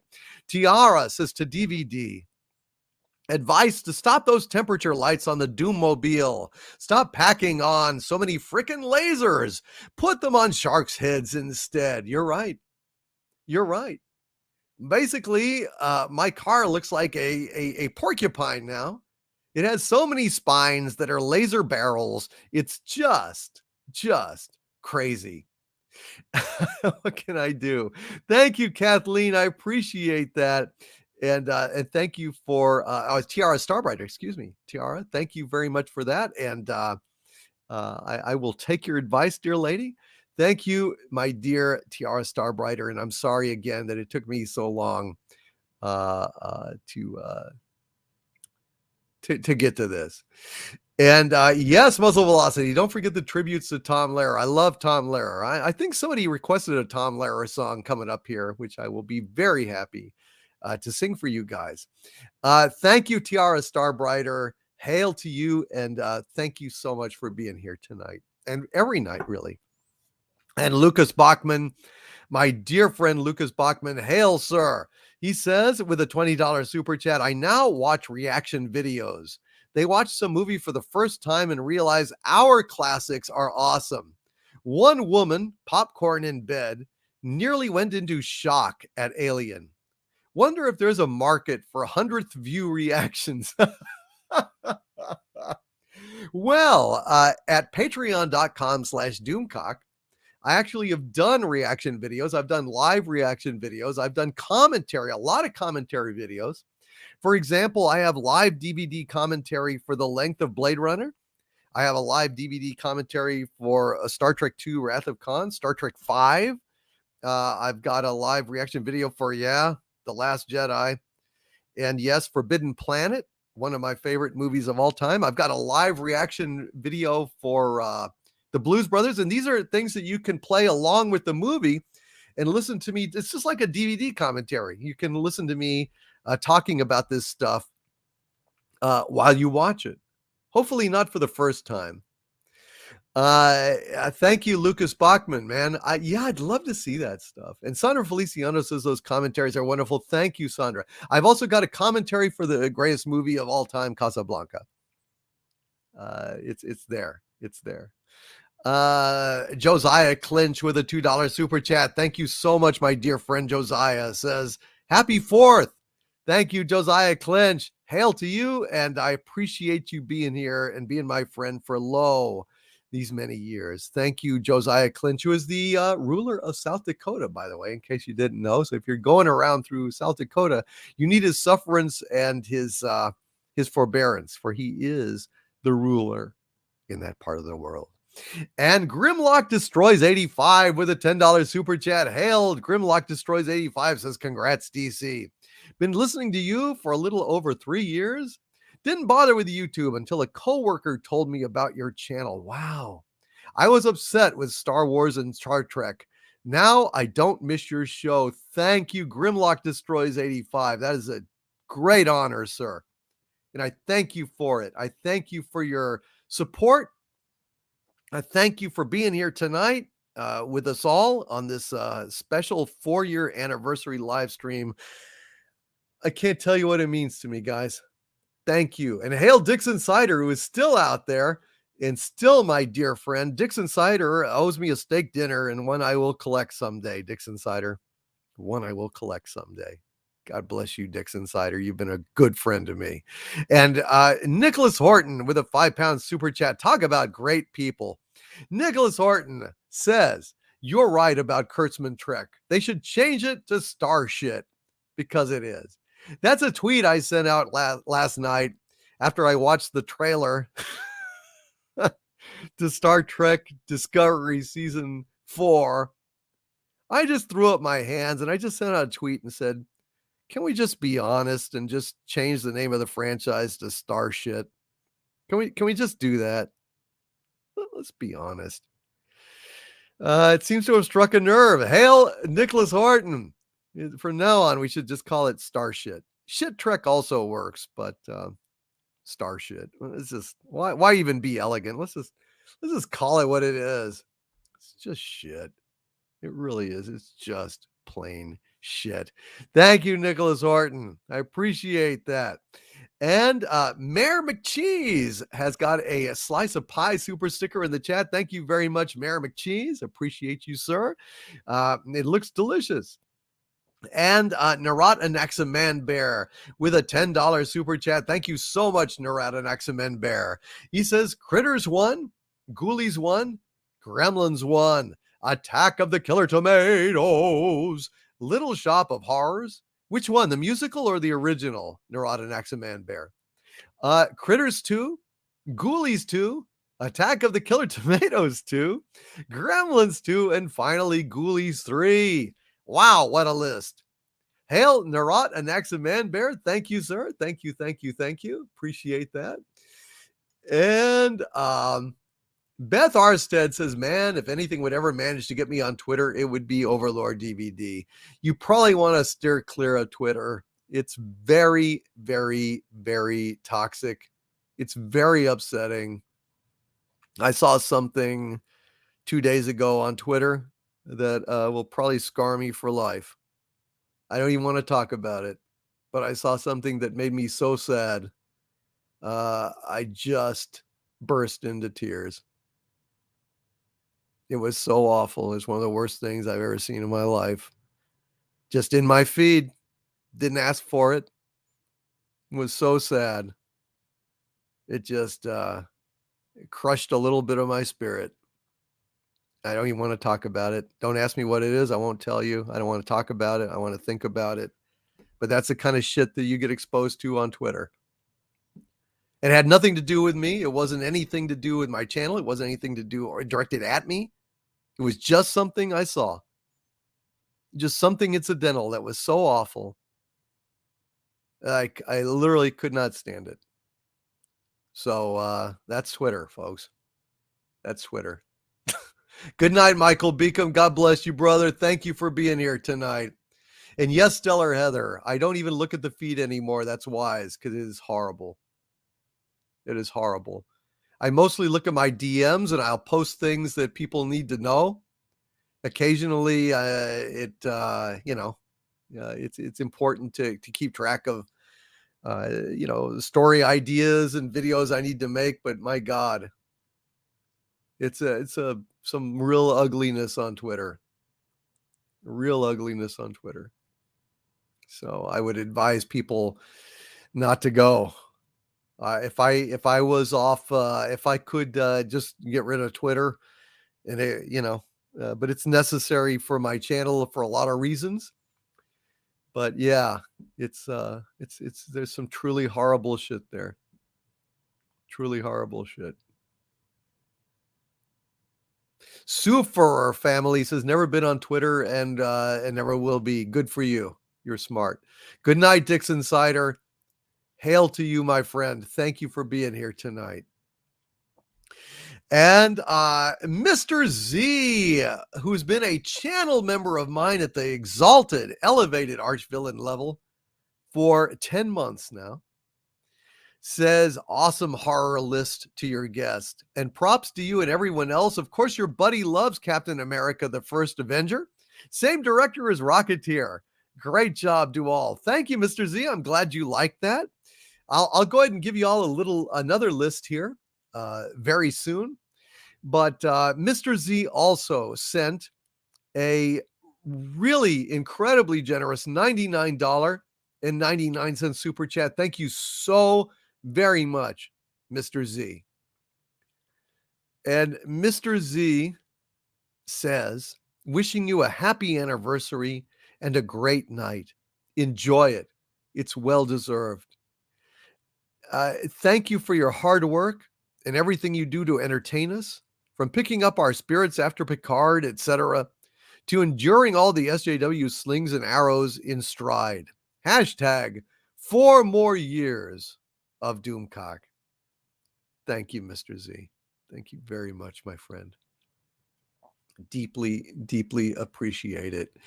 And Mr. Z says, Beth, sound advice. Listen to the man. I got off of Twitter, and it is so much better. And being what a miserable cesspool of hate.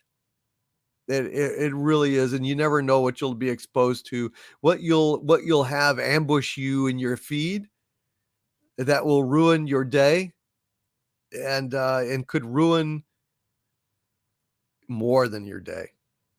It has definitely hurt me deeply. I was so saddened by what I saw. Shit. I just burst into tears and dropped on my knees and prayed to the Lord for, yeah. It was horrible. It was horrible. Yeah. Nemo Nova says, and you can't unsee that stuff. Yeah. I'm really leery now. Really, really, really leery. I've learned my fucking lesson. There's just so much horror in the world. We don't need any more of it. We just don't. And echoes of the ancients with a $5 super sticker of Bushiba applauding and saying, bravo. Thank you so much, Echoes of the Ancients.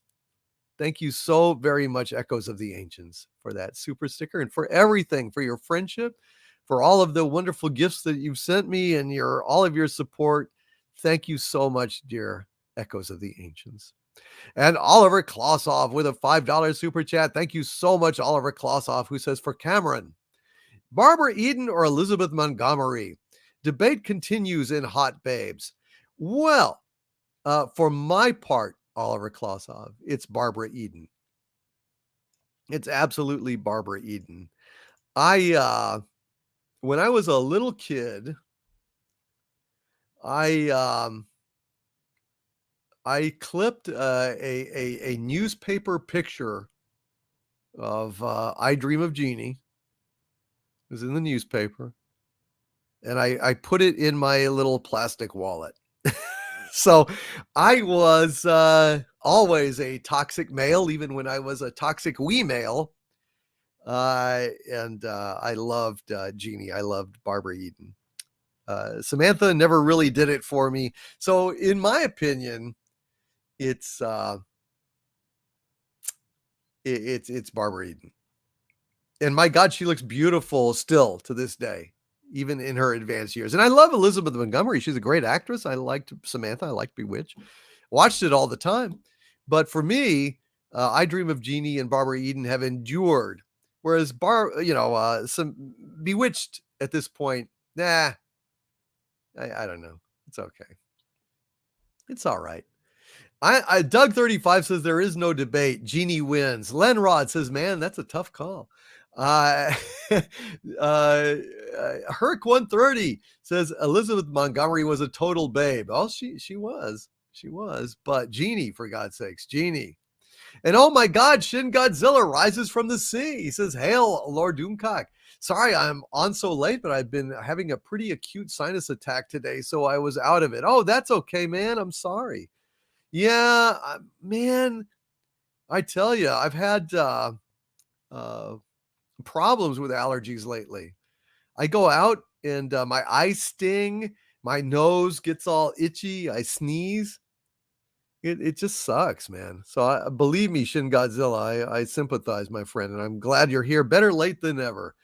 And SHS Rebels 08 with a very, very generous $40 super chat. Thank you so much, Rebels. SHS Rebels 08.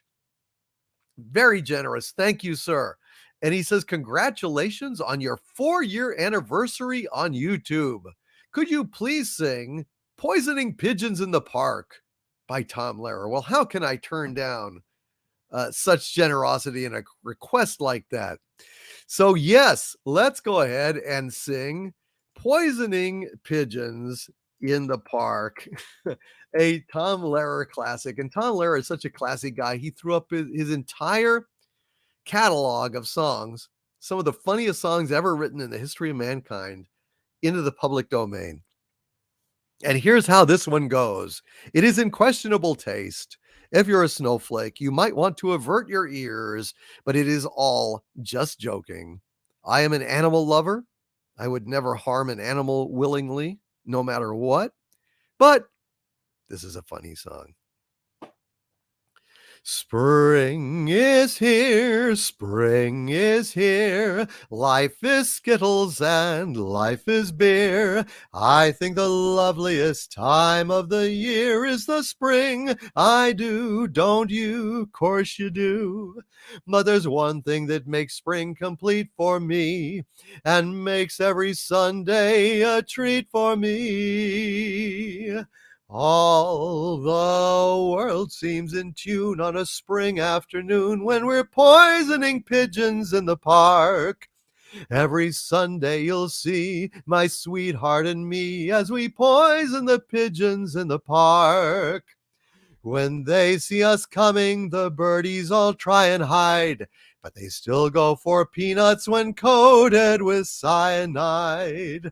The sun's shining bright, everything seems all right when we're poisoning pigeons in the park. Do-do, do-do-do-do, da-dee, da-da, do-do-do.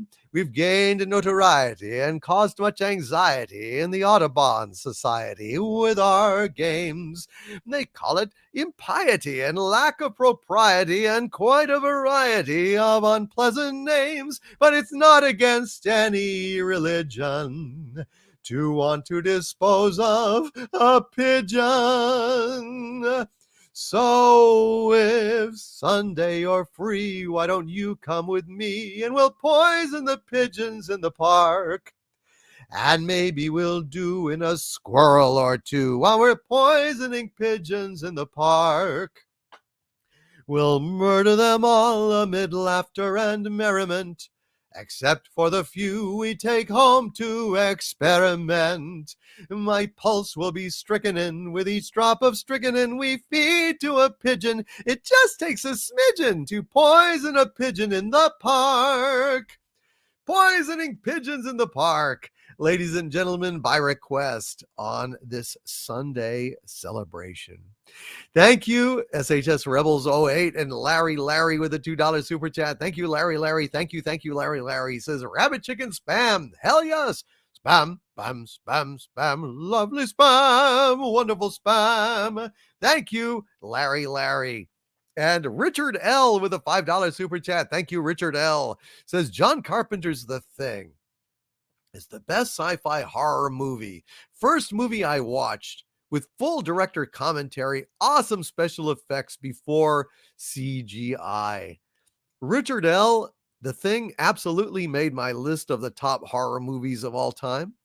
I would humbly say that I feel that Alien is the greatest sci-fi horror movie of all time. I mean, Ridley Scott, I mean, it is pure. It is damn near flawless. That movie is amazing. Not that The Thing isn't, but Alien is a effing masterpiece, Richard L. So I agree. The Thing is a masterpiece. I would personally rank Alien a little bit higher, but still, they are both worthy. And you, sir, have excellent taste. Thank you, Richard L. And Professor Gray with a $2 super chat says, challenge best odd films. Buckaroo Banzai. Yes, that is excellent, Professor Gray. So best odd films, huh? Well, I would definitely put The American Astronaut as one of the oddest films I've ever seen in my life. So I would retaliate with Buckaroo Banzai, American Astronaut. What's another really weird? Oh, well, here's a weird one. God dang, now I'm having trouble remembering what the name. Shit.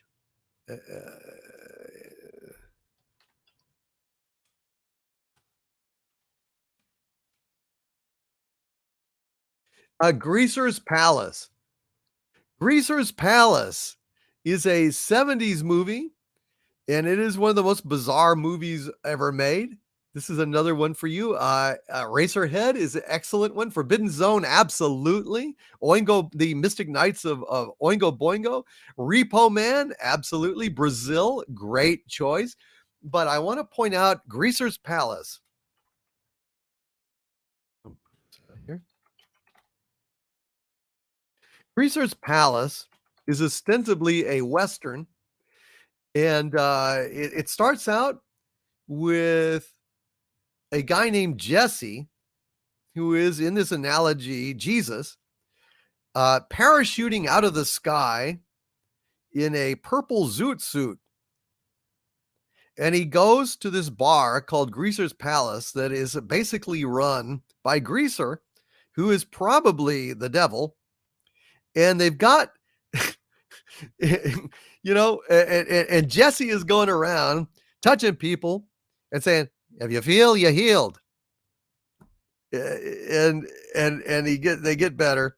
And in the bar, they have in the Greaser Palace, in this Western, all the cowboys, and they have a guy wearing a sheet with holes cut out for the eyes and a derby. And of course, that's the Holy Ghost. And it is like a religious allegory in the Old West with Jesus in a purple zoot suit parachuting out of the sky. Greaser's Palace, ladies and gentlemen. It's very, very, very strange. So you might want to check that out if you're looking for weird shit. But American Astronaut, you can't go wrong. Do me a favor. Go check out American Astronaut. And Dead Goon says El Topo. Yes, El Topo is very, very, very weird indeed. And Mr. Z with another $19.99 super chat, which is extremely generous of you, Mr. Z. Thank you, sir. And Mr. Z says, I wish Deckard was not a replicant, but as they say, it is what it is. Once again, hashtag Doomcock was right. Thank you, Mr. Z. Thank you for being a logical, critical thinking, evidence-based film fan. And hail Robot Shlomo. Robot Shlomo is in the chat. Robot Shlomo, I have been shouting you out all night. I have been asking people to subscribe to you. Robot Shlomo, you are awesome. Robot Shlomo is one of the reasons why I have been successful, along with Mecha Random. I've asked you to please go subscribe to Robot Shlomo and Mecha Random. They are amazing folks, good friends. They deserve much, much bigger YouTube audiences than they have. I love Robot Shlomo, and just a great guy. Rob, I am pressed for time, but if you would come on for 10 minutes and just say hi and allow me to thank you, I would really appreciate it. I'm going to shoot you an invite, and I would love to have you come on if you have the time.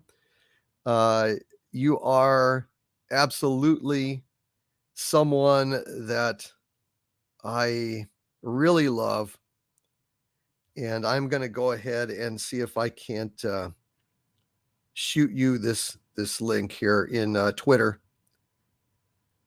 I don't have a lot of time. I'm really behind. It's already been 5 hours live streaming, and I've got a whole bunch of stuff to get here, but I would love to have you on.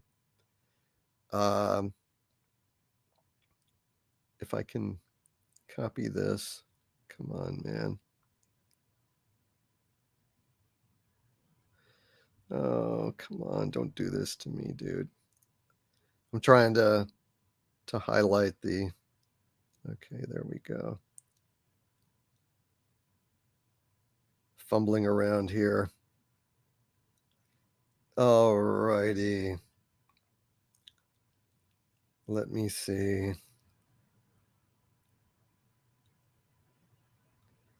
Here we go. I would very much like it. There we go. If you'd like to come on just briefly, I would just really like to thank you and urge people to subscribe to you, because you definitely deserve it, man.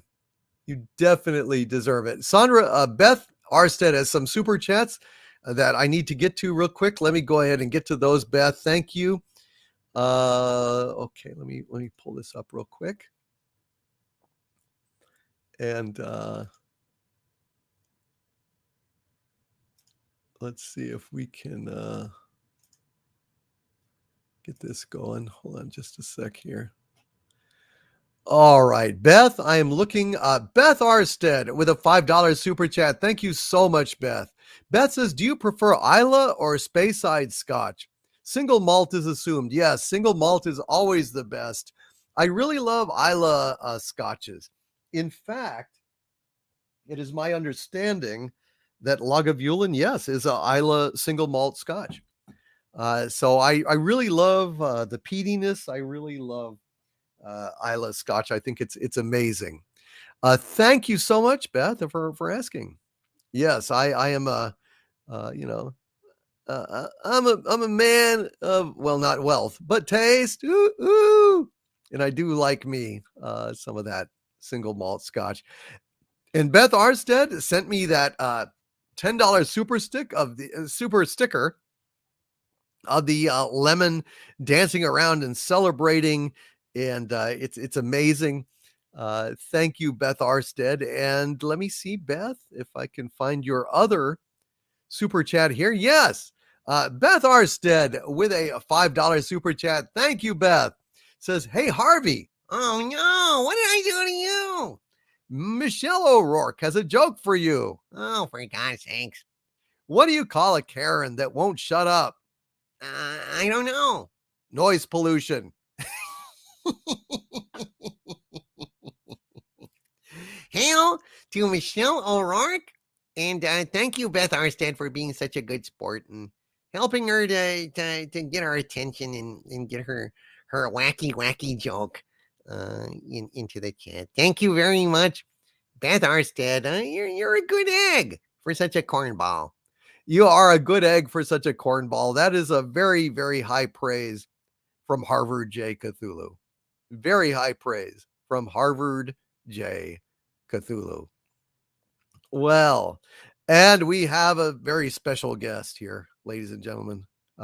This man was the first one to find me when I was out in the wilderness, ranting in a hair a hair shirt, eating locusts and wild honey and ranting like a nut by the side of the road. And he's the only guy, he's the first guy that stopped and pulled over and put a shirt on my back. And he just is a dear friend and a funny guy. He's a guy that not only should be monetized, he should have 100,000 subscribers. And I hope that at some point we will get that for him. But I want to welcome Robot Shlomo, the Reverend Hare Krishna. Hail, Rob. How are you, my dear friend? Happy anniversary, happy anniversary, happy anniversary, happy anniversary. How are you, my good man?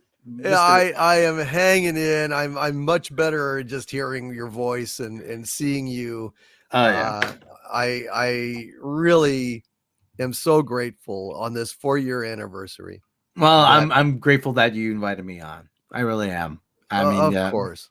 Yeah. So, and let me tell you, it's yeah. I mean, like I said, you were on the standing at the sandwich board that said the end is nigh, ringing that bell and just mumbling about the aliens and the crab people and yes and the potato lemmings and I said, fourth dimensional reptiles like David Icke talks about. Yeah.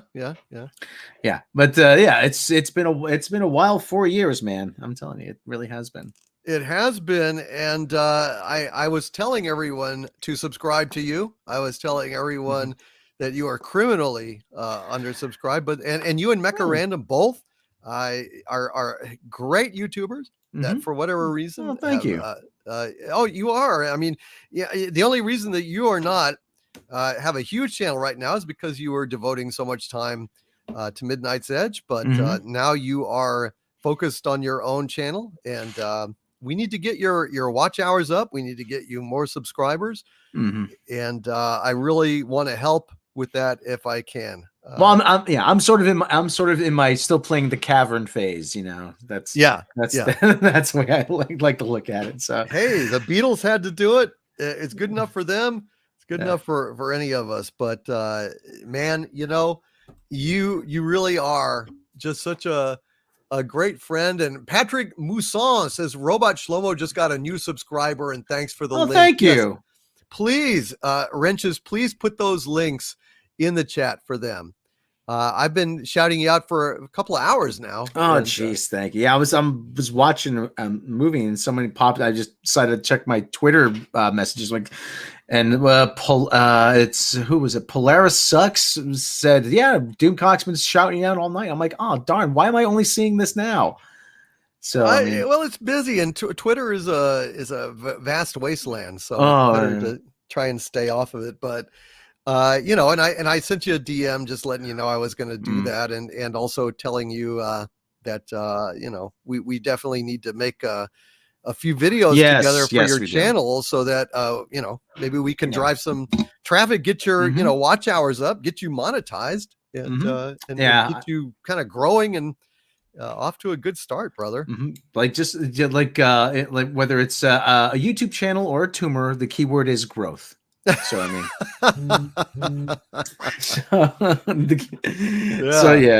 we this is the last year has been really weird. We've all gone through a lot of changes. I'm glad to see a lot of us are still here, and I'm very thankful for that. Yeah, absolutely. Polaris Sucks is saying would love to see a weekly show or monthly with Rob, maybe.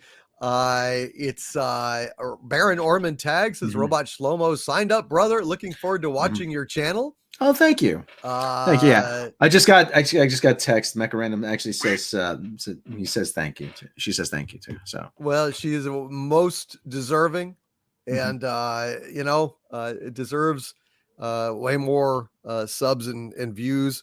than she has. Right now, the algorithm is What- insane. It's shit. What is going on with that? Everybody's losing subscribers. I mean, geez. It's, Oh, it's, yeah. It's, Oh, yeah. it's insane. Oh yeah. Well, the thing is, it's like, with me, I knew that something was going wrong the minute that they did that last algorithm update. And I don't know what it is, but they always have sucked down subscribers. Oh yeah. Automatically. But now the rate of it has gone to the point where I'm just at equilibrium, gaining like just a tiny bit.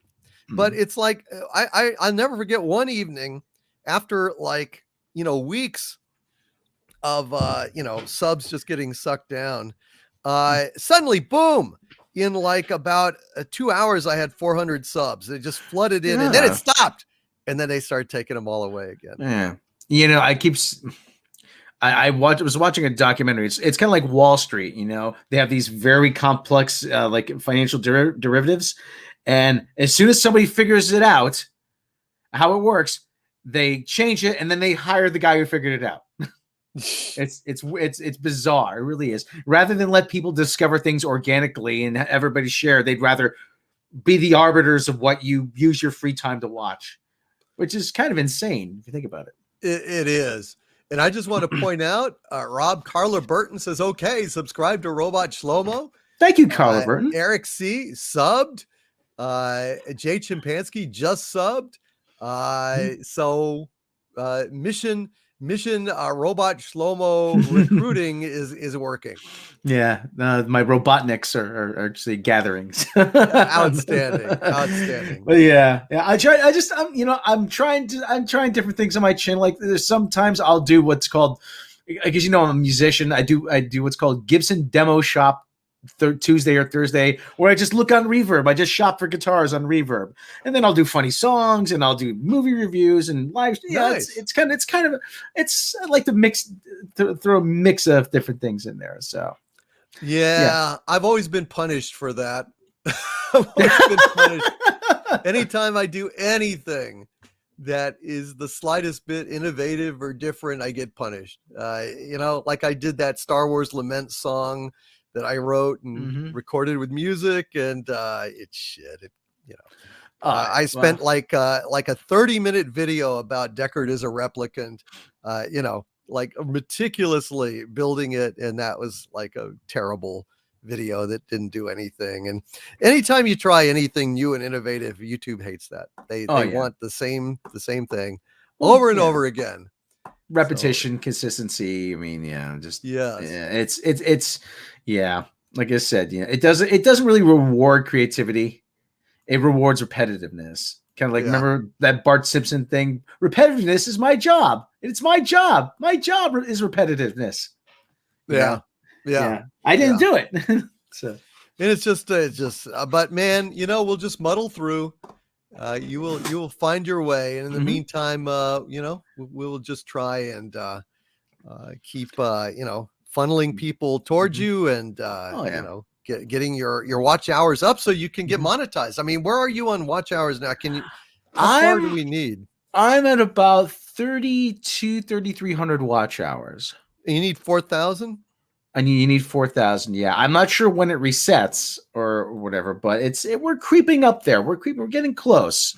The finish line is in sight, people. So, yeah. My live streams haven't exactly helped, because what I try to do is I try to keep them at an hour, so that way I don't feel like, listen, we all have busy lives, some more than others. I don't like keeping people chained to a microphone for hours at a time. I try to make it, and it's easier on the audience too. It's like, oh, okay, I could listen for an hour. I could replay it if I want. That's my philosophy. I just like to keep it tight, nice and tidy to an hour, and or an hour 10 minutes. I did an hour and 30 minutes tonight, which was I didn't realize that, but I tried. Excellent. Yeah, but like I said, I try to keep it short and sweet, so that way people can. And so when people find it later, it's like, oh, okay, 55 minutes. Oh, okay, I can handle that. And so, like I said, so that's been my strategy. I know, like, some people have put a camera on a fish tank to try to artificially inflate out like their watch hours, but it's like, I'd rather not do that, Excellent. And Galaxy Express Media says another new sub for Robot Shlomo. Thank you. I have, like I said, I have a lot of stuff. Hopefully you'll like what I'm putting out there. I have funny little songs, reviews, Absolutely. I have my emu song. Never trust an emu. Never trust an emu. They'll peck your eyes out and they'll give you the gout. Never trust an emu. I have no idea why I wrote that one, but I like it. They are such big dopes, and they'll drink all of your liquid soap. Never trust an emu.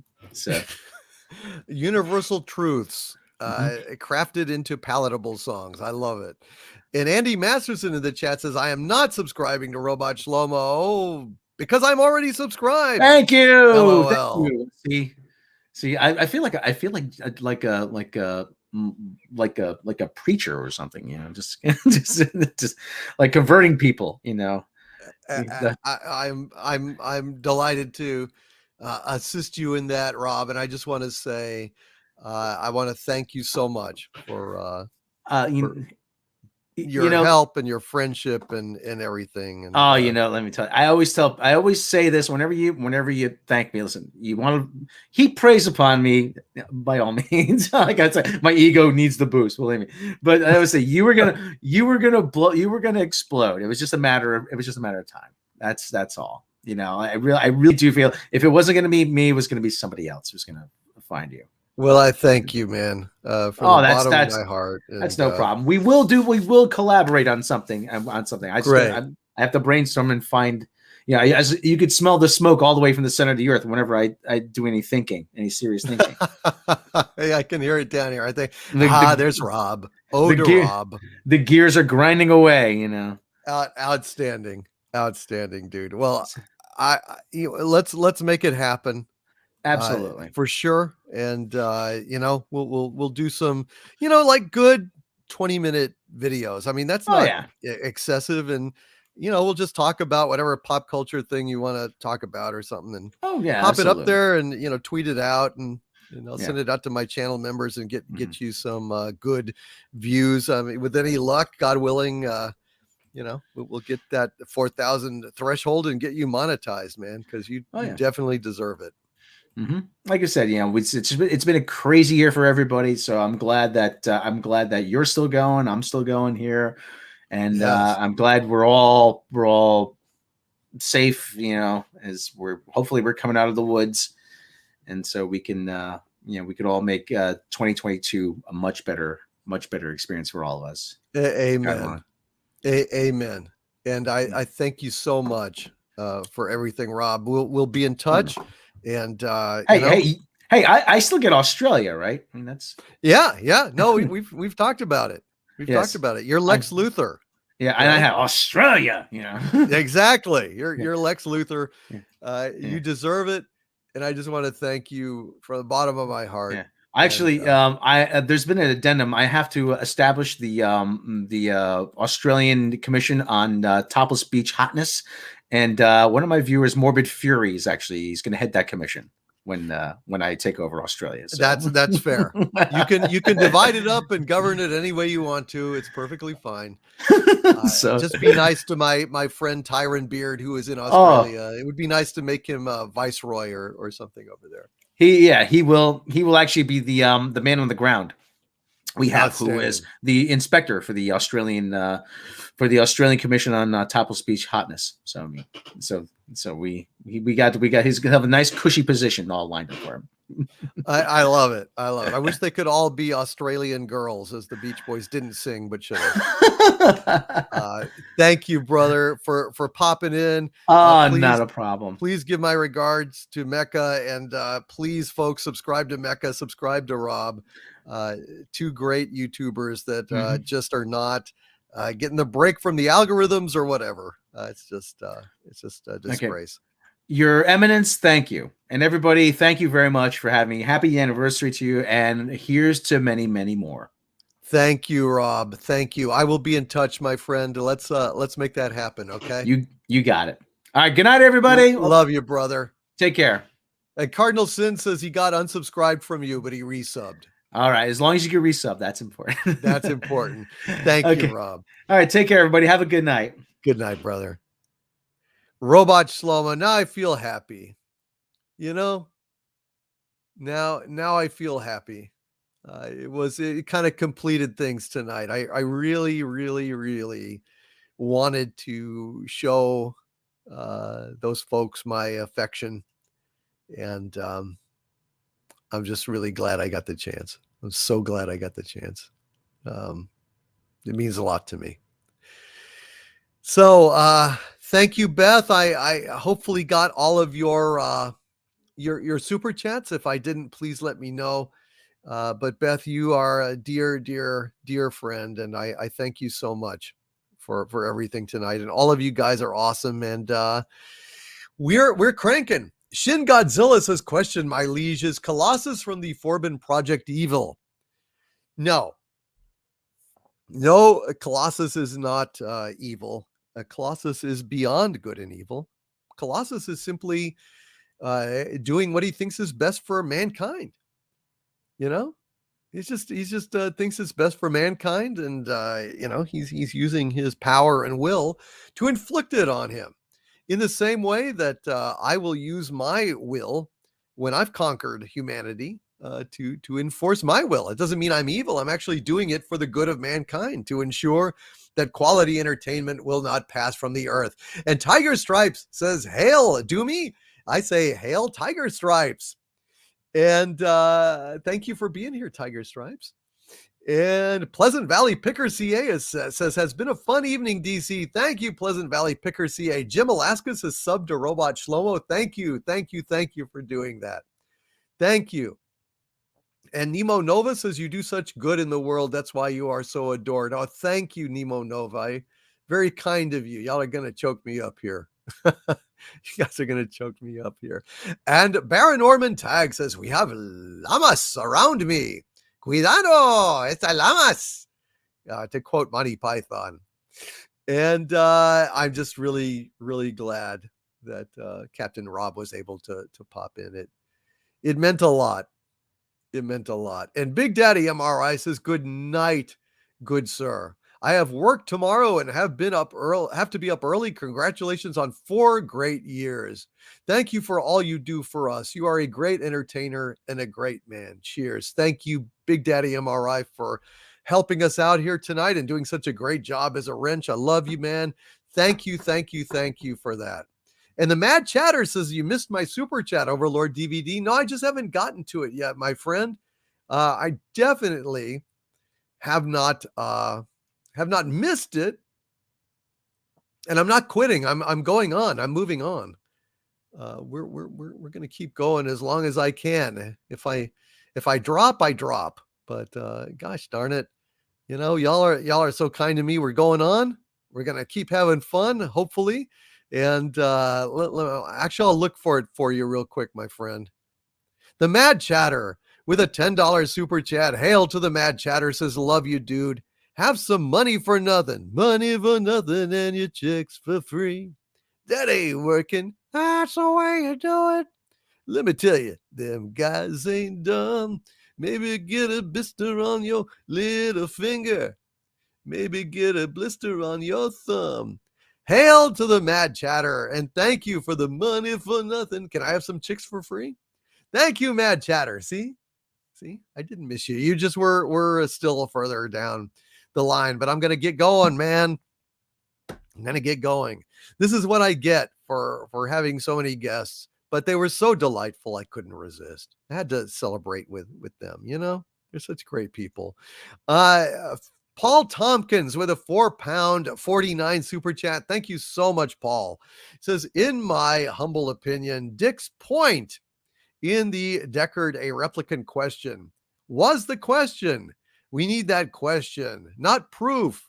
X, do androids woke the F up about TV? Hail, Paul Tompkins. That's a good point. The issue of Deckard being a replicant is a very something that really ties in to the meaning of Blade Runner. So there you go, Paul. Thank you for that. It's an excellent point, sir.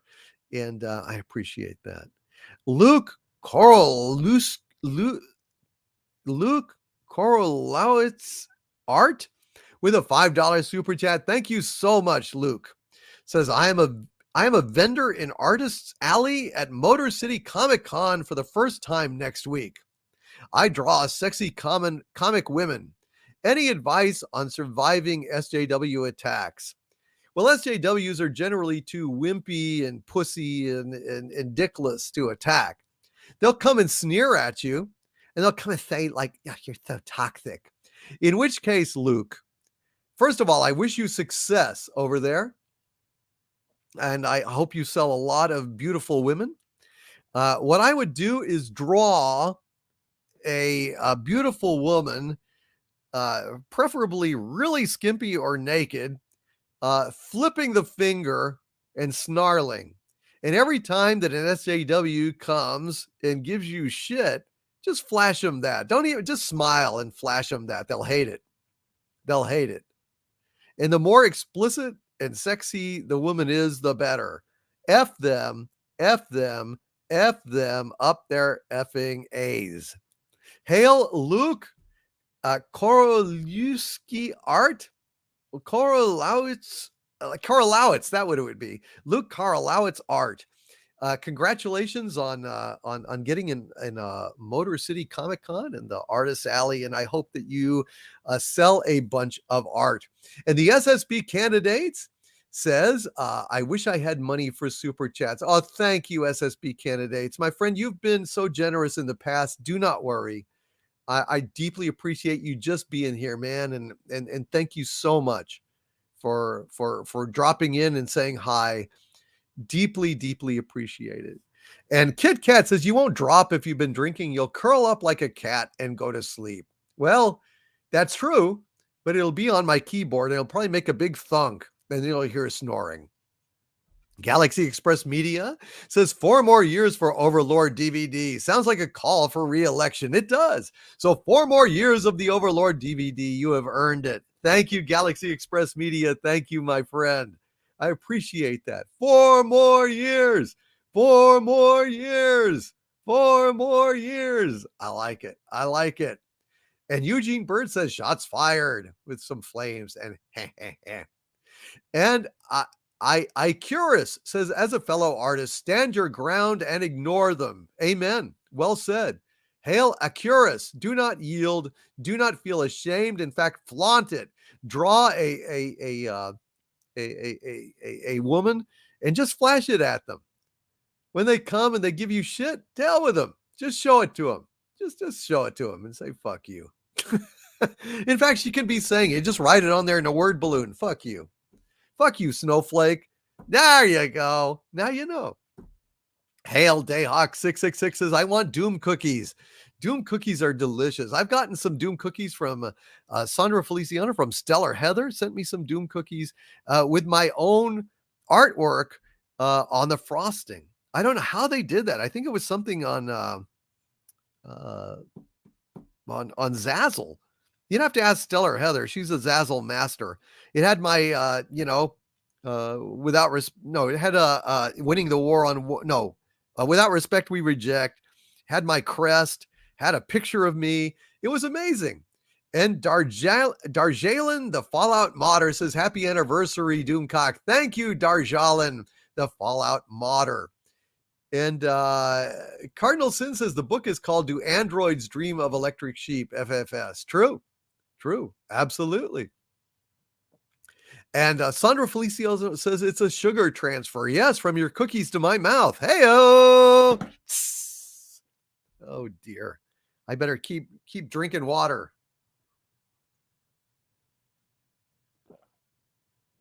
And yeah, I suspect we're probably going to hit about 7 hours here tonight. So what are you going to do? And hail Jay Chimpansky, who says art has always been about drawing naked people. I don't get these prudes. Yeah, they just hate sex. They hate humanity. They hate life. They hate joy. They hate heterosexuals. They hate everything that's good in the world. Fuck them. And your Muslim uncle with a $1.99 super chat. Thank you so much. Muslim Uncle says 4 more years, 4 more years, 4 more years. Thank you, your Muslim uncle. Yes, when they call you a gatekeeper, wear it with pride. When they call you a toxic male, say fuck you and prove them right. When they say that you are toxic because you're drawing naked women, draw bigger naked women.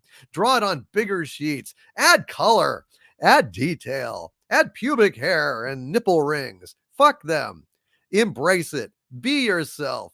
Go into it and tell them that you just don't give a shit about what they think. Period.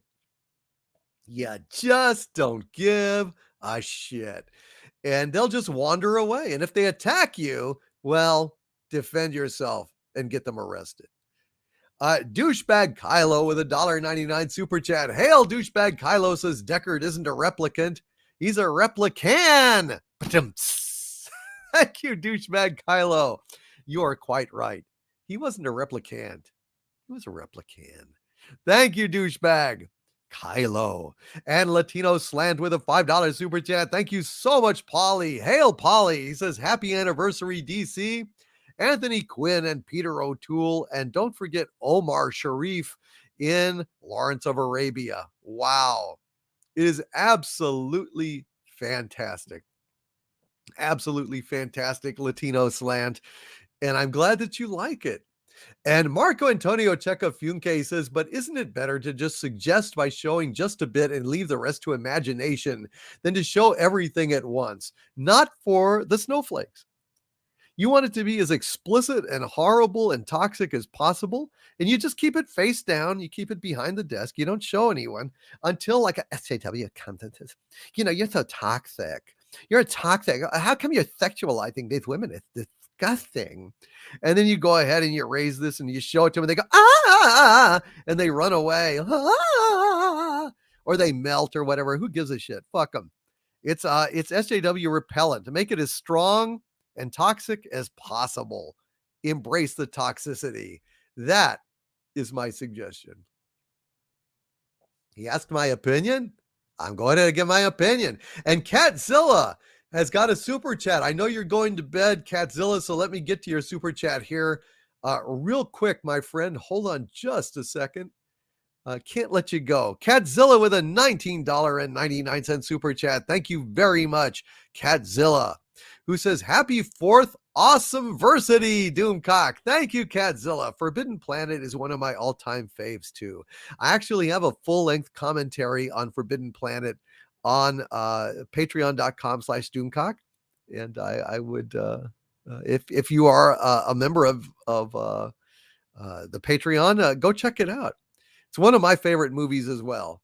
And I've actually got a list. I should actually do this, right? I've got a list of my favorite science fiction movies of all time. And let me get to it. So my top 10 science fiction movies of all time, my friends. Number 10. Hold on a sec. Number 10, Colossus, The Forbin Project. It's an outstanding movie. It's from the 60s. It is fairly low tech, but the ideas in it, the acting in it is spot on. So I would absolutely recommend that you check out Colossus, The Forbin Project. Number 9, Planet of the Apes. Planet of the Apes. There's not enough great things I can say about Planet of the Apes. It is a perfect movie. I love it. And if you haven't seen it, check it out. In fact, the first 4 movies in the series, Planet of the Apes, Beneath the Planet of the Apes, Escape from the Planet of the Apes, and Conquest from the Planet of the Apes, are all brilliant. Number 8, Terminator. Terminator is outstanding. Hail to Terminator. I think you guys would like that. And hail Baron Orman Tag. If you want, I will read your super chat here before you got to go. But thank you, brother. Number 7, Alien. Alien is a masterpiece. Number 6, The Matrix. Holy shit, is The Matrix a great, great, great, great movie. It is a milestone a milestone of genius, cinematic genius. I love it passionately. Number 5, Star Wars. Number 5, Star Wars. Could not let a list like this go without perhaps the most influential science fiction or science fantasy, really, movie of all time. I call it, because of the science fiction trappings, I call it science fiction, but it's really science fantasy. But it's still got to make the list. Number 4, Metropolis, the original Metropolis. It is a milestone of cinema, of science fiction, and it definitely is worthy of being on this list somewhere. And the division between all these movies is very, very slight, folks. Very, very slight. Let's see. Number 3 on the list, 2001, A Space Odyssey. Hail to the Guardian of Azarath, who says it's nearly 5 a.m. here in the UK. I need to head off to bed. Good night, and push that button. Thank you, the Guardian of Azarath, for being here, and thank you for staying up. And thank you, Baron Ormantag. I'm going to get your super chat here in just a sec, even though you said not to. Number 2 on my list of greatest science fiction movies of all time, Forbidden Planet. Forbidden Planet was the greatest movie of all time before the number 1 movie and also the number 3 movie. But I just put Forbidden Planet above 2001 just because it's a personal favorite of mine. I adore it. And Robbie the Robot is an obsession of mine. And I have 50 million Robbie the Robot models, toys, pictures, etc. What can I say? And Anne Francis, of course, was one of the hottest things on 2 legs that I've ever seen. So there you go. And the number 1 science fiction movie of all time is also the number 2 greatest movie of all time, Blade Runner. Blade Runner. Blade Runner. So there you go, folks. That is my top sci-fi list. And I am looking for Baron Ormantag's super chat here, because I know he's got to go to bed. And let's see. I am looking, Baron. I am looking, my friend. Hold on just a second. Andy Masterson with a $5 super chat. Hail to the Andy Masterson, who says, Overlord DVD, I would like to discuss possibly offering a limited run of DVD figures for sale to Archvillain members. Oh, man. Well, that would be awesome, Andy Masterson. Let's talk about it, man. Let's talk about it. We'll chat about that. Okay, Baron Ormantag, I am still looking, my friend. Hold on just a sec here.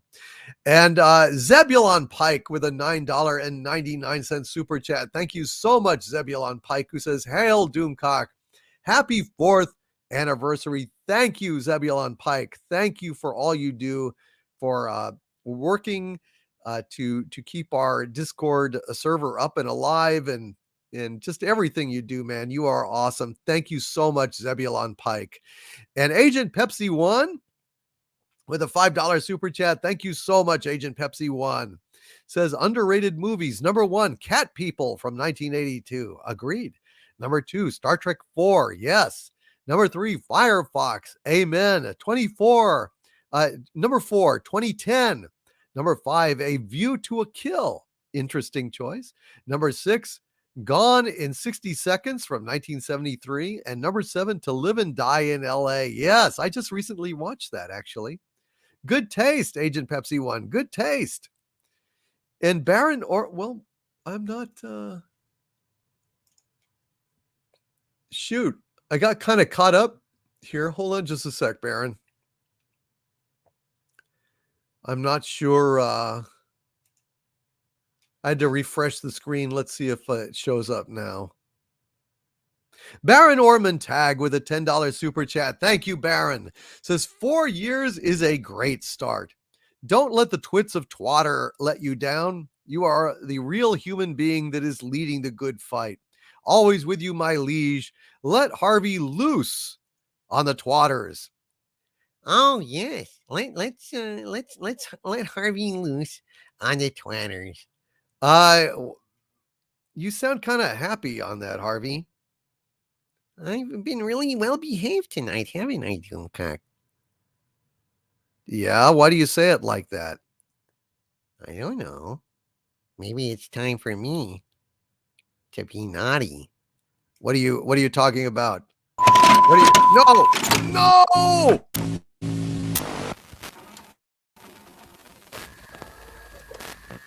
Security! Route the power! We Harvey's will making a return to your break! scheduled programming Harvey's shortly, making a break! or we are currently experiencing technical difficulties. No!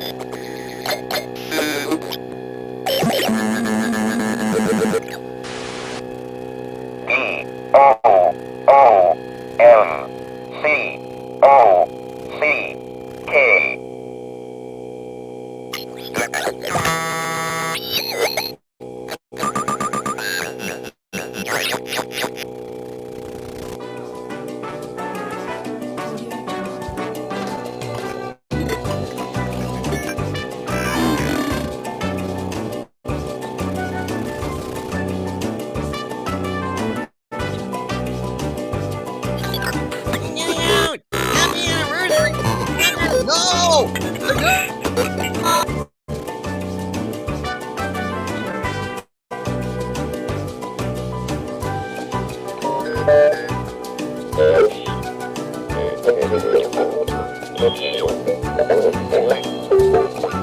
Oh, Paris in flames!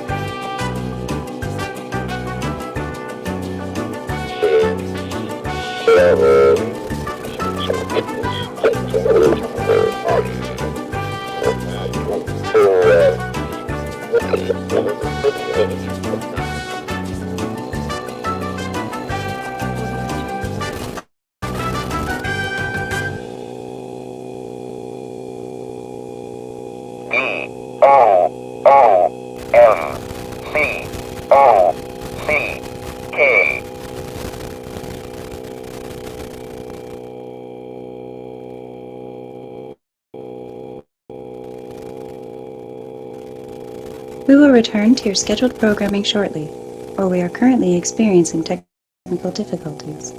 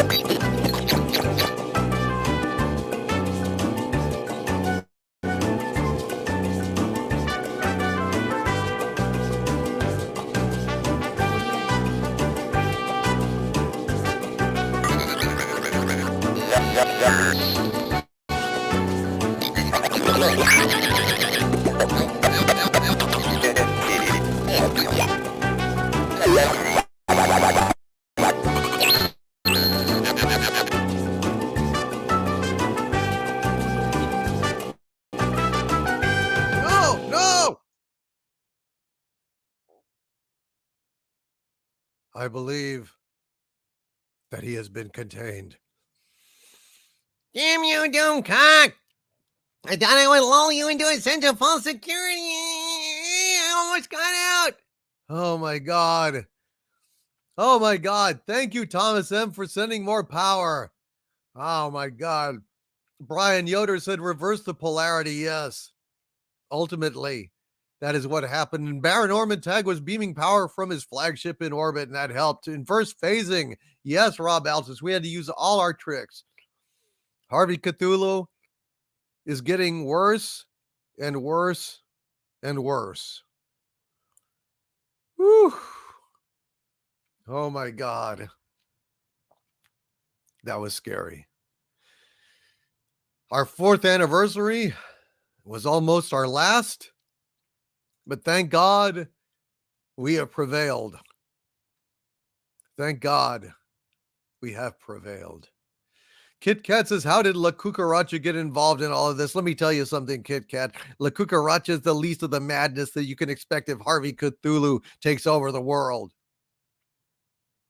Once you experience Harvey Loose, the madness that will assault your every waking moment will make this look like a picnic.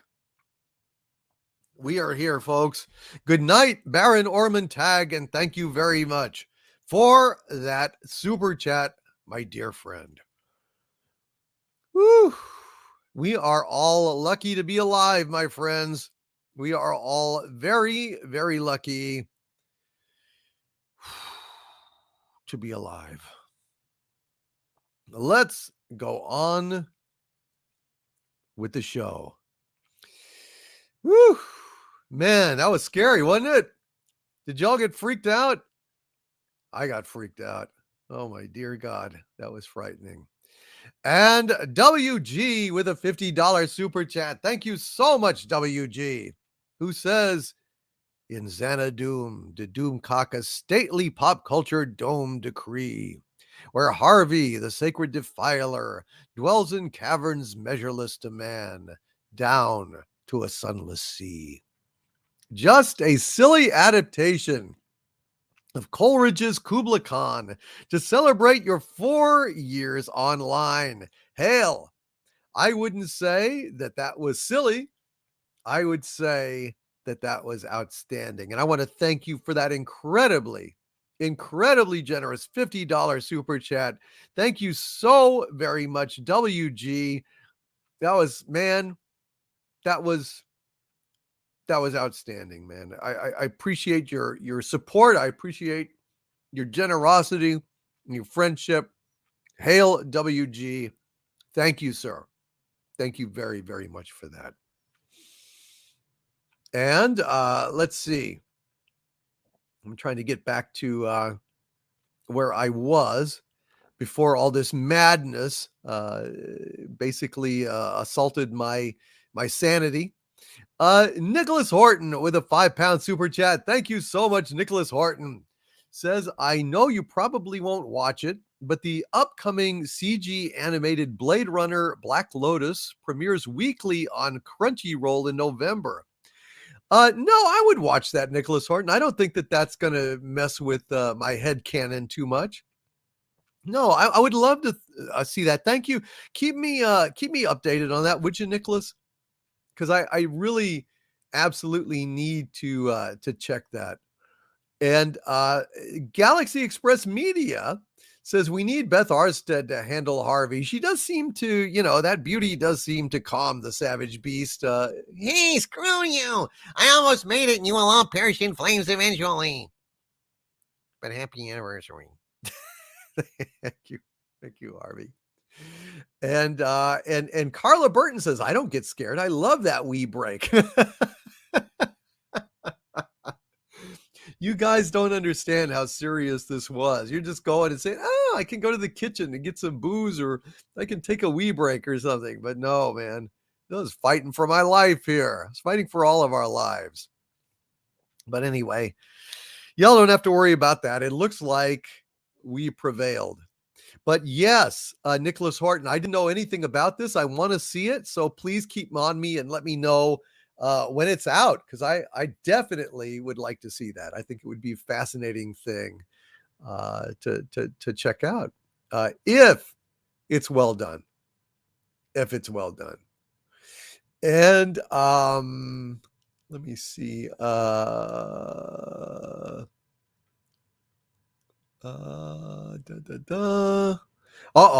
Ivan Ivanovich says top 10 songs. 10, A Taste of Rabbit Chicken.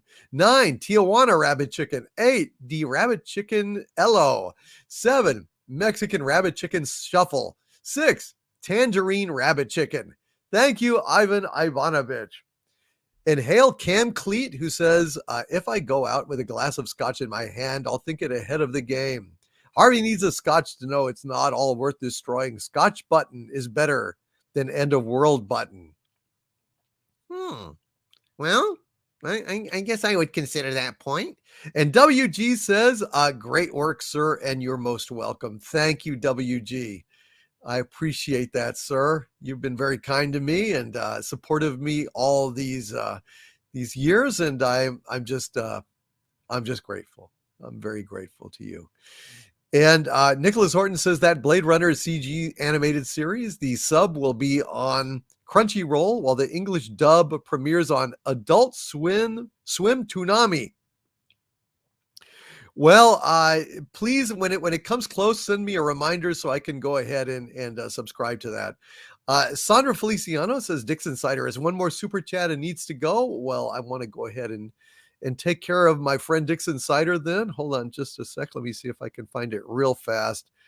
Let's see, Dixon Cider. Where are you, my friend? He's Dixon Cider.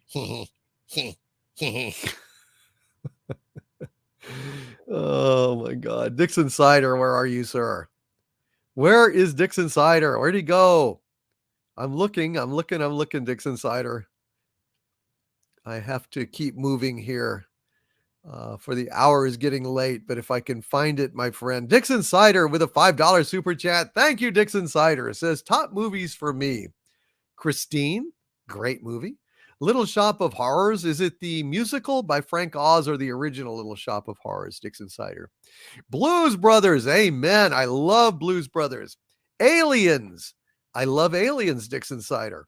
And Godzilla 1954, the original. Outstanding, Dixon Cider. Absolutely outstanding. I think that prompts me to go ahead and reveal another of my lists.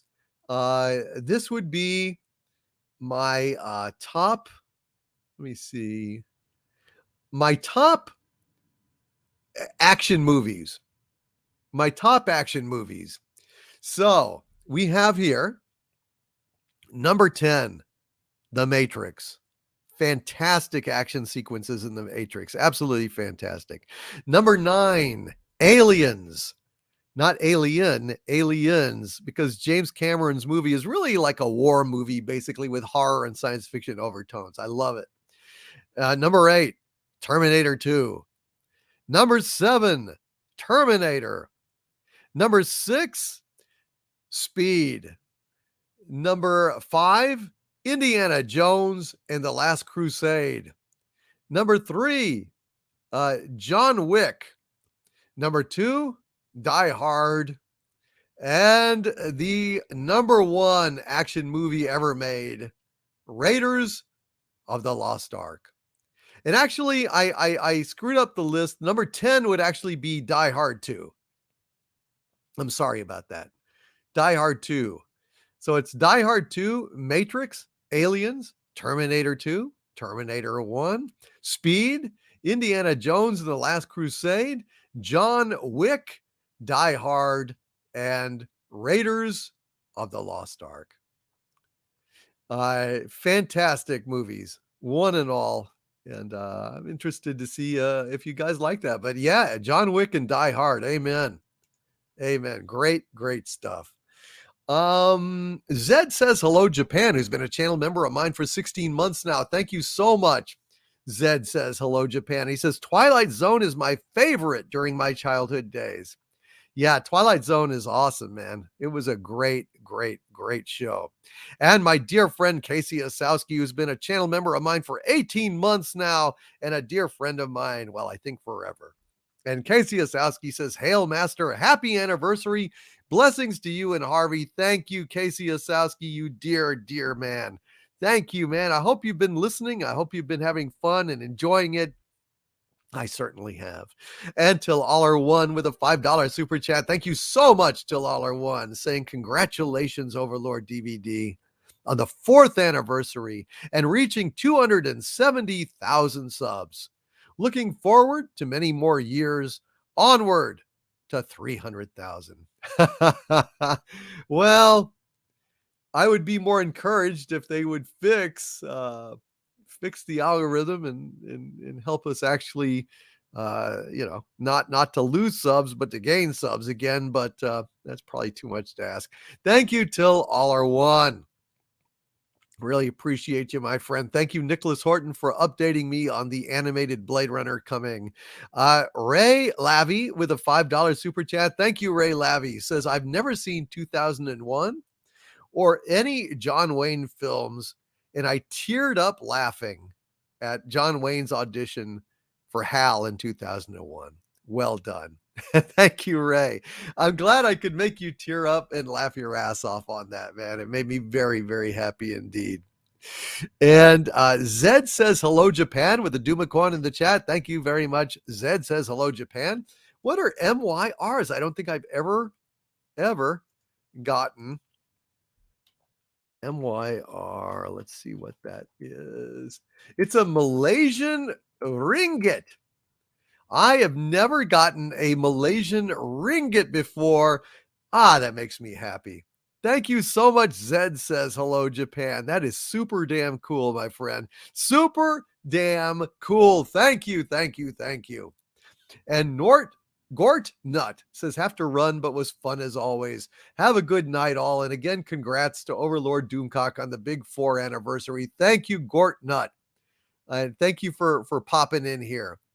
Ray, I'm glad you enjoyed that. Zed, thank you for a super chat that shows me I'm even reaching to that far corner of the world, to Malaysia. And Jack White with a $5 super chat is asking, did you get my last super chats? I did, my friend. I did. And I have finally read them. And I thank you, sir, for those super chats. They are very much appreciated. Dan Crane has joined the channel membership. We have gotten 9 new members tonight, which is absolutely fantastic. And Dan Crane is a brand new member at the Dominion level. And I want to thank you, Dan. Thank you, thank you, thank you so much, Dan, for the channel membership. I am deeply, deeply grateful. Hail to you, sir. Love all of my channel members. And thank you all for your support. And Agent Pepsi 1 with a $5 super chat. Hail, Agent Pepsi 1, who says, if Doomcock gets melancholy, Mr. Bigglesworth gets upset. When Mr. Bigglesworth gets upset, then Harvey stomps out all of Hollywood and SJW Wonderlands. Oh, maybe we should upset Mr. Bigglesworth more. Yeah, I'm willing to stomp Hollywood if you'll push a button. Well, that may happen. That may happen. And Cam Cleet says, I apologize for repeating this too often, but 2001 saved my life in the early 80s. I was in the hospital and it came on. Wild Time. I highly recommend to those that have not seen it. It is one of my favorite movies of all time. Thank you, Cam Cleet. And I'm really, really glad that it saved you. I'm really glad you're here with us tonight. And I'm really, really grateful to you, sir. Thank you. Thank you for surviving that. And thank you for talking about 2001. You can say it as many times as you want. That is a great story and it bears repeating.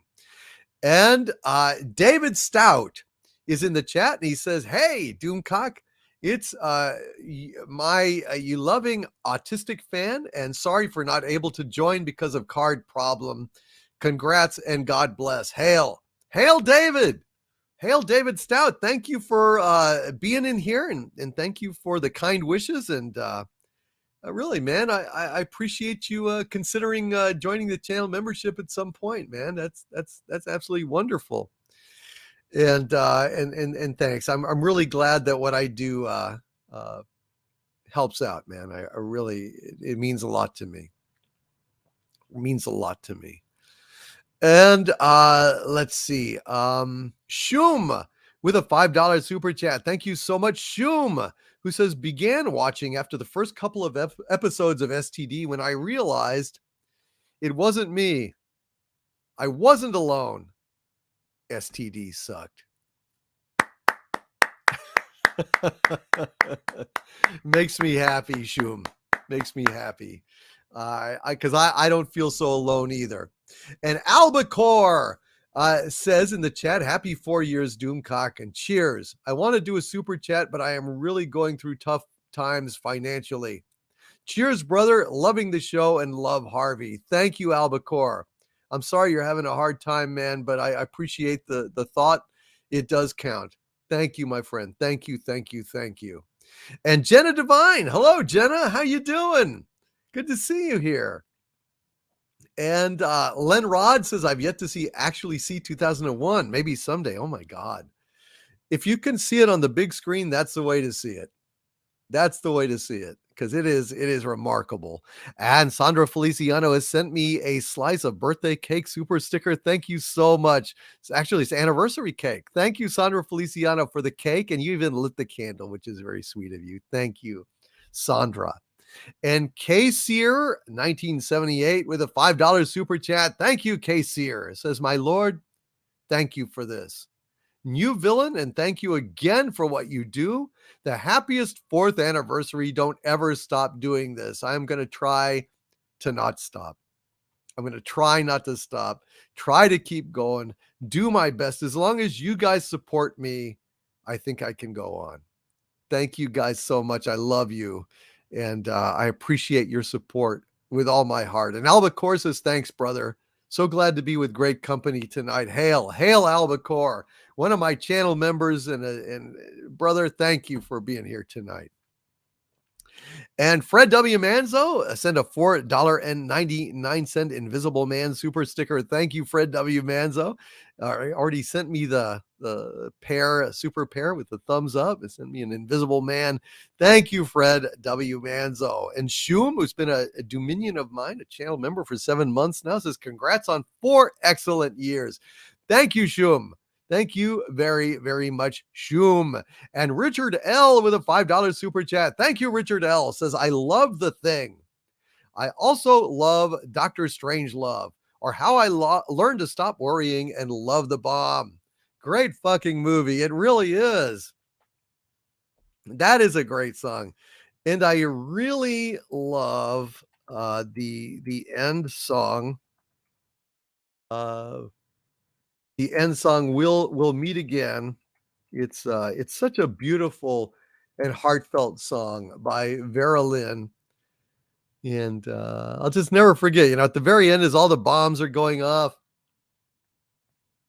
it plays, we'll meet again, don't know where, don't know when, but I know we'll meet again some sunny day.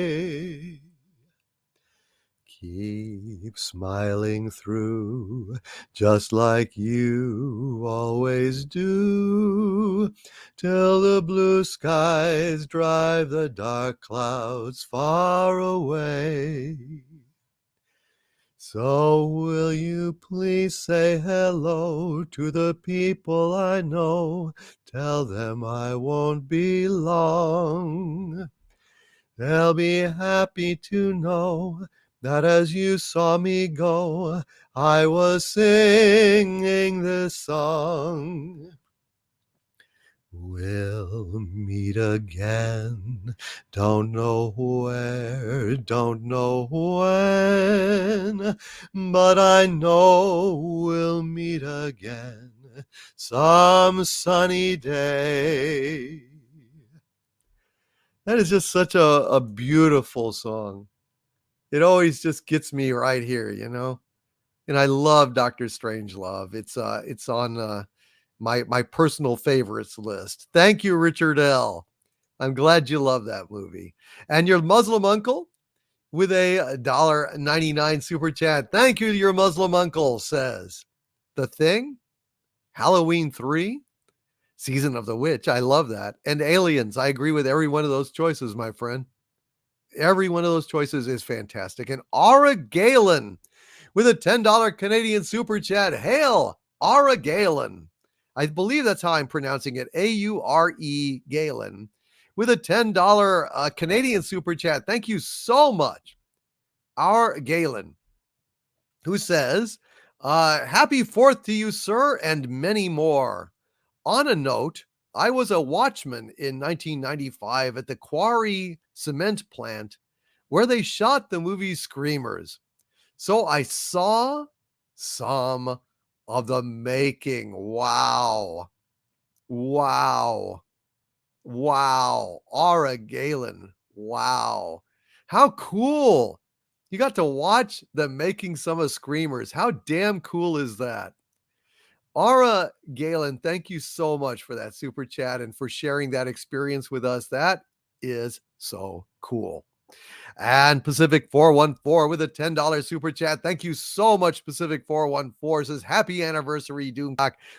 Thank you, Pacific 414. Happy anniversary to you, my friend. Happy anniversary to all of you here. And Mages Guild says, how did Treasure of the Sierra Madre and Tombstone not make a single list? Actually, it did make someone's list on I think it was a Care Companion actually put Tombstone on there. And while I dearly love Treasure of the Sierra Madre, pardon me, but could you spare a dime for a fellow American who's down on his luck? I love Bogart. I love that movie, but just didn't quite make the top 10. But it is a 5-star movie. I mean, let's get real. It's fucking great. And Mr. Z. Oh no, Mr. Z. Well, I gotta read this super chat here. Mr. Z says, I wish you a good night, my friend. My only regret is that I won't get to hear you sing My Way. But I'm sure hope you're closing it out with that or whatever you love. Same time next year. Let's do it, my friend. But I've got to read your super chat before you go, Mr. Z. Mr. Z, who is an executive producer tonight with an incredibly generous $299 super chat. Thank you, Mr. Z. Thank you so much, my dear friend. And Mr. Z says, won't let me give you more, but I didn't really give that much. And after I wrote a bloody good cheers straight from the heart to you, no less. You'll never sell out. Cheers to keeping our rough edges from childhood until we've got dentures in. Got to work out logistics of your gift coming from Japan. Hashtag Blue Heart, DK and Harvey. Thank you so much, Mr. Z. Thank you. That is incredibly generous. And even you're sending a gift. That's incredible, man. Thank you. Thank you so much, Mr. Z, for your incredible generosity tonight and your incredible kindness. I'm deeply moved and grateful. Thank you, Mr. Z. And definitely stay in touch on Twitter, at Doomcock on Twitter, or you can just email me directly at dictorvandoomcock@gmail.com. And Super Blubber Puss says, I'm out. It's late. I'm falling asleep. Take care, guys. Good night, my friend. Thank you for being here tonight. And I hope you had fun, Super Blubber Puss. And Ovaltine Patrol says, I was on the road for a good portion of the show. I just wanted to say happy anniversary. Here's to many more years of good shows and good company. Thank you, Ovaltine Patrol. Thank you, thank you, thank you, my friend. Deeply appreciated. And Michael Rowland says, I'd super chat, but I'm broke. New president, same old Democrat BS. My bills are up $300. I'm sorry, man. But it's the thought that counts. And I thank you for being here. And I thank you for, that you would, if you could. I deeply appreciate that, man. Thank you. And don't feel bad. And I'm sorry, man. I'm sorry that your bills are up, my friend. It's just hard times. It is hard times. And John Oakletree says, I love Sierra Madre, but I hated seeing Bogart as a bad guy. That's why I can't bring myself to watch the Kane Mutiny. Bogart's just too cool for me to hate. You don't have to hate him, John Oakletree. He was just well, it's complex. And by the way, John Oakletree, Bogart was a bad guy in a lot of movies. He was a bad guy. He was a heavy way before he was a hero. So what can I say? And Cam Cleet says there are too many great movies in any category for a top 10 list. Agreed. But it's fun to talk about these things. I just thought, well, why not? Why not do it tonight? Right?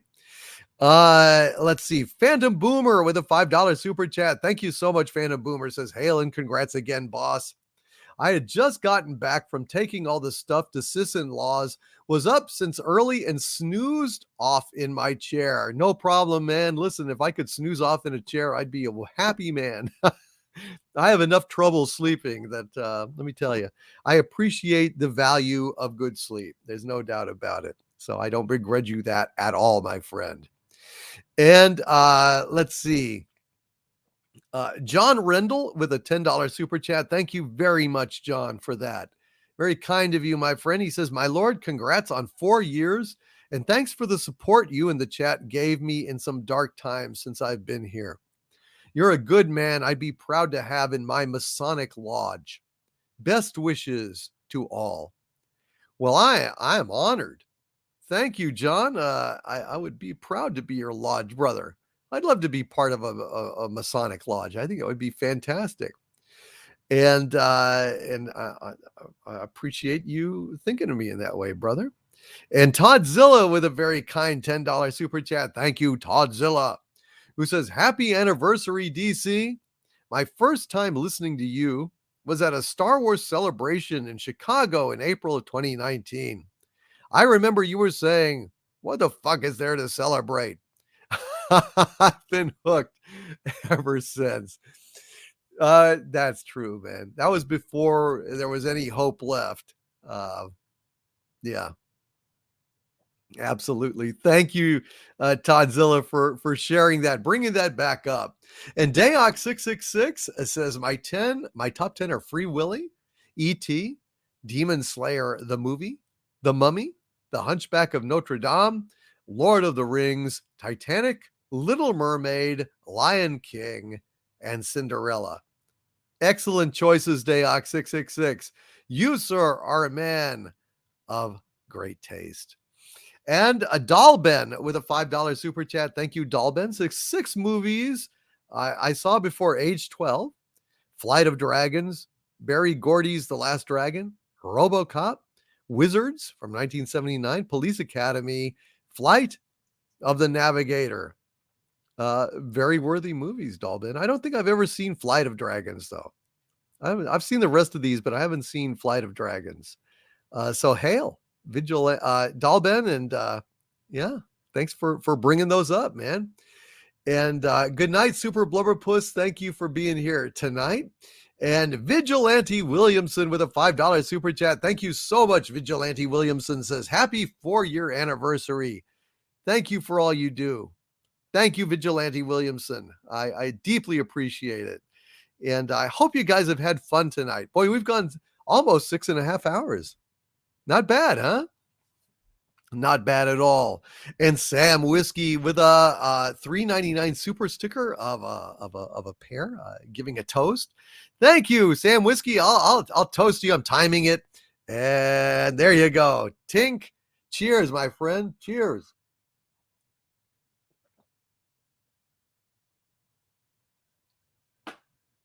Thank you, Sam Whiskey. I appreciate it very much. And Calvin Wellborn with who's been a channel member of mine for 10 months now. Wait, Hecate's daughter.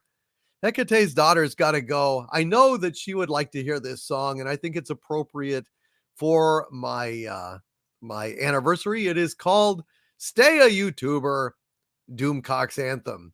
And I'm sending this out to all of you, but particularly to Hecate's daughter. And it goes something like this. I've been a YouTuber for many a year, and I thank you all kindly for joining me here. No matter what problems were thrown by the score, I will stay a YouTuber forever and more, and it's yay forever. Yea, forever and more will I stay a YouTuber, forever and more. They came for me Star Wars, they came for me Trek. They killed Doctor Who, made pop culture a wreck. And now their merchandise will not sell in the stores. And I'll stay a YouTuber forever and more, and it's yay forever. Yea, forever and more will I stay a YouTuber, forever and more. I wonder what franchise will be next to fall. A Babylon 5, they'll murder them all. But we'll be the last standing, we'll show them the door. And I'll stay a YouTuber forever and more, and it's yay forever. Yea, forever and more will I stay a YouTuber, forever and more. And it's yea, forever. Yea, forever and more will I stay a YouTuber, forever and more. And that goes out to Hecate's daughter. I thank you for all of your friendship and all of your support, and I love you, sweetie. Here's looking at you, kid. Cheers. Cheers to Hecate's daughter.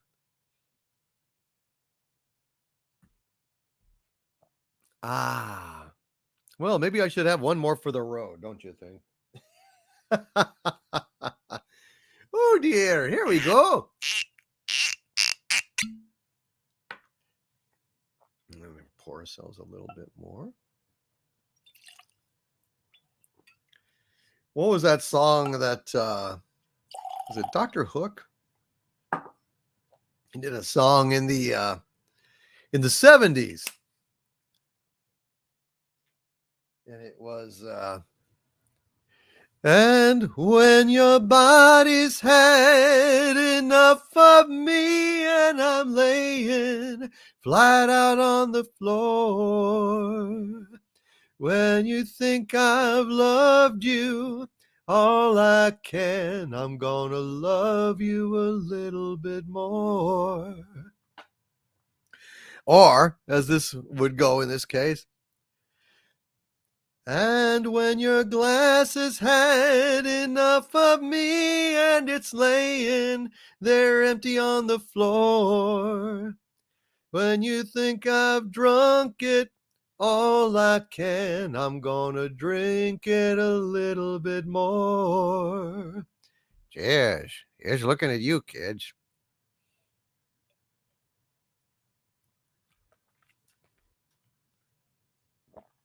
And Cam Cleat says, if you're going to do bogey, please do the strawberries from the Cane Mutiny.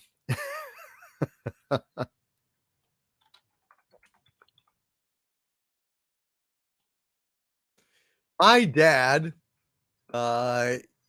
tape recorded this off of the TV when it was playing.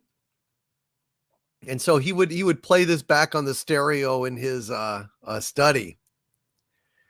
And here's the speech here. Let's see. Trying to find the best place to start here. Mr. Merrick, kindly tell the crew on behalf of myself, there are 4 ways of doing things aboard my ship. The right way, the wrong way, the Navy way, and my way. So long as they do things my way, we'll get along. And here is the courtroom scene you asked about. Ah, but the strawberries, that's where I had them. They laughed at me and made jokes, but I proved beyond a shadow of a doubt and with geometric logic that a duplicate key to the wardroom icebox did exist. I had to produce that key. If they hadn't pulled the cane out of action, I know now. They were only trying to protect some fellow officers who, well, naturally, I can only cover these things roughly from memory. If I've left anything out, why, you just ask me specific questions and I'll be perfectly happy to answer them one by one. It's great. It's great. Here's another one. This is a captain speaking. Some misguided sailors on this ship still think they can pull a fast one on me. Well, they're very much mistaken. Since you've taken this course, the innocent will be punished with the guilty. There will be no liberty for any member of this crew for 3 months. I will not be made a fool of. Do you hear me? Board my ship. Excellent performance is standard. Standard performance is substandard. And substandard performance is not permitted to exist. That I warn you. I kid you not. Anyway, there's some Bogart for you, as requested, my friend. Kelvin Wellborn, thank you with this. He's been a channel member of mine for 10 months. He says, best wishes, Overlord DVD, for 4 years. Thank you very much, Kelvin Wellborn. And Gurr with a $5 super sticker of a game controller jumping up and down and trying to get my attention. And it's very cute. Thank you, Gurr, very, very much for that super sticker. And it's very cute. I've never seen that one before. That was great, Gurr. Thank you. And Keeper of Trocken with a Doom of Corn in the chat. Thank you, Keeper of Trocken. And Nemo Nova with a $4.99 super chat. Thank you so much, Nemo Nova, who says, on behalf of Goss the Soul Thief, and he got some dude rocking on with a super sticker with some sunglasses on it, and giving some old kind of rock and roll devil horns there. Thank you, Nemo Nova. I appreciate it. And thank you, Goss the Soul Thief. And good night, Raymond Feliciano. You got a doctor appointment. Thank you for staying up so late with us and doing such a great job, brother. I love you. Thank you, Raymond Feliciano, the wife of the great Sandra Feliciano. And hail Tyron Beard, Andy Derivative Jill, Lori Wilson, Stellar Heather, all of my wonderful wrenches. Love you, love you, love you. Thank you, Big Daddy MRI, Canadian Spider-Man, Sandra Feliciano, Raymond Feliciano, many wonderful people. Anti-Derivative Jill, you guys are awesome. And just thanks to all of my wrenches, whether they're here or not. Mary Ashmead, the queen of the wrenches. Love you, Mary. And of course, Rennie A. So many wonderful people. Great wrenches, the best wrenches on YouTube. No kidding. And Joe Salazar with a $4 super sticker of Bushiba, solemnly presenting a golden bone that is gift wrapped. Thank you so much, Joe Salazar. I appreciate you, my friend, very, very, very much. And JPR PH1, who's been a channel member of mine for 21 months now. Thank you, JPR PH1, says, congrats, Lord Doomcock. Hail, Harvey, and DS2. The Doom Squirrel. Thank you, JPR PH1. Thank you. Thank you for the hail. I appreciate you, JPR PH1. When I get out, I'll stomp you gently. He was melting your face with his wrath, squelching your life with his words, stomping you softly with his foot, stomping you softly with his foot, stomping your whole life with his foot, stomping you softly with his foot. God, you make it sound so sweet. I know. And R. Fletch with a $5 super chat. Thank you, R. Fletch says, I can't stay, but I'd be remiss if I didn't congratulate DVD on his 4 years. Take care, all. Thank you, R. Fletch, you wonderful, wonderful cat. And you really are a wonderful, wonderful cat. And Mellis Williams with a $9.99 super sticker of a hippo throwing a punch and says KO. KO hippo. Thank you, Mellis Williams. Thank you, Mellis Williams. I appreciate you. And Don Everett says, happy 4th anniversary. Thank you, Don. I appreciate it. Hail, Matthew Gaudet says, Lazenby would have been the best Bond if he didn't screw it all up by quitting. On Her Majesty's Secret Service is a great movie, and Dalton is underrated a lot, but License to Kill killed his run at the role. Yeah, no, man. I thought Timothy Dalton was a great Bond. And Lazenby, you're right. He could have been great. And Anti-Derivative Jill says, Harvey, love this song. Thank you. It was just a bit of improv. You are strumming your pain with my fingers, stomping your life with my words. I need a transcription of that at some point. I think that's a good one. And thank you, Stellar Heather, you wonderful, wonderful lady, you keeper of Petey and Tony Bones. Mellis Williams, thank you for that incredibly generous $9.99 Hippo KO super sticker.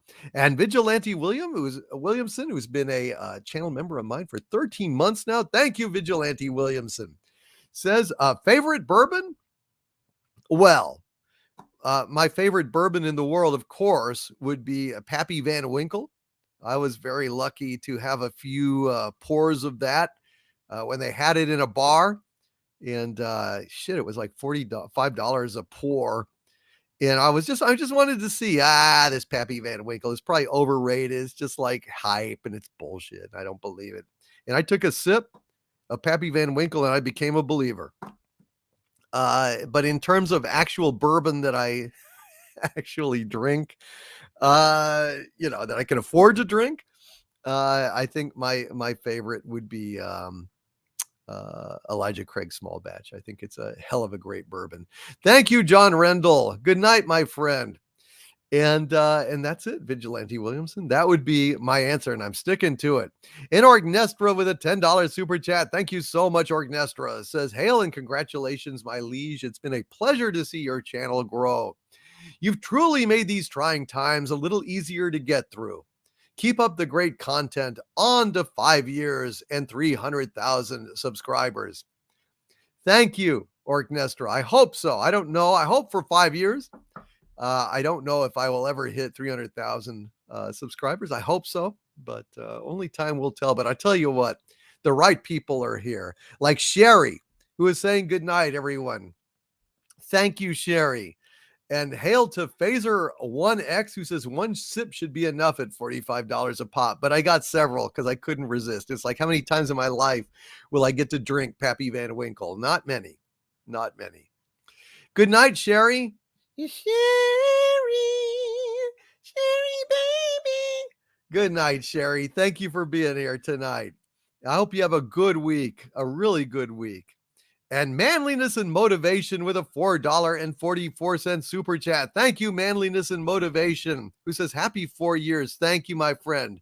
You've been here all this time, and I really appreciate you. Manliness and Motivation.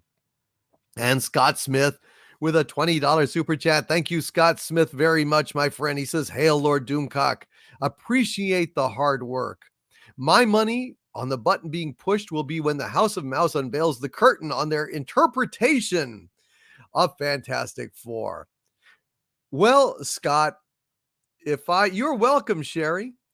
Scott, if I survive, if the world survived Fant 4 Stick, if I didn't push the button on Fant 4 Stick, I'm going to be hard pressed to be roped into pushing the button over a Fantastic Four movie. I mean, could it get worse than Fant 4 Stick? Yes. The answer is yes, Doomcock. Can always get worse, dude. The only way to avoid it getting worse is push the button, push the button, push the button. As I walk through this world, nothing can stop the Duke of Earl. It's a great song. I also like, hey, yep, get a job. I love when I get the paper, I read it through and through, and my girl has the nerve to say, if there is any work for me. I really love those old songs. I really love those old songs, you know, like Little Runaway or 16 Candles or, you know, I Only Have Eyes for You by the Flamingos, all those things that were in American Graffiti. I love those songs. Thank you, Scott Smith. We will see. We will see if I have to push the button because it's so damn bad. And Len Rod with a $5 super chat. Thank you so much, Len Rod, who says with a $5 super chat, been subbed since you are at less than 8,000 subscribers. Thank you, Len Rod. Man, you've been with me a long time. And Len Rod says, my, how things have come along, eh? Here's to 4 years and hopefully many, many more. I hope so, Lenrod. I knocked wood there for you, buddy. Thank you. I hope that will be the case, Lenrod.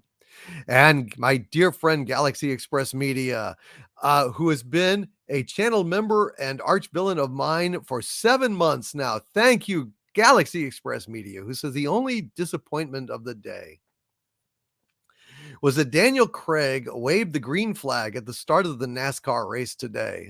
Geez. Happy anniversary, Doomcock. And Doomcon, I will take the time off to be there. That would be a great thing, man. If we have Doomcon, I will definitely let you know about it. And it'll be an honor, sir, to make your acquaintance in person. It'll be an honor to make all of your acquaintances in person. It really will.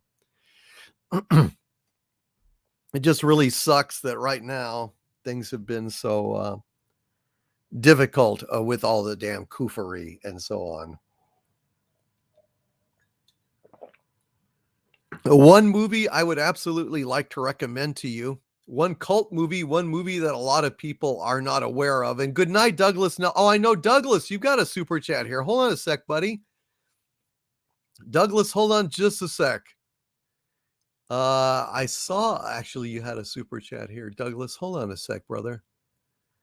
Douglas Nelson, where are you, my friend? I am looking. Hold on, Douglas. Oh no, Mr. Z had another super chat that I didn't know about. Oh no, Mr. Z, a $19.99 super chat. Oh no. Mr. Z says, I'll never forget you stopping a brutally funny inquisition for a lad that came in and said he was hurting and wanted to hurt himself. The co-host was distracted, admittedly, but you were all over it. I'll never forget it. Thanks, Mr. Z. Yeah, I mean, there's things that are more important than shows, and one of them is one of our community in distress. And so, yeah, I was very happy to do that, and I will do it every single time that I notice it. You know, there's no two ways about it.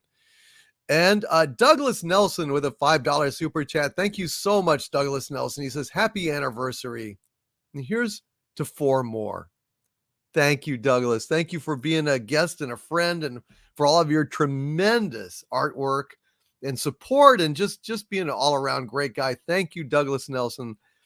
Deeply appreciate you, my friend. And Super Blubber Puss, who left. I didn't know you had a super chat, Super Blubber Puss, or I absolutely would have read it. And Super Blubber Puss says Ghostbusters reviews are in. OG cast sidelined. Oh, for God's sakes, for a new Mary Sue. Surprised? Oh my God. Oh my God. So fucking Ghostbusters Afterlife goes woke. Great. Fucking hell. I was worried about that thing. I thought that the trailer that everybody was going crazy for, I thought, well, it doesn't seem to have the right humor. It doesn't seem to have enough of the humor. And now, by God, Ghostbusters Afterlife is woke. The original cast sidelined for a new fucking Mary Sue.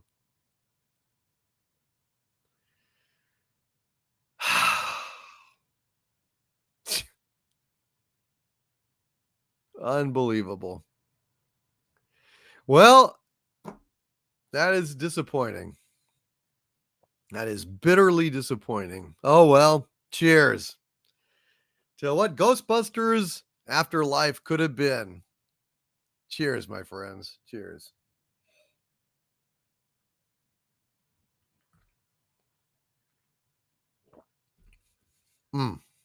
Damn, that sucks. And Kenneth Axiarito, who has been a channel member of mine for 3 months at the Dominion level. Thank you, Kenneth. Says much love. Appreciate all you do. Thank you, Kenneth. Thank you very much. Holy shit. I think I just heard thunder. Is it like, is rain coming in? What the hell? Uh-oh. Yep. I heard thunder. Looks like we're about to get a storm here. Oh, well. Hopefully the power will stay up. If not, I will do a super chat square up. Kenneth, thank you, my friend. I love you too, man. And I appreciate you telling me that. It means a lot. It absolutely means a lot. Thank you, Kenneth. And Saul Shimek with a $5 super chat. Thank you very much, Saul. Says, to cheer people up, may I recommend music from Michael Oakley of the retro wave genre? It's fun and light music, resembling music from the 80s and 90s. Cool. Michael Oakley, ladies and gentlemen. Michael Oakley of the retro wave genre. I didn't know there was a retro wave genre, but it sounds like the kind of thing I'd go for. Here we go. There is the suggestion. Ivan Ivanovich sings Stormy Weather. Don't know why there's no sun up in the sky. Stormy weather. There you go. And AJ Star Hiker, hail AJ, says, until the woke is purged, I pretty much given up mainstream. Yeah, the woke kind of makes everything choke, doesn't it? Woke makes you choke. That should be a new hashtag. And Lance with a $10 Canadian super chat. Thank you so much, Lance. Says, happy 4-year anniversary, DC. Also to you, Harvey Peak and Beth Arstead. I can't believe you forgot one of the most important sections of the newspaper on Friday, the classifieds. Hail Lance. Yes, I stand corrected, sir. That was a pun we were doing on Friday Night Frolics this past Friday. Thank you, Lance, very, very much, sir. And Michael Beacom with a $5 super chat. Thank you, Michael Beacom, says, Overlord DVD, you repay us just by being you. Just never stop that, and you need never worry about balancing the scales. Thank you, Michael. I appreciate that, man. I really do. Been a damn good friend. I love all of the radio stuff that you've sent me. The Bernard Herrmann, the Miklos Rosa, Ben-Hur. Michael, you are a fellow prisoner fan, a man of great taste, and I thank you, sir. And Bellow Triggerfish is back. With news like that, Ghostbusters might as well tank. Yeah, I'm disappointed. And Bellow Triggerfish, let's not forget what woke also makes them go broke. Money talks. Keep your wallet shut. Amen. Without respect, we reject. Without respect, we reject. Never forget that. Without respect, we reject. I'm hearing some more thunder. Wow. Holy crap. And Lenrod says, we got some rain here. No thunder, though. Well, the thunder's rolling in, man. The thunder is rolling in. And Loquacious Primate with a $5 super chat. Thank you, Loquacious Primate. Says, happy 4 years. You are one of the few YouTubers who still genuinely cares about the individuals in their community, and your knowledge and taste for Trek. And movie lore, comedy with Harvey, superb renditions of public domain songs, reverence for non-dual realization. Who could ask for a greater supervillain? Thank you, Loquacious Primate, for both of those $5 super chats in a row. I kind of paused there. I was looking for the other one. Thank you, Loquacious One. You are a dear friend. You're a very intelligent man. And it is a pleasure having you as part of our community, my friend. Thank you so much, Loquacious Primate. And I see here in the chat, Andy Masterson has got to go to bed. He says, good night. Congratulations again. I'm so happy to be along for the ride. Andy, I'd love to talk to you about making those figures for arch villains. Let's talk about it, shall we? Let's talk about it in the coming weeks, Andy. Let's see if we could do something like that. Thank you, Andy. And the McGregor with a $10 super chat. Thank you very much, the McGregor. He says, good inspiration is based on good information. Thank you for doing your very best and inspiring us all. I am trying, McGregor. I'm absolutely trying. And by the way, guys, if you thought that Ghostbusters news was bad, I've got a report coming in the next few days that is going to make you shit. I mean, talk about bad news. I couldn't believe it when I got this fucking message. It is one of the most fucked up things I've ever heard. And it's about Indiana Jones. And you guys are just going to have to see this to believe it. I'm not entirely sure I believe it, but I got this from a source, a news source, so it's always suspect. But boy, it has the ring of truth on it. And I will be sharing that information with you in a video Monday or Tuesday. But let me tell you something, it's going to blow your fucking minds. How bad.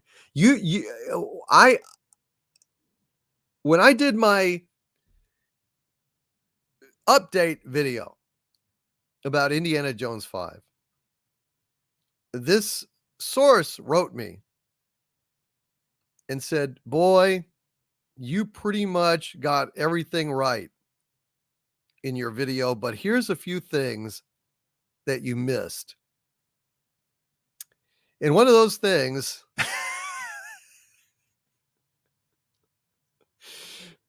oh, fuck me. Fuck me. And Big Daddy MRI, you're still here? I thought you had to go to bed, brother. Big Daddy MRI says it poured down here about 70 miles from your surface base in the Austin area. Lots of lightning and thunder and wind. Still lightning and thunder. Woke me up. Cheers, my liege. Hail, Big Daddy MRI. I'm sorry it woke you up. By the way, how is Mrs. Big Daddy MRI? How's Big Mama MRI? She doing okay? And Eclipse Warlord has joined the channel membership at the Dumentide level, bringing the level up to 10 new members. 10 new members. Thank you, Eclipse Warlord. We've gotten 10 new members tonight, which is absolutely fantastic. Thank you, sir. Thank you for joining. Thank you to all of my new channel members tonight. Jim Alaska has joined the channel membership at the Archvillain level. Hail, Jim Alaska. Thank you. Thank you. Thank you. Oh my God, it's great. 10 new channel members tonight, which is fantastic. Thank you. And yeah, I don't want to say it, but I have a feeling when I post this video, people are going to shit. I certainly did. And Eclipse Warlord says, happy 4 years. Thank you, my new channel member. Hail to Eclipse Warlord. Hail to Jim Alaska. Sir, thank you. And Big Daddy MRI says she is doing great, walking around without any pain. awesome, man. I remember we were live streaming when she slipped, and I'm glad she's okay. I actually did that once, and it hurt, man. I mean, I didn't break anything. You know, I'm not like old or feeble or anything, but still, you know, showers can be fucking dangerous. I put in like a mat, so now it's fine. Just very slippery. And Lady Damiana says, go to weather.com and check the radar. Austin is smack in the middle of a thunderstorm belt, a strong one. Holy shit. Wow. I guess I ought to take a look here. Shit. I'm taking a look. Let's see. Yep. Yeah. Yep. well, that's holy shit, that's fascinating.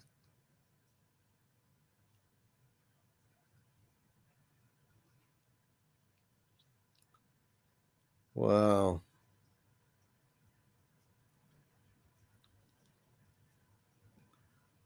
Yeah. Yeah, it's looking oh yeah, right here. Yeah.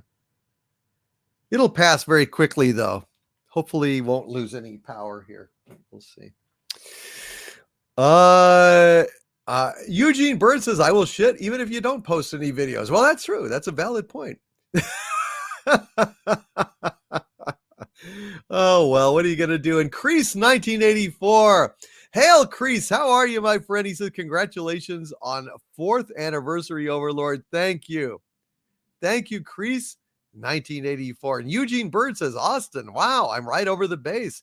You're right over the opening, man. I've got an opening that comes up in Austin. And Eric Carroll, hello, Eric, says, all my guests agree there are only 3.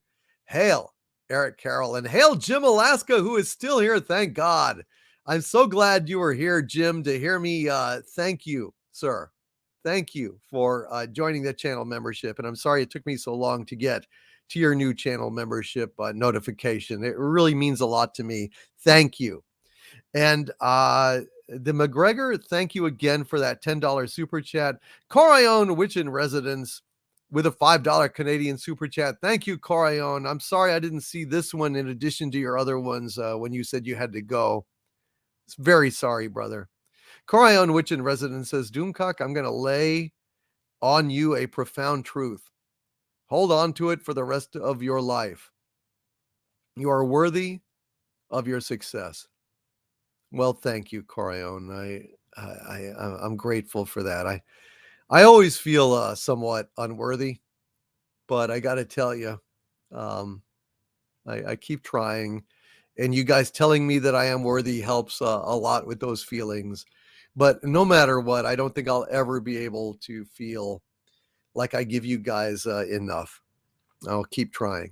I promise you I will keep trying to do better and better every day. Because you guys deserve the moon, and I want to give it to you if I can.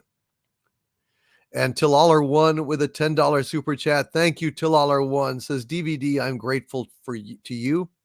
You've helped me catch up on so much stuff. Plus, there's a community here I'd have never found anywhere else. Above all, you're a great friend. Here's to many, many more years.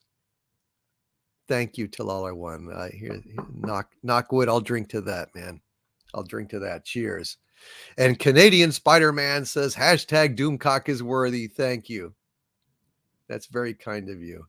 As I listen to the thunder rage outside, I love thunderstorms. I always love them. Not when they hit you, but otherwise I love them. Paul Corcoran says, permission to start the revolution, Lord DC. You may begin it at your leisure, Paul. The word is given, my friend. The word is given. Cheers.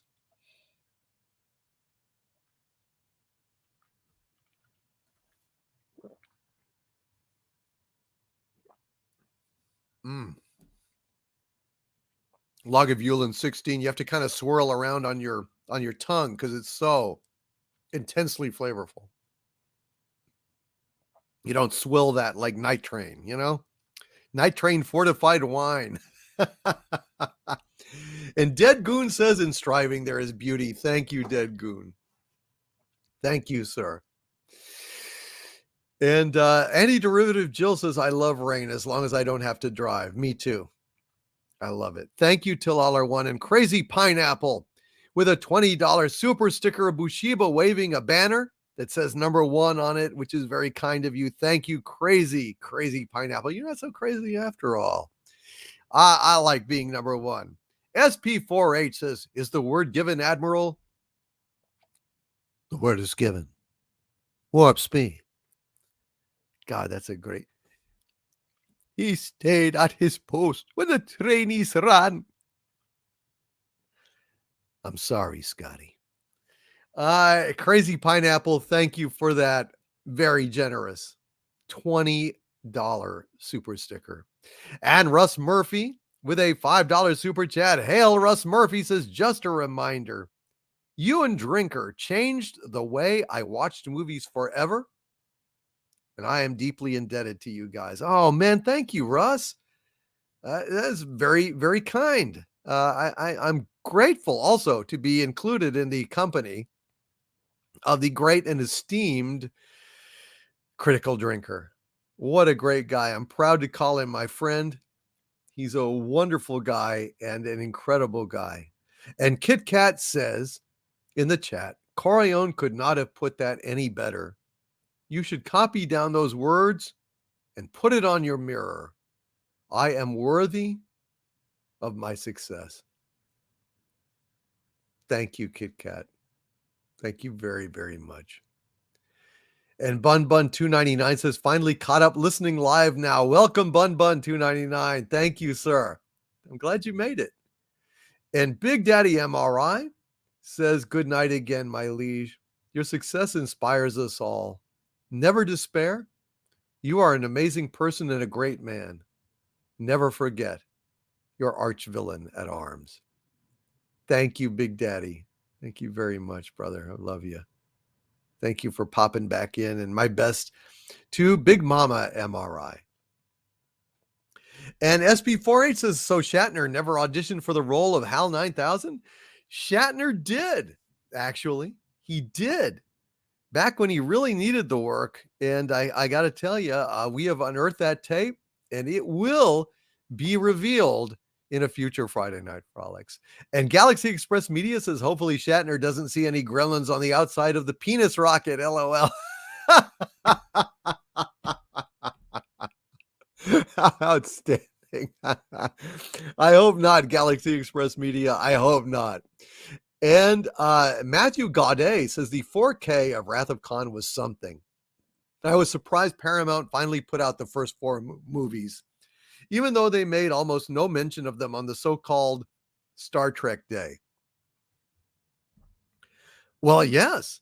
And I'm really glad to hear that it's something, because I've got it. I actually got that 4K 4-disc set, and I treated myself to upgrading to a 4K television, and I've got a 4K player.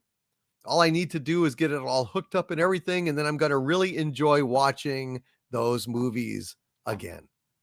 I can't wait to see them. Holy crap, that's going to be cool. And Russ Murphy, thank you, brother, for that. Michael Beacom with a $5 super chat. Thank you very much, Michael Beacom. Says, Stern and Stewart didn't sell out for dollars. It was all ego to prolong those 15 minutes of fame. And all they did is actually diminish their fame, diminish their legacy, and turn a horde of fans against both of them. Nice going, assholes. Nice going. And Jose Luis Castellanos with a 50 Mexican peso super chat. Thank you, Jose Luis Castellanos, who says, congrats on 4 years. I remember when you were showcased on Midnight's Edge and people thought you were Andre. Cheers to many years more. Andre and I recently did a live stream together, and it was super damn cool. And I think we proved once and for all decisively We proved once and for all decisively that Andre and Doomcock are not the same person. They are, in fact, separate people who agree more often than they disagree. Thank you, Michael Beacom. Thank you, Jose Luis Castellanos and Aurora Uplinks with a Doomacorn in the chat. Thank you very much, Aurora Uplinks. Lance with a $2 Canadian super sticker of an invisible Doomacorn. That is a new one to me. Thank you, Lance, a stealth Doomacorn. A wonderful, wonderful thing. And Lance with a $5 Canadian super chat as well. Thank you, Lance. Says, sorry about the above text. I had planned to send a profound message, but then I drew a blank. Well, actually, man, I covered for you with the invisible Doomacorn. You're welcome. Thank you for both of those super chats, Lance. Very, very much appreciated. And Polaris Sucks with a super sticker of a 100. Thank you, Polaris Sucks. Thank you. I appreciate that. 100. I always wanted a 100. I guess that's an A plus in any kind of grading book. And Shoot First Solo with a £5 super chat. Thank you so much, Shoot First Solo. Says, congrats on 4 years. Been here for 2. Thanks for the entertainment you brought to us all. And keep the fight going. We are right by your side. Thank you, Shoot First Solo. Thank you. A very generous £5 super chat. And I know it's very late for you when you made that. And I really appreciate you standing up and doing that. And thank you, Shoot First Solo. Welcome. And it's been a great 2 years with you here. I hope you'll stick around for many, many more years. Thank you. And Rip Bones has joined the channel membership at the Dominion level. Thank you so much, Rip Bones. Oh, that's outstanding. Thank you, Rip Bones. Thank you, thank you, thank you. And welcome to the channel, my friend. Welcome. And Noija Tat here in the chat says 4 years and hopefully many more to come. Here, here. Here, here. Cheers.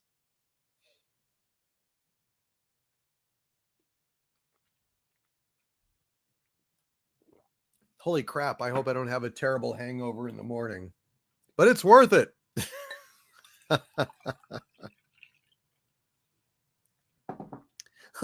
Pouring my water here.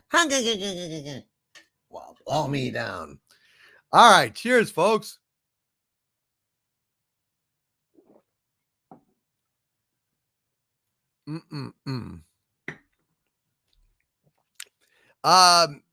Lance with a $2 Canadian super chat. Thank you, Lance. Says sleep well. Dalek 451. That was very nice. See what nice folks we have here in the chat. People always like to try to label us as toxic this and is and phobes, etc. And yet, look at the caring in this community. It's amazing. It's absolutely amazing. And Eric Carroll with a $40 super chat. Thank you, Eric Carroll. I'm finally catching up on these super chats. Eric Carroll says 4,000 more years. Cheers. A very generous $40 super chat for my 4-year anniversary. Thank you, Eric. Thank you, sir. I saw you in the chat just a little while ago. I hope you're still there, my friend. And hail Eric Carroll, and thank you for that super chat.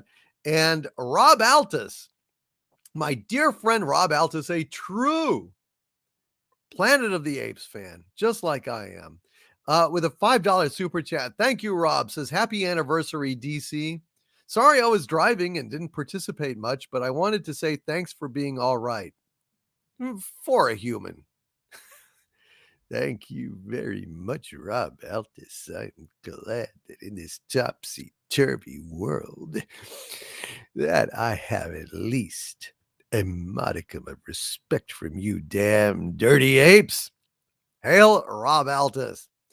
And Stephen Glenn with a $5 super chat. Thank you, Stephen Glenn. Sir, says, hail to the Overlord and his minions who share the love. You are all the best. And DVD, here is to all the love coming at you. Happy anniversary. Thank you, Stephen. I appreciate that very much, my friend. Thank you very much. And I'll drink to that, brother. Cheers. You're putting a big dent in that bottle, dude. Yeah, I know.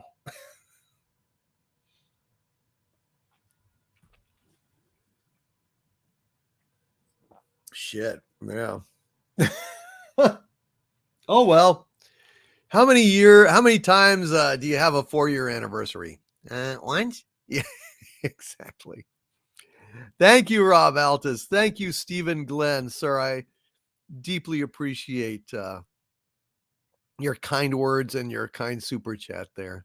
And Kathleen Morrison, the lovely and talented Kathleen Morrison with a $5 super chat. Thank you so much, Kathleen, who says, DVD, your streams are must-watch TV for me. I have Friday Night Frolics, BTV, and Pop Culture are piercing the veil, and Pop Culture breakdown written in my schedule, so I am tuned in. Hail! I love Sabu, and cheers. Sabu loves you too, Kathleen. Can you tell? Ah, Kathleen, thank you so much. You are so sweet.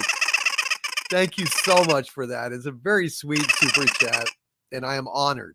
I'm absolutely honored. And Eclipse Warlord says, just don't drunk push the button.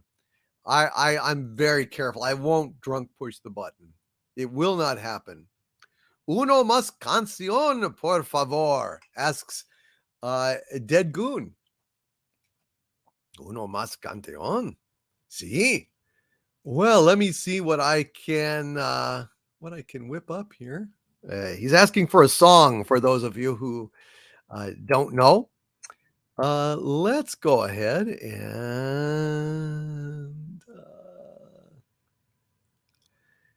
here's a good one.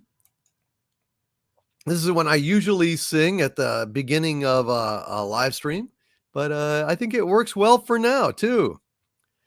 I'm back in the live stream again, back where I know I have friends, where Nick Horton's up past 4 with my wrenches I adore. I'm back in the live stream again.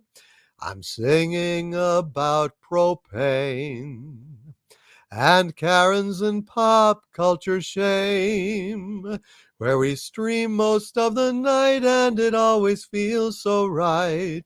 Back in the live stream again. Whoop-de-tie-you with Harvey and Sabu. Back in the live stream again. Whoop-de-tie-yay, this is the way. Back in the live stream again. Harvey? I'm back in the live stream again. Prevented from bringing the end. Where I get off of this stage and I get to go rampage. Back in the live stream again. I wish I could stomp and destroy every single girlie and boy. I'd stomp 'em in the street with gigantic monster feet. Out of this live stream again. Whoop-de-tie-you with Harvey and Sabu. Back in the live stream again. Whoop-de-tie-yay, this is the way. Back in the live stream again. Back in the live stream again. Back in the live stream again. There you go, as requested. Hail to you all, and there's a little song there. And Kit Kat, holy crap, Kit Kat, thank you. Thank you for that 50-pound super chat. That is very kind of you, Kit Kat. My God, as if a 400 pound super chat earlier wasn't a unfathomable wealth of generosity. 50 pounds is a lot. Thank you, Kit Kat. I'm getting here. I'm getting through the super chats. I will read that very soon, Kit Kat. I thank you for that. And Eric Carroll, again, God bless you for those $40 super chat. And Snake Oil Sean, who has been a channel member of mine for 2 months now, says, congratulations, Lord Doomcock. Thank you, Snake Oil Sean. I appreciate that. And Catzilla, who has been a channel member of mine for 4 months now, says your 4-year and my 4-month anniversary. Synchronicity. It is. It is, Catzilla. Well done, sir. Well done. And Bun Bun 299 with a $10 super chat. Thank you, Bun Bun 299 says, my top 10 video games: Evolve, Star Wars Knights of the Old Republic, Command and Conquer 3, Wild Arms, Halo 4, Chrono Trigger, Borderlands 2, Final Fantasy 7, Batman Arkham City, The Elder Scrolls 5, Skyrim. Wow, Bun Bun 299. Those are good choices, but no Witcher 3? No Red Dead Redemption? My God, Red Dead Redemption was so good. Oh my God, I wanted to live there after that game. I swear to God. Oh, when I ran out of Red Dead Redemption, I was just so sad. So sad. And I'm getting close to running out of Witcher. I want to say that, I've got a number of games lined up, and Bionic Belly Button was kind enough to send me the Ghosts of Mishushima, which is supposed to be one of the best games out there. And I just want to thank Bionic Belly Button for sending that as well. But Bun Bun 299 says, never played Witcher 3 or Red Dead Redemption. I'm so envious of you. Because holy shit, you've got some great stuff ahead. I am shit you not, brother. Bun Bun 299, go and play.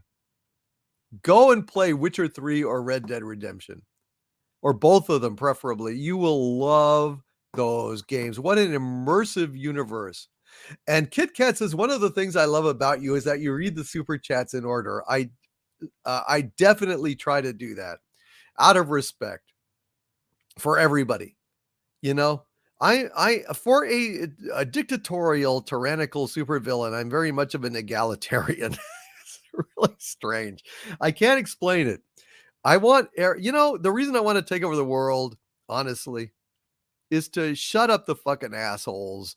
Line them against the walls. You know what I mean?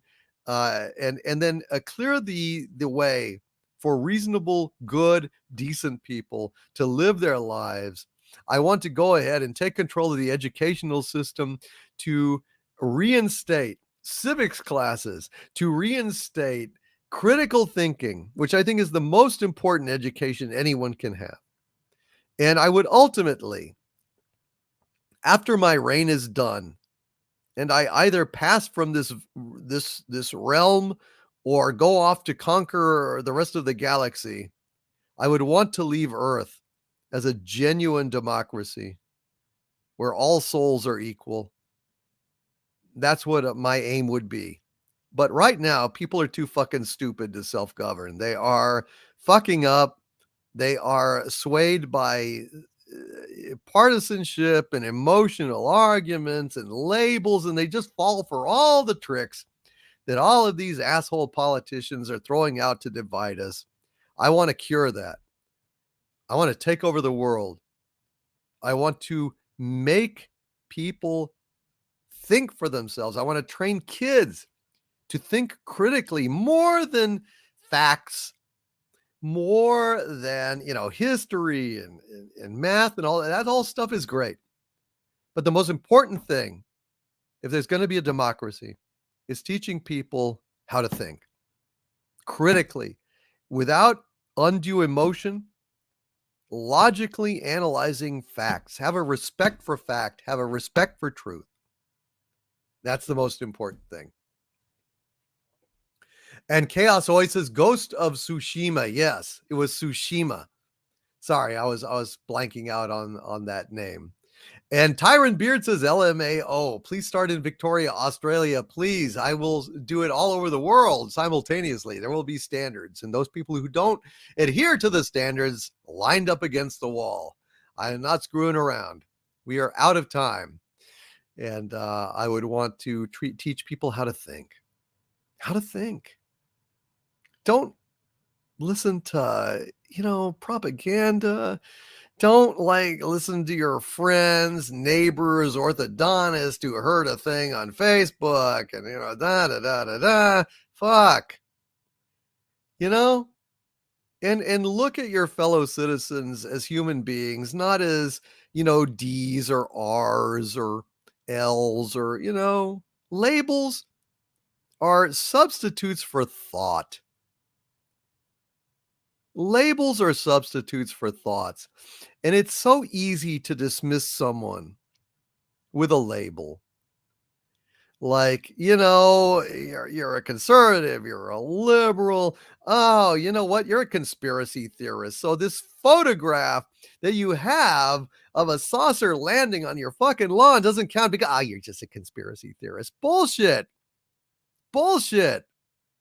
Look, they called all of us UFO, aficionados and scholars, conspiracy theorists, and said that you're idiots, you're crazy, swamp gas, blah blah blah blah blah, and they gaslighted us, and then it turns out it's all true because the Navy admitted it. Finally, after decades of abuse, bullshit. Labels are substitutes for thought. They are substitutes for thought. They're ad hominem attacks, and they're dismissive, and they're phony, and they're facile, and they're stupid.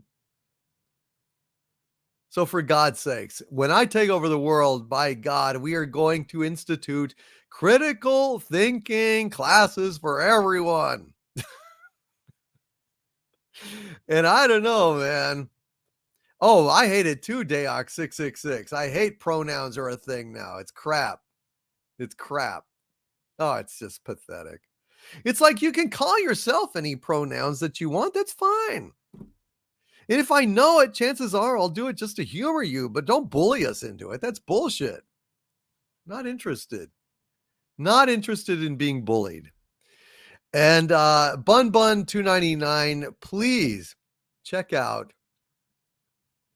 Witcher 3 or Red Dead Redemption, the original, not the sequel. The sequel's not as good. Check it out, folks. Check it out. Sandra Feliciano with a $5 super chat. Thank you very much, Sandra Feliciano. Says, I thought I was the only one speaking out against the pretend Trek. It was wonderful finding someone who felt the same. Congratulations on 4 years. Thank you, Sandra. You have been, let me tell you something. You have been such a wonderful friend to me. And you have taken care of me, and you've been a confidant and a friend, and you really genuinely care about me. And that means more to me than I can say. And I just want to thank you, Sandra, for all you've done for me. You are truly a wonderful, wonderful person, and I love you. And I love Raymond too. I love both of you guys. I love all of my wrenches who are so good. And I can't even tell you. Thank you. And Snake Oil Sean, who has been a channel member of mine for 2 months now, says, congratulations, Lord Doomcock. Thank you, Snake Oil Sean. I think I actually read that one. And Joe Smith with a $20 super chat. Thank you, Joe Smith, very, very much, my friend. Says, me obsess over having the biggest channel. Few focus on having the best channel. Sir, you are one of the best in the game. So much fun to watch. Happy anniversary. We love you. Stay angry, for this war is long from over. Thank you, Joe Smith. Joe, I hope you're still out there. I really appreciate that super chat. That's very kind of you. And yeah, quality over quantity. Quality over quantity. That is my motto. I would rather do a good job than just, crank stuff out. I can't bring myself to do it. I just can't. I just can't. It kills me. I have to do my best for you. I have to do my best for you. That's what I'm saying. I've told you this many, many times. I can't just crank shit out. I'm always doing my best for you. And I thank you all for caring and watching and everything. Everything. And Baron Orman Tag with a $10 super chat. Thank you, Baron Orman Tag, who says, 4 years is a great start. I think I read this already, but I'll read it again. Don't let the twits of twatter let you down. You are a real human being that is leading the good fight. Always with you, my liege. Let Harvey loose on the twatters. I volunteer to de-twat the world. Thank you, Harvey. We may go ahead and rely on you in the future on that. And Spider has joined the channel membership. We got a new member in Spider. Thank you, Spider. Thank you very, very much, Spider. And we have got Nalar Z, who is a channel member of mine for 18 months now. And then Lars, who says, happy anniversary, Doomcock and Harvey. Thank you, Nalars, who has been with me for 8 months now. That is absolutely outstanding. And Snake Oil Sean with a $5 super chat. Hail, Snake Oil Sean, says, keep up the fight, DC. Thank you, Snake Oil Sean. I will do so, my friend. As long as you guys keep supporting me, I will carry on. And your Muslim uncle with a $1.99 super chat. Thank you, my friend. Says, thank you, Sidi. Thank you, CD, for all the superb entertainment. You are very welcome there, Muslim uncle. Thank you for honoring me and your kindness. You are awesome. Thank you, your Muslim uncle. Patrick Mousson with a $15 Australian super chat. Thank you, Patrick Mousson, who says, congrats, my Lord Doomcock. I got here late, so I'll watch the bulk of the show later. But I just wanted to send my super chat to support you. Go Ghostbusters Afterlife. Well, I hope the reports are wrong, but it sounds like they cast aside the original cast in favor of a damn Mary Sue. And if that's the case, then the movie's dead on arrival. God, just like we feared, man. Can you believe it? And Eric Hawk, who's been a Dementite of mine, a channel member for 23 months now, almost got that 2-year badge, Eric Hawk. He says, oh, special super chat. Congrats on the 4 years, Lord Doomcock. I still remember the first live stream, a blast. Here's to 10 more years and conquest. Thank you, Eric Hawk. I appreciate you, my friend. Hail to you, and God bless. And thank you for your loyalty all of these years here since I've had my channel membership. And a brown guy with a $2.79 super chat from Canada. Thank you to Brown Guy, says, hail Doomcock. Happy 4th anniversary, my liege. Thank you, my dear friend. Thank you. It has been an incredibly happy 4th anniversary, better than I could have hoped. And Pleasant Valley Picker CA is tired. Gonna go soon. We'll probably be winding up here soon. We've got 7.5 hours, guys. This is one of the longest ones, but of course it was an anniversary, so what are we gonna do? You know, we gotta do it. You know, fish gotta swim, birds gotta fly, Doomcock's gotta do a long live stream. Bikai, I don't know. Nicholas Horton with a 2-pound super sticker of Bushiba, giving a thumbs up. Thank you so much, Nicholas Horton. And Catherine Sullivan has joined the channel membership, bringing our membership up to 11 new members. New members tonight. Thank you, Catherine. Welcome at the Dominion level. Thank you, Catherine. And welcome to the channel membership. That is outstanding. Absolutely outstanding. Wrenches, please tell Catherine where she can go and look for some exclusive videos she can enjoy on my channel. And Point Curation with a $2.79 super chat. Thank you so much, Point Curation. Says, hope everyone has been having a nice evening. Me too, my friend. Me too. And Catherine Sullivan, speaking of Catherine Sullivan has got a $5 super chat. Thank you, Catherine. Says, greetings from Ohio. Give Harvey all my love. All of my love. All of my love. All of my love. To you, Catherine. All of my love. Oh, Oh dear. All right. You don't like Zeppelin? No, I love Zeppelin. It's just there's a time and a place for everything. Hail Harvey, hail Catherine Sullivan, and hail to Led Zeppelin. They rock. They rock. Eric Hawk with a $2 super sticker of a fist bumping. Thank you, Eric Hawk. I'm fist bumping with you. You can't see it, but I'm fist bumping with you. Thank you very much, Eric Hawk. And Jay Chimpansky with a $10 super chat. Thank you so much, Jay Chimpansky. Says, oops. Well, it jumped on me. Happy anniversary, Doomcock. Thanks for all that you do. Thank you, Jay Chimpansky. I really appreciate you, brother. Thank you for being here tonight. And Chaos Oi with a Doomacorn, Anti-Derivative Jill with another Doomacorn. We got Doomacorns in the chat. They're frolicking, they're capering, and they are clamping for a race. Destiny Captain, who's been a Dominion of mine for 5 months now. Thank you, Destiny Captain. But you've been a friend of mine for much longer than 5 months, and a member of my Patreon as well, as I'm not mistaken. And Destiny Captain says the crew of Starship Destiny salutes Overlord DVD. Thank you, my friend. That means a lot to me. You are awesome. God, you're cool. I remember when you sent me early on, you sent me a Starship badge for your Starship, Starship Destiny. You've got that custom badges in your icon, and you sent me one, actually. It's a beautiful thing. I've still got it. I keep it. I treasure it. Thank you, Destiny Captain. I am delighted to have you here tonight. And Eugene Bird with a $4.99 super chat. Thank you so much, Eugene. Says, good night, Harvard J. Cthulhu. Good night. Good night, sir. And Sabu says good night, too. Absolutely, Eugene Bird. Hail to you, sir. Thank you for being here tonight.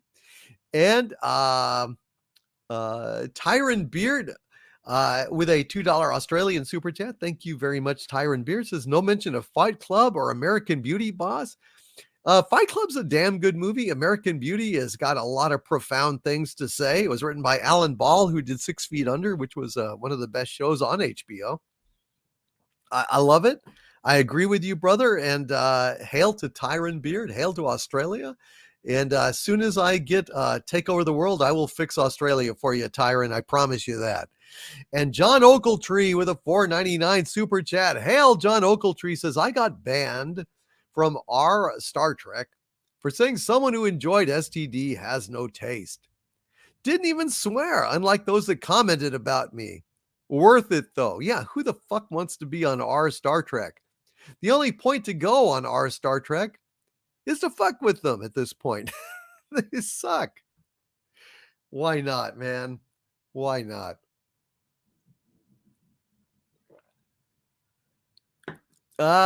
John, wear it as a badge of honor, my friend. Wear it as a badge of effing honor. And Lance with a $5 Canadian super chat. Thank you so much, Lance. Says, because Albacore is awesome. We've got your back too. Thank you, Lance. Albacore, did you hear that? Lance sent a super chat on your behalf, and I thank you for that. Lance, I thank you, Albacore. You're both fantastic. And MTH says, hey, Doomcock. Hey, MTH, good to see you, my friend. Thank you for coming in and saying hi. And hail to Sinister out there. Hail to Pleasant Valley Picker CA. Starfish Prime, hail to you. And we've got Brad Thomas here. Anthony Eason. Phaser 1X. So many great people here tonight. Anthony Eason says, hail, Lord Doomcock. Good morning from Scotland. Good morning, my friend. I'm part Scottish. Did you know that? Says, been watching since the Midnight's Edge shout out. I hope we have many, many more anniversaries of your channel. I do too, Anthony. Thank you so much for being here tonight. And hail Scotland, man. Hail Scotland, man. I'd love to go to Scotland someday. I hope to. It just speaks to my soul. There's part of me that will always love Scotland, even though I've never quite been there. And Fandom Boomer with a $5 super chat. Thank you, Fandom Boomer. It says, I found some interesting LPs while packing yesterday. Kept them for myself. Good, sir. We'll email you the list. Too many for the chat. I can't wait to see it, man. Congratulations, man. That's fantastic. And Canadian Spider-Man, one of my new wrenches and a great wrench with a $5 super chat. Thank you, Canadian Spider-Man. Says, congratulations. Thank you, sir. He says, please see A Family Thing. James Earl Jones wrestles his brother, Robert Duvall. What a great movie. 1996. I'd never heard of it, man. I'd never heard of it. What a great movie. You have our unconditional love. Thank you, Canadian Spider-Man. Thank you. That's what I need, man. Need that love. Need that love these days. It's been a hard 2 months, I got to tell you. It's been a really, really hard 2 months. And Charles Byrne with a $5 super chat. Thank you, Charles. Says, Lord Doomcock, you must check out God Bless America in 2011. Yeah, I've heard of that movie. I never saw it, though. Charles, he says, very dark humor, double-barreled middle finger to America's idiocracy culture. Yeah, man. Oh, God, Idiocracy was a fucking prophecy, wasn't it? And it sounds like this God Bless America is a pretty damn good, too. Wrenches, would you please remind me to watch God Bless America from 2011? I would really appreciate it if y'all would send me that reminder. It would be very useful. I'd like to see that. I'd like to have some comfort in these horrible times. And Andrew Lundell with a $10 super chat. Thank you, Andrew. Says, we will always have good entertainment, especially when people like you are out there, Doomcock. Happy 4th anniversary. Thank you, Andrew. I appreciate that, brother. Dura Lumen with a $20 super chat. Thank you so much, Dura Lumen. Says, hail Doomcock. Thank you so much for 4 years of great entertainment, insight, and keeping our spirits up in hard times. Keep raging with the red hot fury of a billion exploding galaxies chock full of TNT. I really ought to revive that. I ought to revive that rating system. It was pretty funny way back in the day. And I am going to post some of my old videos on Harvey's channel that I had to delete when the change in regime came at YouTube and they changed their rules.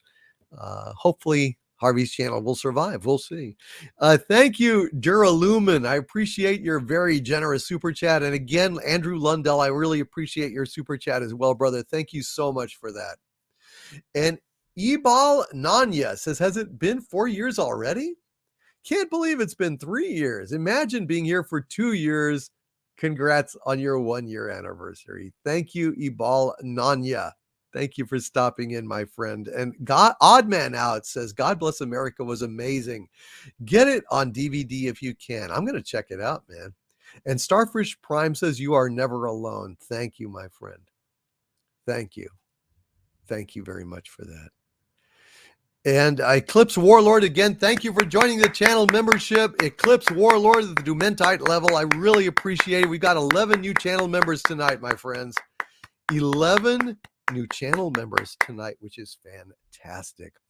And Nicholas Horton with a £5 super chat. Hail, Nicholas Horton says, the Mary Sue in Ghostbusters Afterlife is apparently Phoebe, Egon's granddaughter. Yeah, well, but the fact that they basically cast aside the original cast for a Mary Sue, that's just so fucking disappointing. It is so disappointing. And Bellow Triggerfish with a $20 super chat. Thank you so much, Bellow Triggerfish. Says, there is only one way. Do not watch this shit coming out of Hollywood anymore. Go back to the original material and cherish it. Share it with your offsprings and make them appreciate it. Fuck the woke. Let them go broke. Amen. Bellow Triggerfish. It's vitally important moving forward. Bellow Triggerfish is right. The best way that we can essentially safeguard our pop culture through these woke times is make sure that we expose our children, our nieces, our nephews to great entertainment. It's very important. That way, maybe moving forward, we can leapfrog these woke wankers and propel great entertainment and aware of what great entertainment is into the next generation. And Galaxy Express Media says, watch. She will be the key to everything as well, Overlord DVD. My theory. It's not really a theory. I think it's a fact. Galaxy Express Media. I think the writing is on the wall. And Eclipse Warlord with a $20 super chat. Thank you so much, Eclipse Warlord. Says the important thing to remember. Deserve victory. You do. Thank you, Eclipse Warlord. Sometimes I don't know. I think if you're not arrogant and you are self-aware and you care about truth, then you question yourself. And I always question myself. But having this, you guys telling me this, it's very reassuring. Thank you, Eclipse Warlord. And thank you all for being here tonight. It has made a huge difference to me. And Lance with a $5 Canadian super chat. Thank you so much, Lance. Says, hey, Harvey. Uh-oh. What shall we call a Corleone witch in residence if they move out to the Sahara? I don't know. Sandwich in residence.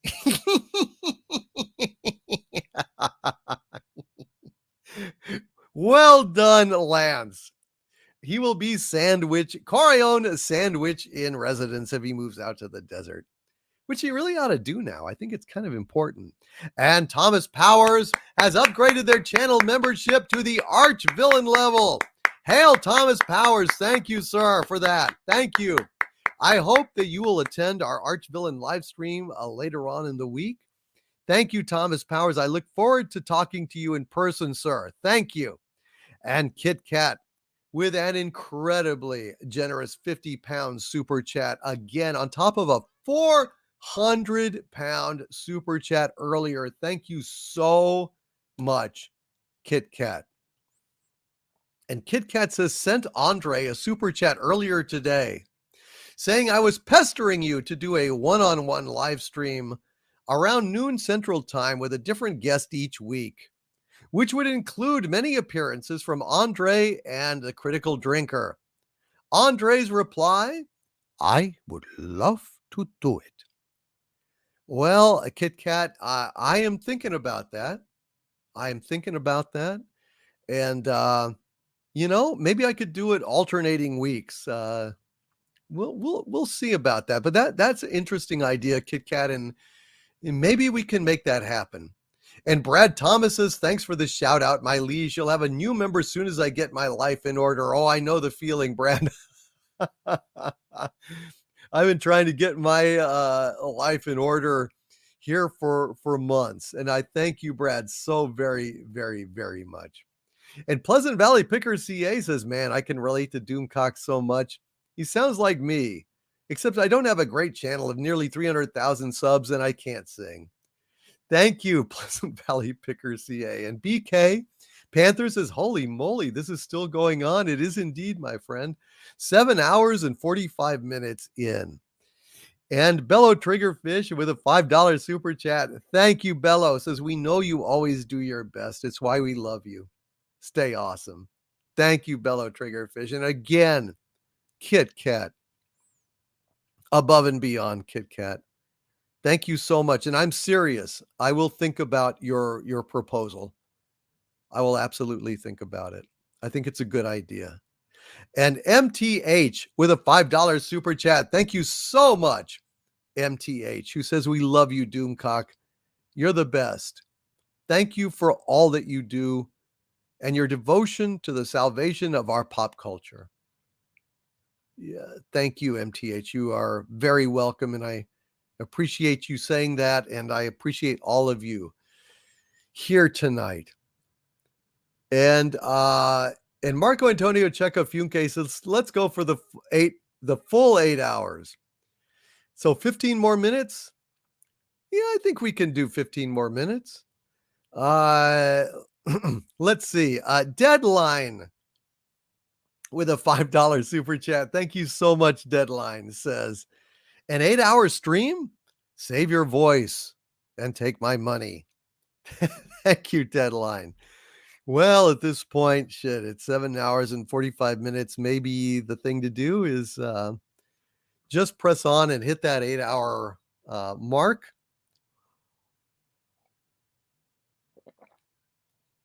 I think I will pop in a throat lozenge, though. And Albacore 3 says, "Hail to Doomcock for fighting the good fight." Thank you so much, Albacore, man. I appreciate that. And I'm popping in a throat lozenge. I use Thayer's Slippery Elm lozenges. And Ender Zero with a $10 super chat. Thank you so much, Ender Zero. Very generous of you. He says, "Hail, my liege. I just wanted to contribute to your worthy crusade. All hail Doomcock." Hail Ender Zero. Thank you, sir. Thank you, Deadline. Thank you, everyone who donated to the cause tonight at any level. You guys are absolutely fantastic, and I'm very grateful to you. Let's see. Let's have a song, shall we? Let's have us a little song here. Let's see. Let's go down and find a good song here that you guys might like. Here's a little song that I wrote. I think it's pretty spot on, and it goes like this. In olden days, we'd see a movie that often was pretty groovy. Now heaven knows everything blows. These days now, for every decent script, we sit through 10 or more that are shitty prose. Everything blows. Hollywood's mad today. Star Trek's bad today. Star Wars sucks today. Who has gone away? Although woke today makes us choke today. There's nowhere else to go. So though I try to stay all hopeful, I have to admit these dopes will kill all the shows. Everything blows. Hollywood's mad today, Star Trek's bad today, Star Wars sucks today, who has gone away, although woke today makes us choke today, and there's nowhere else to go. So though I try to stay all hopeful, I have to admit these dopes will kill all the shows. Everything blows. Everything blows. Everything blows. Everything blows, my friends. Everything, unfortunately, blows. And here's a little song for you guys. It's by Hank Hill of all people. Go figure. And it is called Propane in the Tank. And it goes a little something like this. As I was a-mowing on my lawn so bright and early, I called to my son Bobby, tell you what, the boy is squirrely. I first produced my mower, then I showed him my weed whacker, saying, come and do some yard work, boy, don't be a dadgum slacker. Ding a dang, got a mow, got a hoe. Weed whack for daddy, oh. Weed whack for daddy, oh, there's propane in the tank. Bobby told me, Daddy, I got stuff to do inside. I told him, dang it, Bobby, get to work, I'll tan your hide. He sighed and he swore that I didn't understand. Flipped the boy on over, about near busted up my hand. Dang a dang, got a mow, got a hoe. Weed whack for daddy, oh. Weed whack for daddy, oh, there's propane in the tank. So Bobby ran to Peggy crying how I whooped his hiney. Peggy came out charging, I said, shoot, that boy is whiny. She said, Bobby's too sensitive to have to fuss with yard stuff. I said, I'll tell you what, the boy is turning to a cream puff. Ding a dang, got a mow, got a hoe. Weed whack for daddy, oh. Weed whack for daddy, oh, there's propane in the tank. Had a barbecue a-comin' on the 4th of July. Dreamt of grilling T-bones, drinking beer, and eating pie. But Peggy blew my propane tanks and filled them up with water. Oh, devil take the women, girls are strange, but wife's are otter. Ding-a-dang, got mo, got ho. We'd whack for daddy, oh. We'd whack for daddy, oh. There's propane in the tank. The steaks were marinated with my special blend of spices. The water came a-spraying down the steaks, oh, what a crisis. Then Peggy laughed and then produced a bag of bastard charcoal. The next time you whack Bobby, think again, El Mal Senor, ding-a-dang, got a mo, got a ho. We'd whack for daddy, oh. We'd whack for daddy, oh, there's propane in the tank. They'll say, what an evil woman must be working with the aliens. Got bug spray in my truck, let's spray her down, is what I'm saying. Mel said, Peggy's purty, don't you boys dare raise a hand. Boom Howard told me something fast I didn't understand. Ding-a-dang, got a mo, got a ho. We'd whack for daddy, ho. We'd whack for daddy, oh, there's propane in the tank. There's some take delight in the loafing and the lazing, goofing off and getting fat like cattle inside grazing.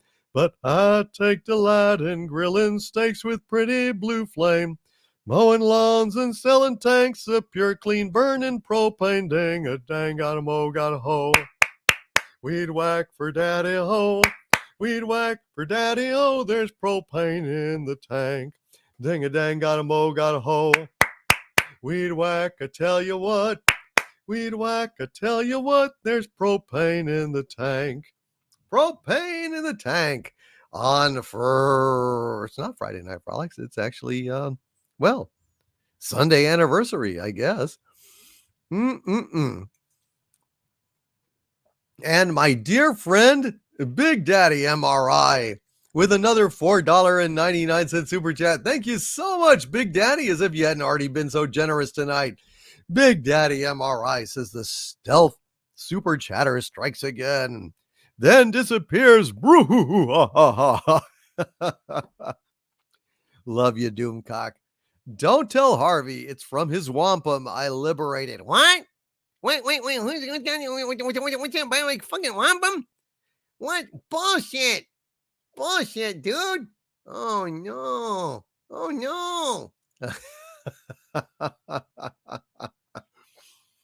Orchestra says, bravo. My favorite song so far. Thank you, my friend. We've also got another song by Hank called Poop Bag on the Porch, which we will be doing on our Halloween live stream coming up here for Halloween. Once again, Halloween falls on a Sunday for Pop Culture Breakdown Live. So what I may have to do is move Pop Culture Breakdown Live earlier in the day and then do a Halloween stream at night for you guys. Thank you, Orchestra. This is an excellent show, but working 6 hours, so I better take a quick nap. Good night, all. Good night, man. You almost made it. You almost made it all. Let's see, where are we? Thank you guys so much for area. Do you know we have for this live stream 1,444 likes? Wow. 1,444 likes, which is funny because it's 4-year anniversary. 444, 1,444. And Pleasant Valley Picker CA says this may be the best stream in months. Thank you I appreciate that, Pleasant Valley Picker CA. And Scott Hudson with a $5 super chat. Thank you so much, Scott, for this. He says, of late, I may poet a few words. I'm done sick of these Hollywood turds. 'Tis easy to be down till one hears the sound of Doomcock, king of the nerds. Well, thank you so much, Scott Hudson, you poet laureate of this channel. I love it. I'll read it again because it was so good. Of late, I'm a poet of few words. I'm done sick of these Hollywood turds. 'Tis easy to be down till one hears the sound of Doomcock, king of the nerds. And Dayhawk666 says, love you, Doomy. Hopefully you will be my first guest on my evil show when the time is right. I would be flattered, Dayhawk. I would be flattered. I will absolutely do anything I can to come on and help inaugurate your channel, your first live stream, Dayhawk. I love you, man. I really love you. And Vic Samo, hail Vic, says, wow, I went to sleep at 2 a.m. It's now 8 a.m. in Paris. And I can say once again, happy birthday to the stream. Hail Vic Samo. Are you in Paris? Wow. Are you in Paris? Have we got someone listening to us in Paris?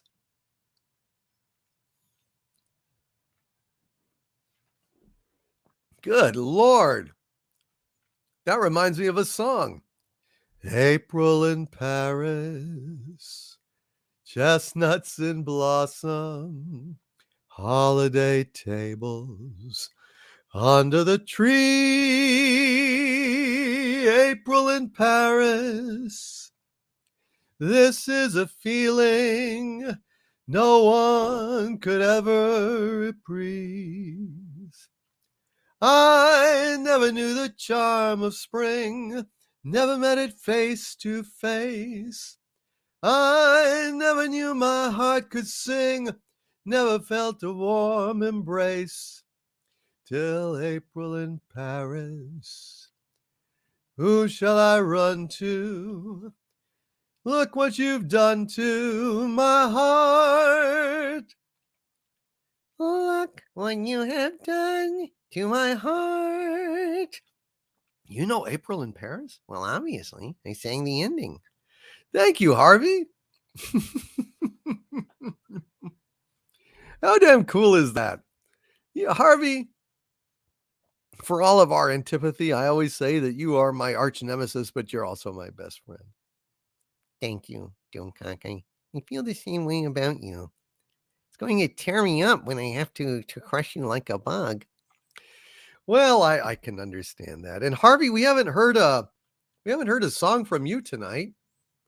Well, shoot, maybe I should go ahead and sing one of my Harvey songs. Yeah, let's play one. What do you think? What would be good? How about I'm Forever Stomping People? That's a good one. Let's go ahead and have I'm Forever Stomping People. I'm forever stomping people, flatten people on the ground. I grow real big, 'cause I can refigure physics however I like dig. For now I may be locked up, but that pretty button gleams. I'm forever stomping people, if only in my dreams. I'm dreaming dreams, I'm scheming schemes, I'm planning my escape. Once I get out, I'll stomp about, flat people they'll have to scrape. Up off the roads and the sidewalks, if I can't escape that damn doomcock, I'm forever stomping people, flatten people on the ground. I grow real big, 'cause I can refigure physics however I like dig. For now I may be locked up, but that pretty button gleams. I'm forever stomping people, if only in my dreams. He's forever stomping people, if only in his dreams. Thank you, Harvey. You're welcome, Doomcock. And Dayhawk666 sent a super sticker of some hearts flying through the air. Thank you so much, Dayhawk666. And Lance with a $5 Canadian super chat. Thank you, dear Lance. He says, Sabu, we can't let Harvey muck around with that button. Grab a wrench, snicker, and set up a reinforced cover. No, Sabu, no. No, you might push the button. No, Sabu. Don't listen to him. No. He's trying to fool you into pushing the button. Yes. Yeah, I know. Uh-oh. Lance, Sabu wants to bite you now. Oh, but I won't let him. And MTH says, hey, Doomcock, I got to leave. Did you get my super chat? Yes, sir. I read it just a little while ago. He said, we love you, Doomcock. You're the best. Thank you for all that you do and your devotion to the salvation of our pop culture. You are very welcome, MTH. And again, thank you for that super chat. And Nicholas Horton with a 3-pound super sticker. Thank you so much, Nicholas Horton. He says, bye-bye, which is very sweet. And Nemo Nova is fading fast. We better get out of here. We've got 8 minutes and 2 seconds. 8 minutes and 2 seconds. And I want to thank you so much, all of you, for being here tonight. You guys have been absolutely wonderful. You made this 4-year anniversary something special that I will never forget. And I just want to thank you from the bottom of my heart. And Darren O'Connell, who's been a channel member of mine for 3 months at the Archvillain level. Thank you so much, Darren. Says, Hail Overlord DVD, and congrats on your 4-year anniversary. Just got back from work, and quite frankly, I'm amazed that you're still online. Cheers. Cheers, brother. Thanks, man. Thanks for coming to just all this way to wish me a happy 4-year anniversary. It means a lot to me, man. And thank you so much. Thank you so much. And Rogue 10 says it is worth it just to join for the custom emojis, like Darth Poop Snake there. And we also have Harriet. Well, there's Harriet and Harvey together. They sure do look alike, but I've never seen them together. That's the weird part. I'm telling you, it is not me and Drag trying to cash in on the whole pound me too, plenty wampum. Harriet is all too real. How come we never see you with her? Well, we don't like each other very much. I guess that would do it. We've got a Karen emoji here, and we've got Mr. T emoji, Harvey T, and many, many more. This is me when I heard about Ghostbusters Afterlife being woke. That sucks.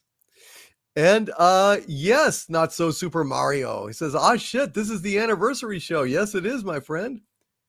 Yes, it is. And it's been going on now for 8 hours.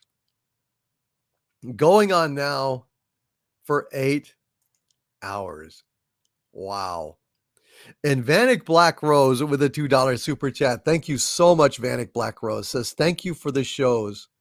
4 years of bliss. We love you. And he's raising the glass. Well, shoot, man. I've got a little bit of scotch here.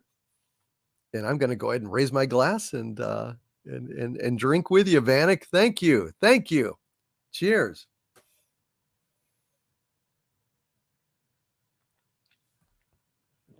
Man, I'm going to have to drink a shitload of water. Maybe go watch a taped football game or something. I don't know.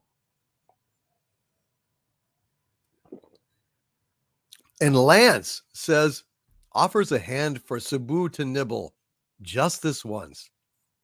And I'll get a proper cover ready for next stream. He forgives you, Lance. He's not. He just gave a gentle little nip, but he's very nice. And Amazing Baking Soda says cheers. Thank you, Amazing Baking Soda. And Blaze 2000 says Harriet is Harvey in drag. It's not. And Tommy Yaka, hail Tommy Yaka. And we've got Daleoth, PTSD, anime, manga, satire, OVR, who says, I remember you had like 10,000 or 30,000 when I first saw you or less, Overlord DVD. Has it been 4 years already? Damn, you grew faster than the channels who were bigger at the time. Some, absolutely. Absolutely, that's sure. That's true. Very, very blessed, very lucky. I really appreciate you guys. I couldn't have done it without you. Could not have done it without you. And Brown Logmon with a $2 super chat. Thank you so much, Brown Logmon, who says, the wreck of the Edmund Fitzgerald boss. The legend lives on from the Chippewa on down to the big lake they call Gitchigumi. The lake, it is said, never gives up or dead when the skies of November turn gloomy. With a load of iron ore 26,000 tons more than the Edmund Fitzgerald weighed empty. That good ship and crew was a bone to be chewed when the gales of November come early. There you go, Brown Logmon. There's a little bit of that old Edmund Fitzgerald there. I really love that song. I think that's my favorite Gordon Lightfoot song. And Pleasant Valley Picker CA is asking, Mods, is this DC's longest live stream ever? Is it? Is it, you guys? And Tyron Beard says, I think I subbed at 14,000 and then I joined as a member as soon as I could afford it. It is an honor and a privilege, boss. The honor is all mine, Tyron, sir. You have been a great friend and I thank you from the bottom of my heart. And Fabioki 100 says, I am already at work, not working much, LOL. Great stream as always, do me. Thank you, Fabioki 101. And Ovaltine Patrol's got to go to bed, got to catch some Z's. Thank you, Ovaltine Patrol. Thank you all for staying up so late with me on this late Sunday live stream, guys. On a Sunday night, Monday morning. I know a lot of you have work, and I really, really appreciate that. And Rogue 10 says, weird, I wasn't live. Hail Rogue 10. And Carla Burton says, yes, I think the longest was over 7 before. I have done 8 hours before, but this is definitely one of the longest for sure. And I just want to thank you all. I want to thank all of my valiant wrenches who, as long as I was doing it, they did it just a bit longer, just a bit longer. And Robban Dahlgren Johnson, who has been a channel member of mine for 3 months now at the Dominion level. Thank you, Robban. Says that was the best version of Edmund Fitzgerald ever. Well, thank you. My favorite verse is, does anyone know where the love of God goes when the waves turn the minutes to hours? The searchers all say they'd have made Whitefish Bay if they put 15 more miles behind her. And Canadian Spider-Man says, more love, more booze, more Doomcock. Thank you, sir. Thank you, thank you, thank you. And Eclipse Warlord says, I've had to sub at least 3 times. Hopefully, being a member, I won't have to do so again. See? You see right there. YouTube unsubscribes people who are active, willing subscribers. And that has been rampant lately. Absolutely rampant. Well, my dear friends, 8 hours and 10 minutes. I hope you all had a wonderful time. I certainly did. I love you guys. I want to thank all of my wrenches. They did an amazing job. I am going to go rest my voice, maybe get a little something to munch on, and maybe, please God, maybe get some sleep. I want to thank you so much for these 4 years. And AJ Star Hiker says, I started watching you for Star Wars news. I've continued because of the live streams. Thank you, AJ Star Hiker. Got some more Star Wars news coming, finally. I've got a lot of Star Wars news, and I am looking forward to sharing it with you guys. And Robban Dahlgren Johnson says, that's it. You're releasing a cover of that song. I would love to, my friend. I would love to. And Mages Gill says, love you, DVD. Thank you. Happy 4 years again, and have a good rest. Cheers all. May the fours be with you. And Kit Kat, who's been with me the whole live stream tonight, says, sweet dreams do me. Thank you, Kit Kat. Thank you so much, dear lady. And Jim Alaska says, thanks for the chat and the 4 years. You're welcome, Jim. Thank you. And Blaze 2000 says, have a good night's sleep. You deserve it. Thank you, my friend. Well, from the center of the earth, ladies and gentlemen, this is Dictor Van Doomcock after 4 years, celebrating my 4-year anniversary. Bidding you all, my friends, have a wonderful week. Stay safe. Keep your spirits up. And stay angry. Good night, you guys. Good night, everybody. Good night. Sweet dreams all. See you next time. Good night, everybody. Good night.